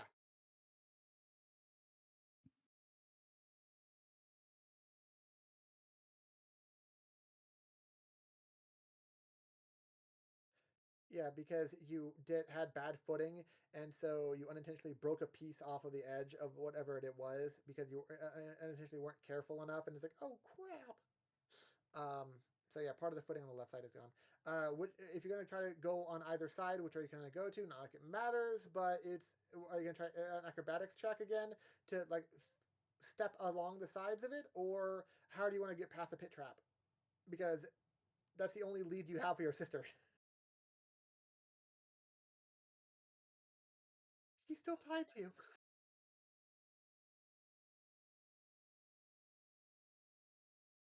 So you want me to fly, but still stay connected to you? So what, you want her to like stay at the top of the roofs of the surrounding buildings? Because it's like a 30-foot wall on either side, like and the back on either side is 30 feet tall. So if you have 50 feet of rope, you can tie her on both of you and be fine with the amount of rope if she's on the roofs.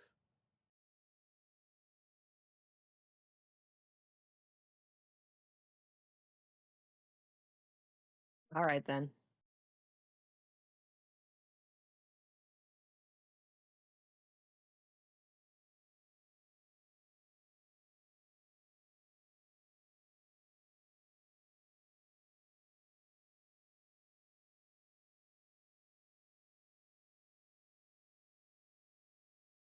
You can do it.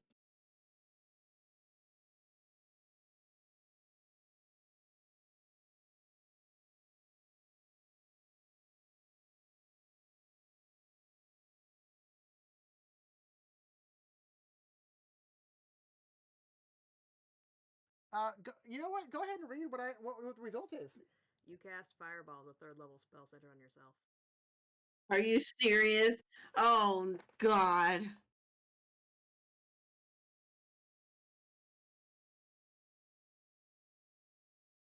We'll do it.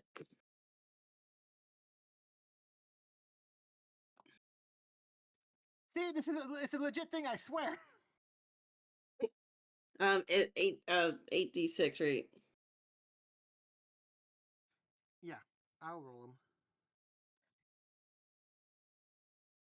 How many HPs you got? Hey, if you want to get technical, if you have 6, you can technically, hypothetically survive this.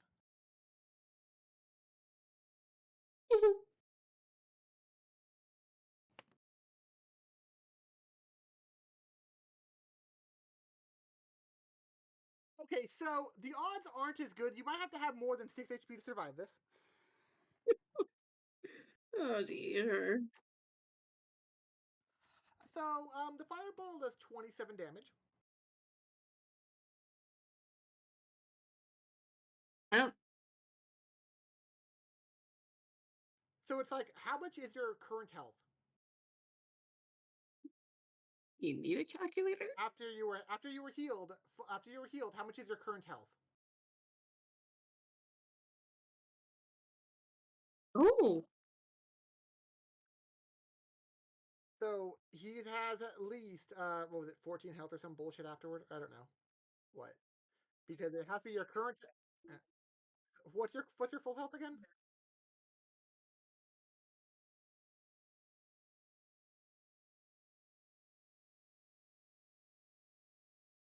He is not dead outright, but he is once again unconscious in a fiery explosion.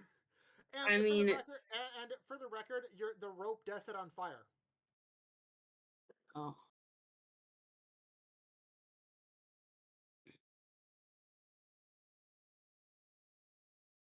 Yeah, I untie myself from the rope. Like, let's not get that. Wait, did you do the saving throw for that? He didn't actually. You get advantage on your saving throws against spells.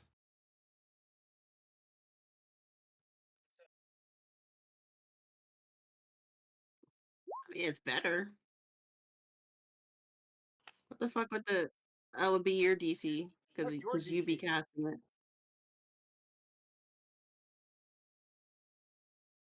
Yay! So you That's would damage. have taken 13 damage. Yeah. Which means Well, you didn't die regardless, but you're happy about it in the first place. So, so what the thing is, Nadalia notices that he shoots missiles at the skeleton he took the boots off of. A fiery explosion engulfs a chunk of the alley, and he is now rope. By the way, the rope is still on fire. The rope burned off you completely. And a lot of your clothes are pretty fucked up. I want you to know that. And so is your hair. And so you are at 1 health, and you are not having a good day. You have time to cast back. Do you want to use it again?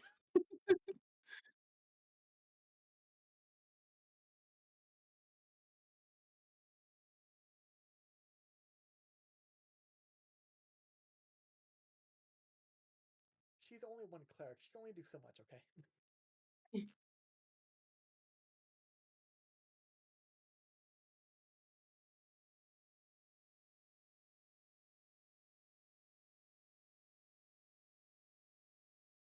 No, I don't have any rope. She took one of the pack. Doesn't include it.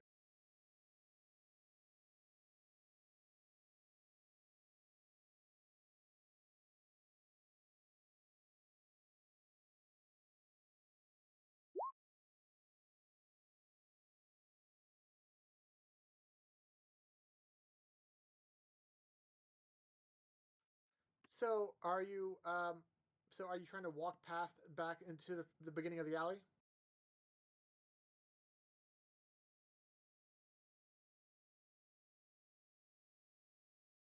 No. You're like you're on one side of it. The outside of the alley and the rest of the campus is on the other side of the trap.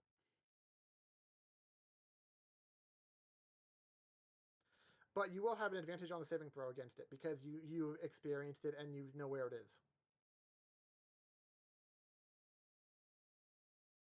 What do you mean? I thought that was just for ability checks.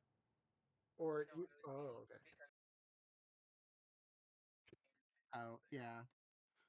So you're walking just right back out right back out of it.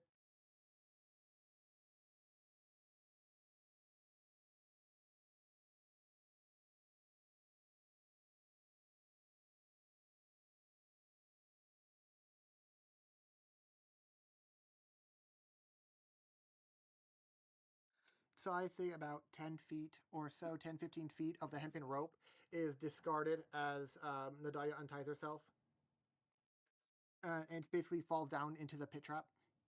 So I need a dex save with advantage, Matt.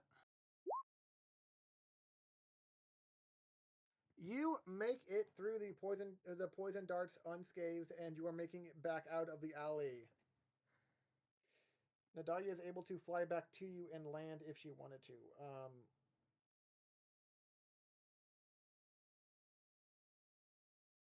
I'm gonna sleep this off tonight. But it's keep in mind, yeah, it's keep in mind, you still have no idea what happened to your sister.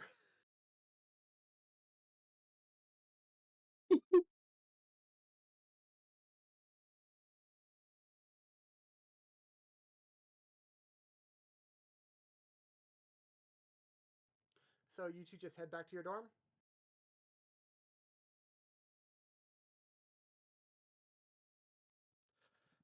As you pass it,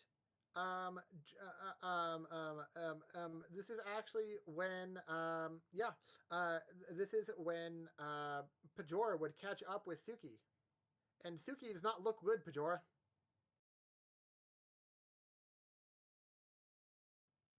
I thought you said she was in her bed. Suki, not Sarasha. Oh. Suki's your best friend. Come on now. I thought you never Suki forgot. is my best friend. Sorry, I got sidetracked. I was thinking about something else. Right, Suki. Okay. Yeah, you see Suki and Nadalia walking back, kind of like a little dejected. What happened to both of you?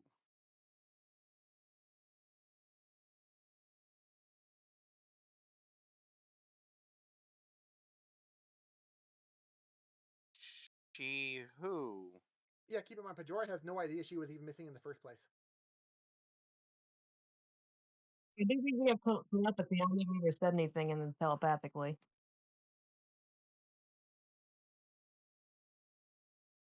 Sarasha didn't have dinner. That's awful.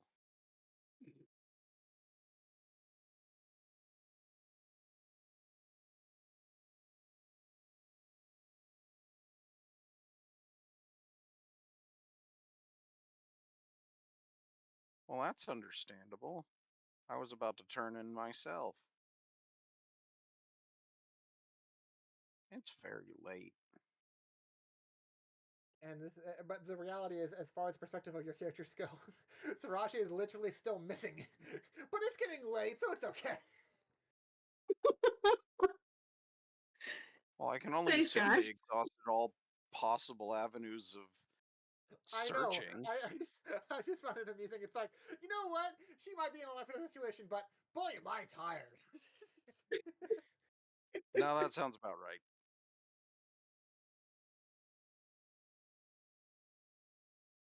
Oh, And right now, you want Pajora to does not. save that for later. Exactly. And Pajora doesn't want to go looking by himself because that is not very smart and scary and no thank you.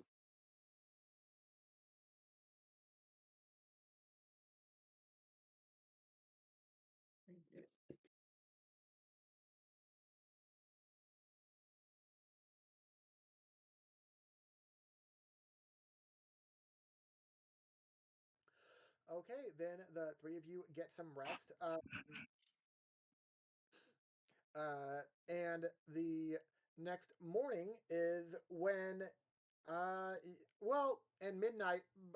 She does not share. All of you have your own room, by the way. She does not. So it's not like the siblings share a room. And since you don't know where you're twins, so it won't be that big of a deal. Okay. I'm sure you two have already figured out a whole suck on the door situation anyway. But it's a concept that if you wake up at midnight, you don't, you figure everyone else is asleep, do you actually do anything at midnight after you wake up at 1 health?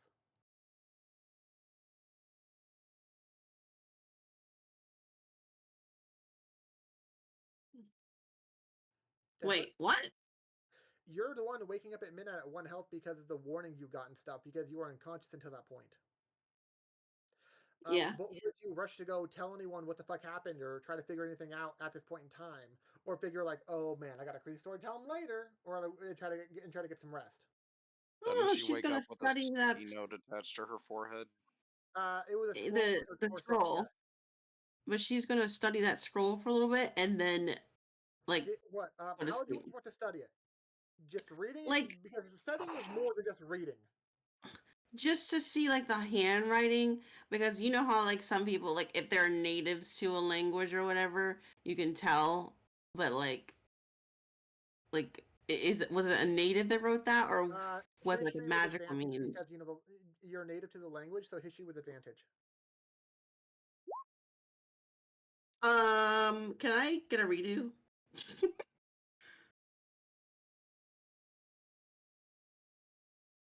You did. That was your I'm 4. gonna chalk that up to you just woke up from a delirium after being knocked the fuck out.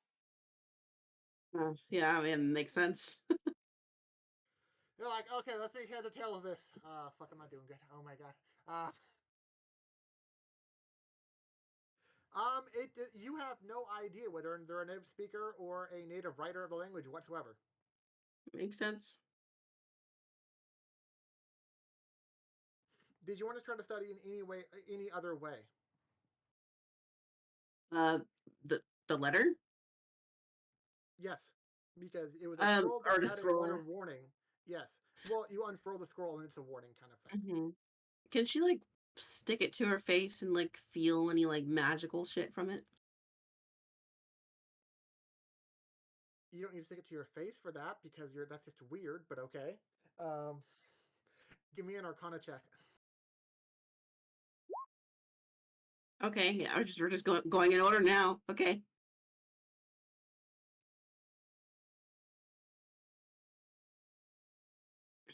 the next roll is going to be a fucking You 7. You have no idea what kind of magic is infused with it, but you do something is amiss with the paper itself. Okay, well, that's all she'd want to do with it anyway at this point. I mean, she's just 1 health, bro. She's going to go to sleep. Okay, the following morning, you all wake up fully rested. So whatever you need to do to count as a full rest, go and have that happen. All right.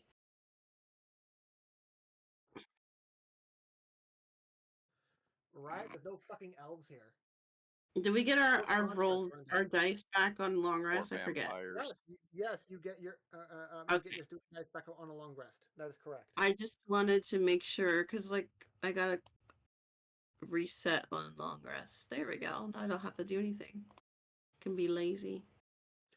This is a day with no class and no club, but tonight is the first party. Yesterday was like the soft open, like how restaurants have a soft open and a grand opening. Yesterday was the soft opening of the Bozen Tavern. Tonight is the grand opening, and the main event is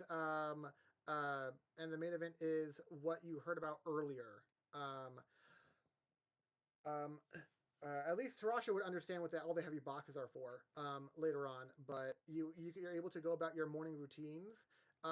Some with people with a little more worry, possibly with a little more haste because you want to get shit done today because you have the time to do it. But there is a kind of like a social expectation to be like, you know what, fuck it, we should just check out the Bozen Tavern. There could be some fun stuff going on tonight. Like the cafe could be like a cool after school hangout, but the Bozen Tavern's gonna be like, that's where it's at, man. That kind of vibe. Yeah.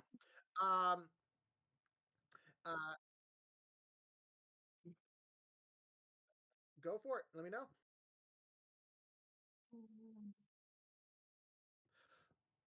How what time did you Suki? What time would Suki normally wake up? Bajora would be up early. Okay, And because like Bajora would also yeah, be go ahead. interested. Did Sarasha sleep in any weird way after she tries to sleep? It's like, okay, I don't know who the fuck knows where my room is, so let me go under my bed because I'm paranoid now or some bullshit. Like, what does she do anything different for this long rest? No. She just. Okay. Well, Because I you mean, maybe realize like. you were knocked the fuck out and they know where you live. Well, no, I feel like she wouldn't do much. Like she's too. She doesn't want to stress herself out. So don't think too much about it. Yeah, You know, let's the go fact that stalking people. Let's go down a alley of death. That would be stressful at all. no, that's different. She wanted to keep on going regardless of how many chapters she just went through. I mean, come on. What did she expect exactly? Anything for a scoop, man. Well, So, actually, go ahead. So yeah. I want both Pajora and Suki to roll initiative for me. This is just to see who gets to her room first. Not to say the fuck. Oh, but well, there you go. You lost the race. Anyway, Pajori gets early and checks on Sarasha. If he gets up early and you have to take an extra 8 hours afterward, and early, I'm not going to consider 8 a.m. as early per se, early in the morning. So Pajori is able to get to her door, but what do you do at her door? Do you actually just barge in, or do you try if it's locked, or what? No, I'm gonna knock. I am not a barbarian. I wasn't last time either. I wasn't a barbarian last time either.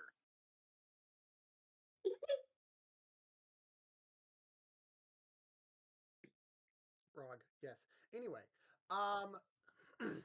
now, give me a perception check, Denver. Okay. Yay. You didn't want to pass that. I want you to know that. Oh, what do you mean? What? How are you going to tell me to do perception having a +7 and then tell me I shouldn't have passed? No. The idea is that you went to bed at midnight, right? Yeah. Oh. He got up No, in the we'll morning. go away. You didn't get your 8 hours, therefore he woke up and fucked up your long rest. Oh my god, don't give me exhaustion, man. Come on. You have one level of it for this long rest duration. Okay. Alright, that's cool. Disadvantage on ability checks, that's okay. Does it do it automatically for me if I click that? No, it does. Oh. No, it does not. That sucks. But for this long rest, you have disadvantage. And for the record, this will lead into the Bozen Tavern next thing for the Wizard Gizzards as far as the next session goes for Strixhaven, meaning that for the next story event, you will have disadvantage. So enjoy that. Oh, great, great. So you're tired, you wake up fucking tired, but someone's knocking at your door. What does she do? She throws a fucking book at the door and says, "Go away." She don't care who's behind that door. Pajora will look dejected and start sulking away. At least you know she's safe. She doesn't know who she threw a book at. It doesn't matter. They woke her up. It's one of those annoying wake ups that you're like, it's like you went to bed at like midnight, but you feel as tired as you got up at like 2 a.m. and you're like, fuck, I can't even back to sleep now. Son of a bitch, I'm up. And now you're just up now. And yes, for the until the next long rest, you have one level of exhaustion. So that'll be fun.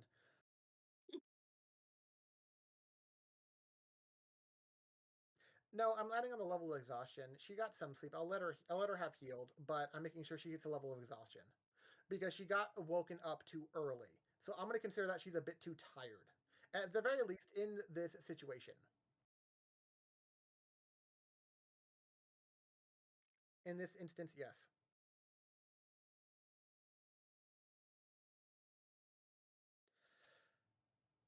So around the time you all wake up, what is Sarasha doing now that she's up? Because you can't fall back asleep no matter how hard you try.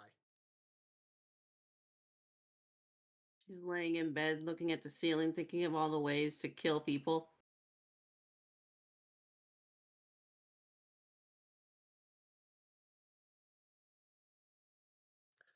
When Suki gets up, does he want to check her room? How would you approach her door? Would you knock his Oh, what, Sarasha? Would you actually have your door locked? Yeah, I don't. It depends on whoever came in last. Yeah, would you have dealt with your door in any way, like gone out to the bathroom or whatever? I mean, no, and she wouldn't even gone to have checked it when she woke up initially, like in the midnight. If you try to open it, you would find that it is locked.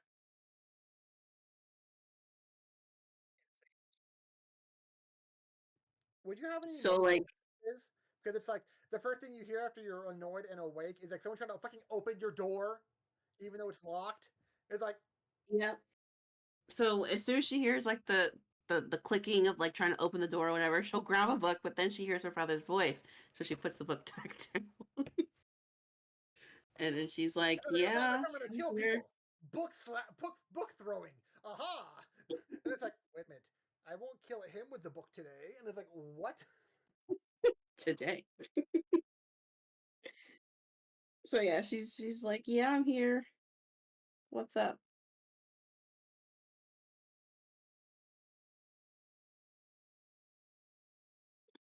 I think at this point, like, should she probably get up and go to the door and like open it so that they can talk face to face? By all means.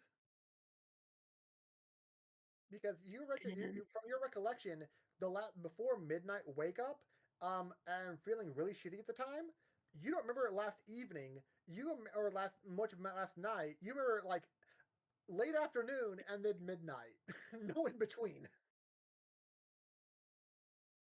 Yeah, I did some exploring, I think. Kind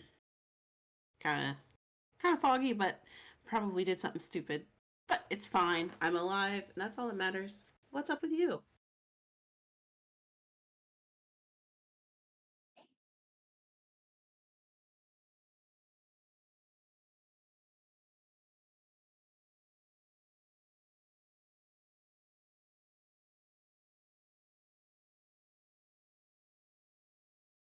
I'm fine.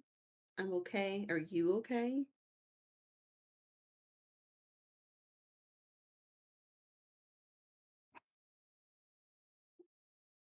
Oh, you would have died for me?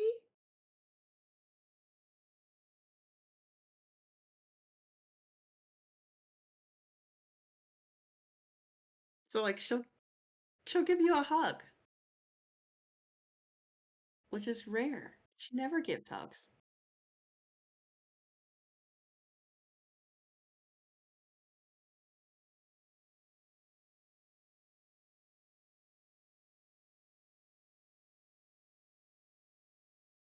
You're cool.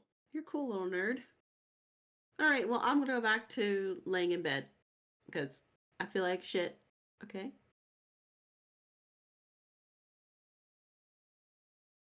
All right. Bye.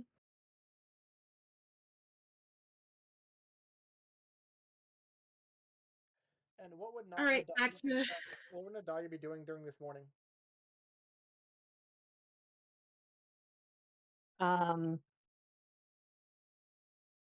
I'd see how late I'd sleep because it was a pretty adventurous day for me yesterday, so I probably would sleep in a little bit, but I would check in with Suki once I did get up.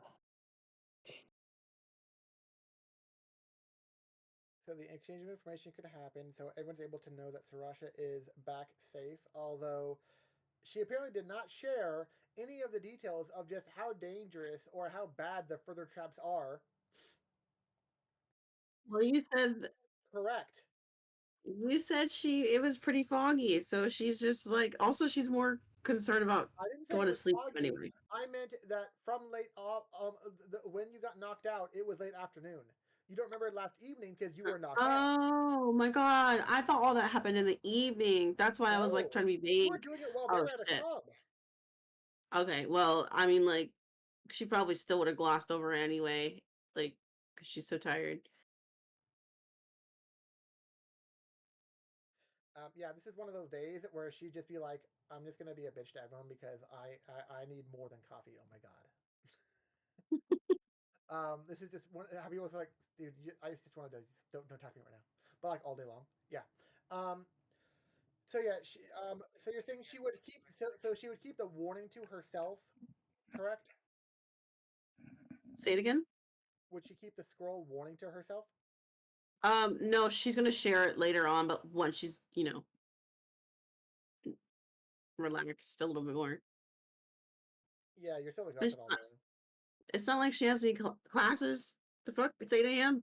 She don't do no morning No, classes. no, it's the fact that today has no classes or clubs or jobs for anyone.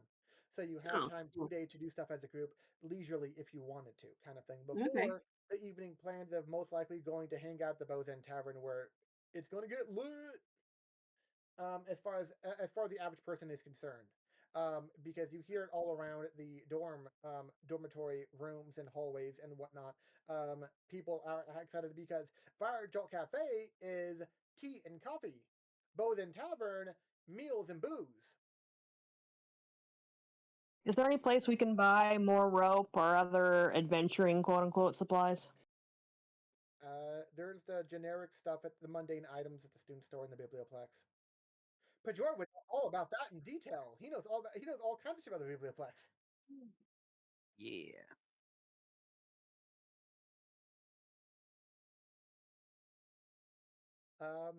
You can by all means do so. Um, until this eve, we'll finish this session after you finish doing what you want to do for the day. As soon as you head toward the Bosun Tavern is when we're ending the session. So do what you want to do for the day.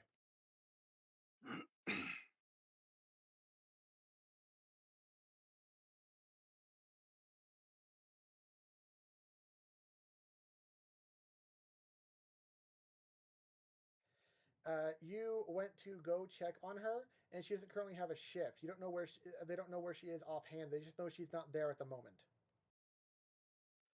In the back of your mind, you realize when she said like the next time you see her means it seems to be an indefinite thing. The next time you see her, you basically have to do whatever she asks as the first thing she asks you to do. And it's like I don't know what she's gonna ask of me, but I really feel like it's probably in my best interest to just do what she wants me to do. I forgot how many D8s or 10s or whatever the fuck the huge number is, but you take so much psychic damage if you try not to do it.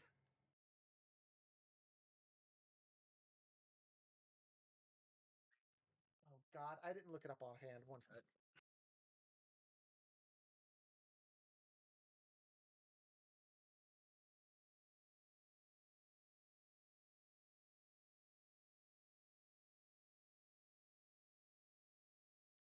$50 costs 1 gold.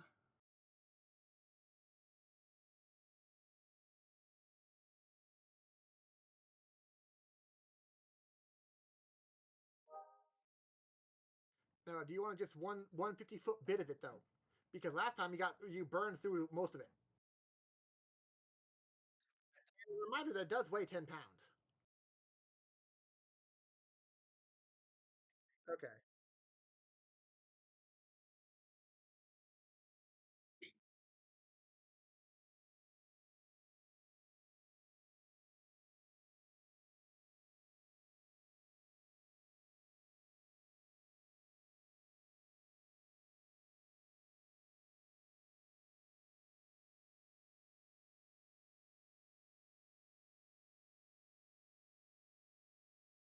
Is there Okay, anything so else?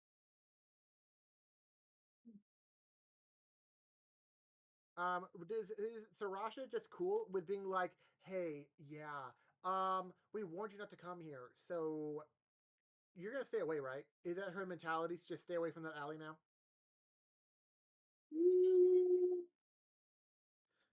Like, where's her mind at? No. No, she's gonna go back one day, but she's gonna actually like think of a plan this time, which is like a rarity for her, but she Just knows wander something's there. Cause who the hell sends a fucking scroll saying mind your business and then not expect the That was person the to be like, gist of it. That was the gist of it, because I don't think you want you to have a phrase for that. well, Like, literally speaking. it's like I saying think don't press the red button. The fuck? I mean, it said don't press the red button. Why would you press the red button? Exactly. See, it's like catnip. I can't I believe with my you've done one this. I changed my spells around, so I took comprehend languages so I could work on my copy of the book. Yeah, Neat. would you all want to get together and try to figure out the pattern of it and stuff like that? Sarasha will join you guys if you do. And I'm she down has to no idea clown. what the hell is going on, but she'll join. You're like, why do you all have really fucked up books? Oh my god, those are the fucked up books I heard about. Huh? Oh my god, those are stupid. Those are horrible books. You guys should riot. Like, ooh, can I get your testimonies? Can I get your testimonies for the star? It's a horrible story. I swear, I swear it's a scoop, guys. Like, no. Okay, if she has learned Gnomish, then Nadalia can read all of the books, and if you three put your 3 books together, um, passive insight on, let's just say most of you would realize that there could be some kind of configuration, because there are different markings for different shapes and stuff for the books. So it feels like they could go in the way, but you haven't worked it out yet because you haven't worked out the configurations. Are you going to try to just do passive elimination? They can only go in so many directions and shapes and shit. Or does she want to try to an actual strategy with it for insight or investigation or some shit?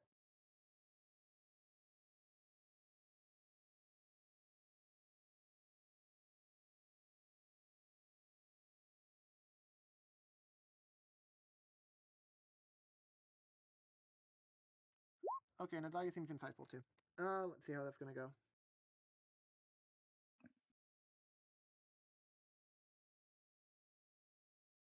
And you had a fucking +3.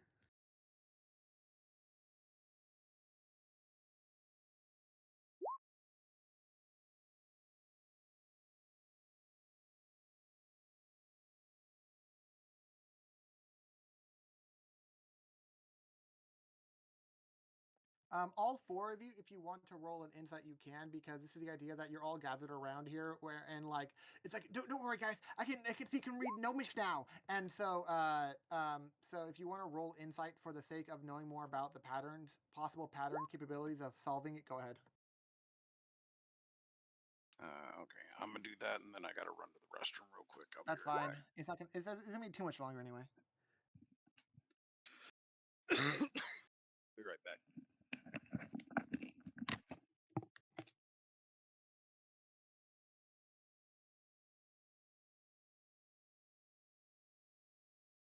Yep, because she aced the fucking test.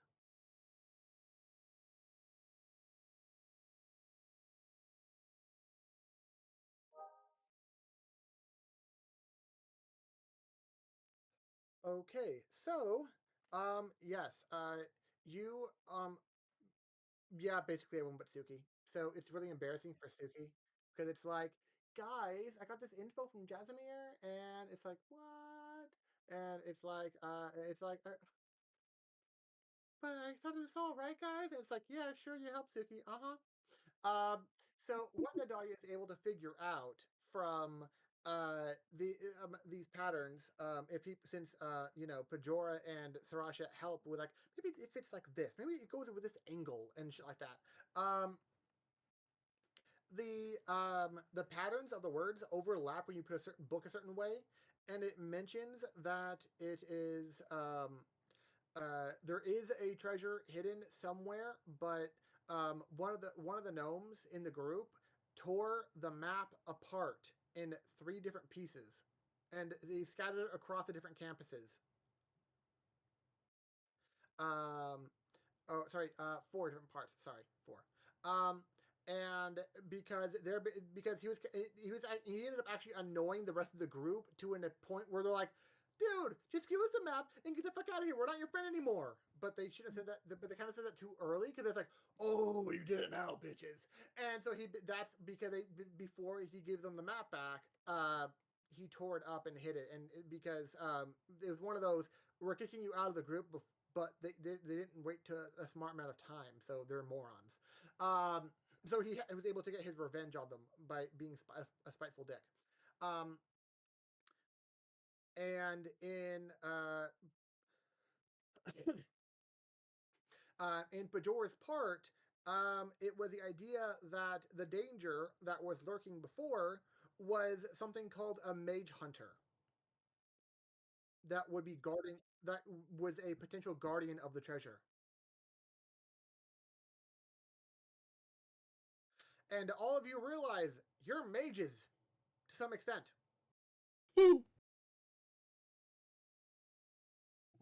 Okay, you're a ranger's like a half mage, but still. All right, I'm back. Okay, so the information that was gathered, Voss, was that one guy who had the map pissed off everyone else. They kicked him out before he gave the map back, so he tore it up and hid the pieces because he's kind of a dick. And so the idea is that if you want to pursue this, it could be a treasure, but you have to find the pieces of the treasure map first. And there is a possible mage hunter as a guardian of said treasure. Awkward. They are not friendly creatures.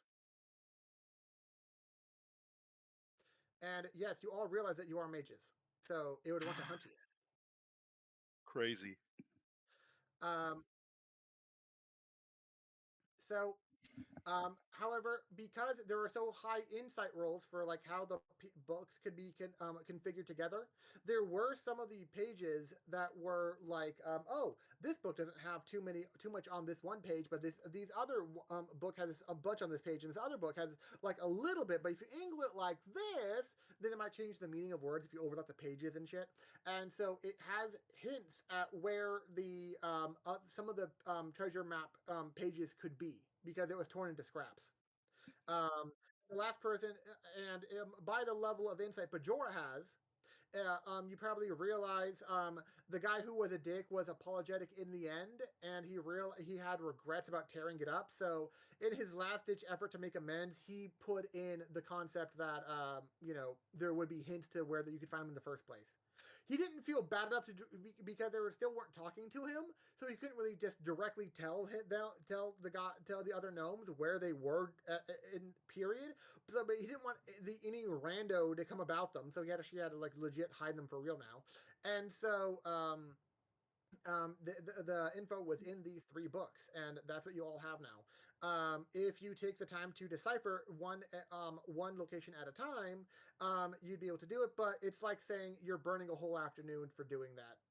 And getting this far was your afternoon for today. So we're gonna end the session by saying, you know what? We learned some stuff. We might have to go after a treasure at some point.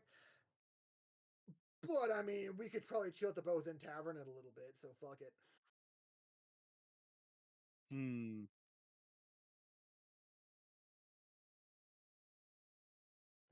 Zero.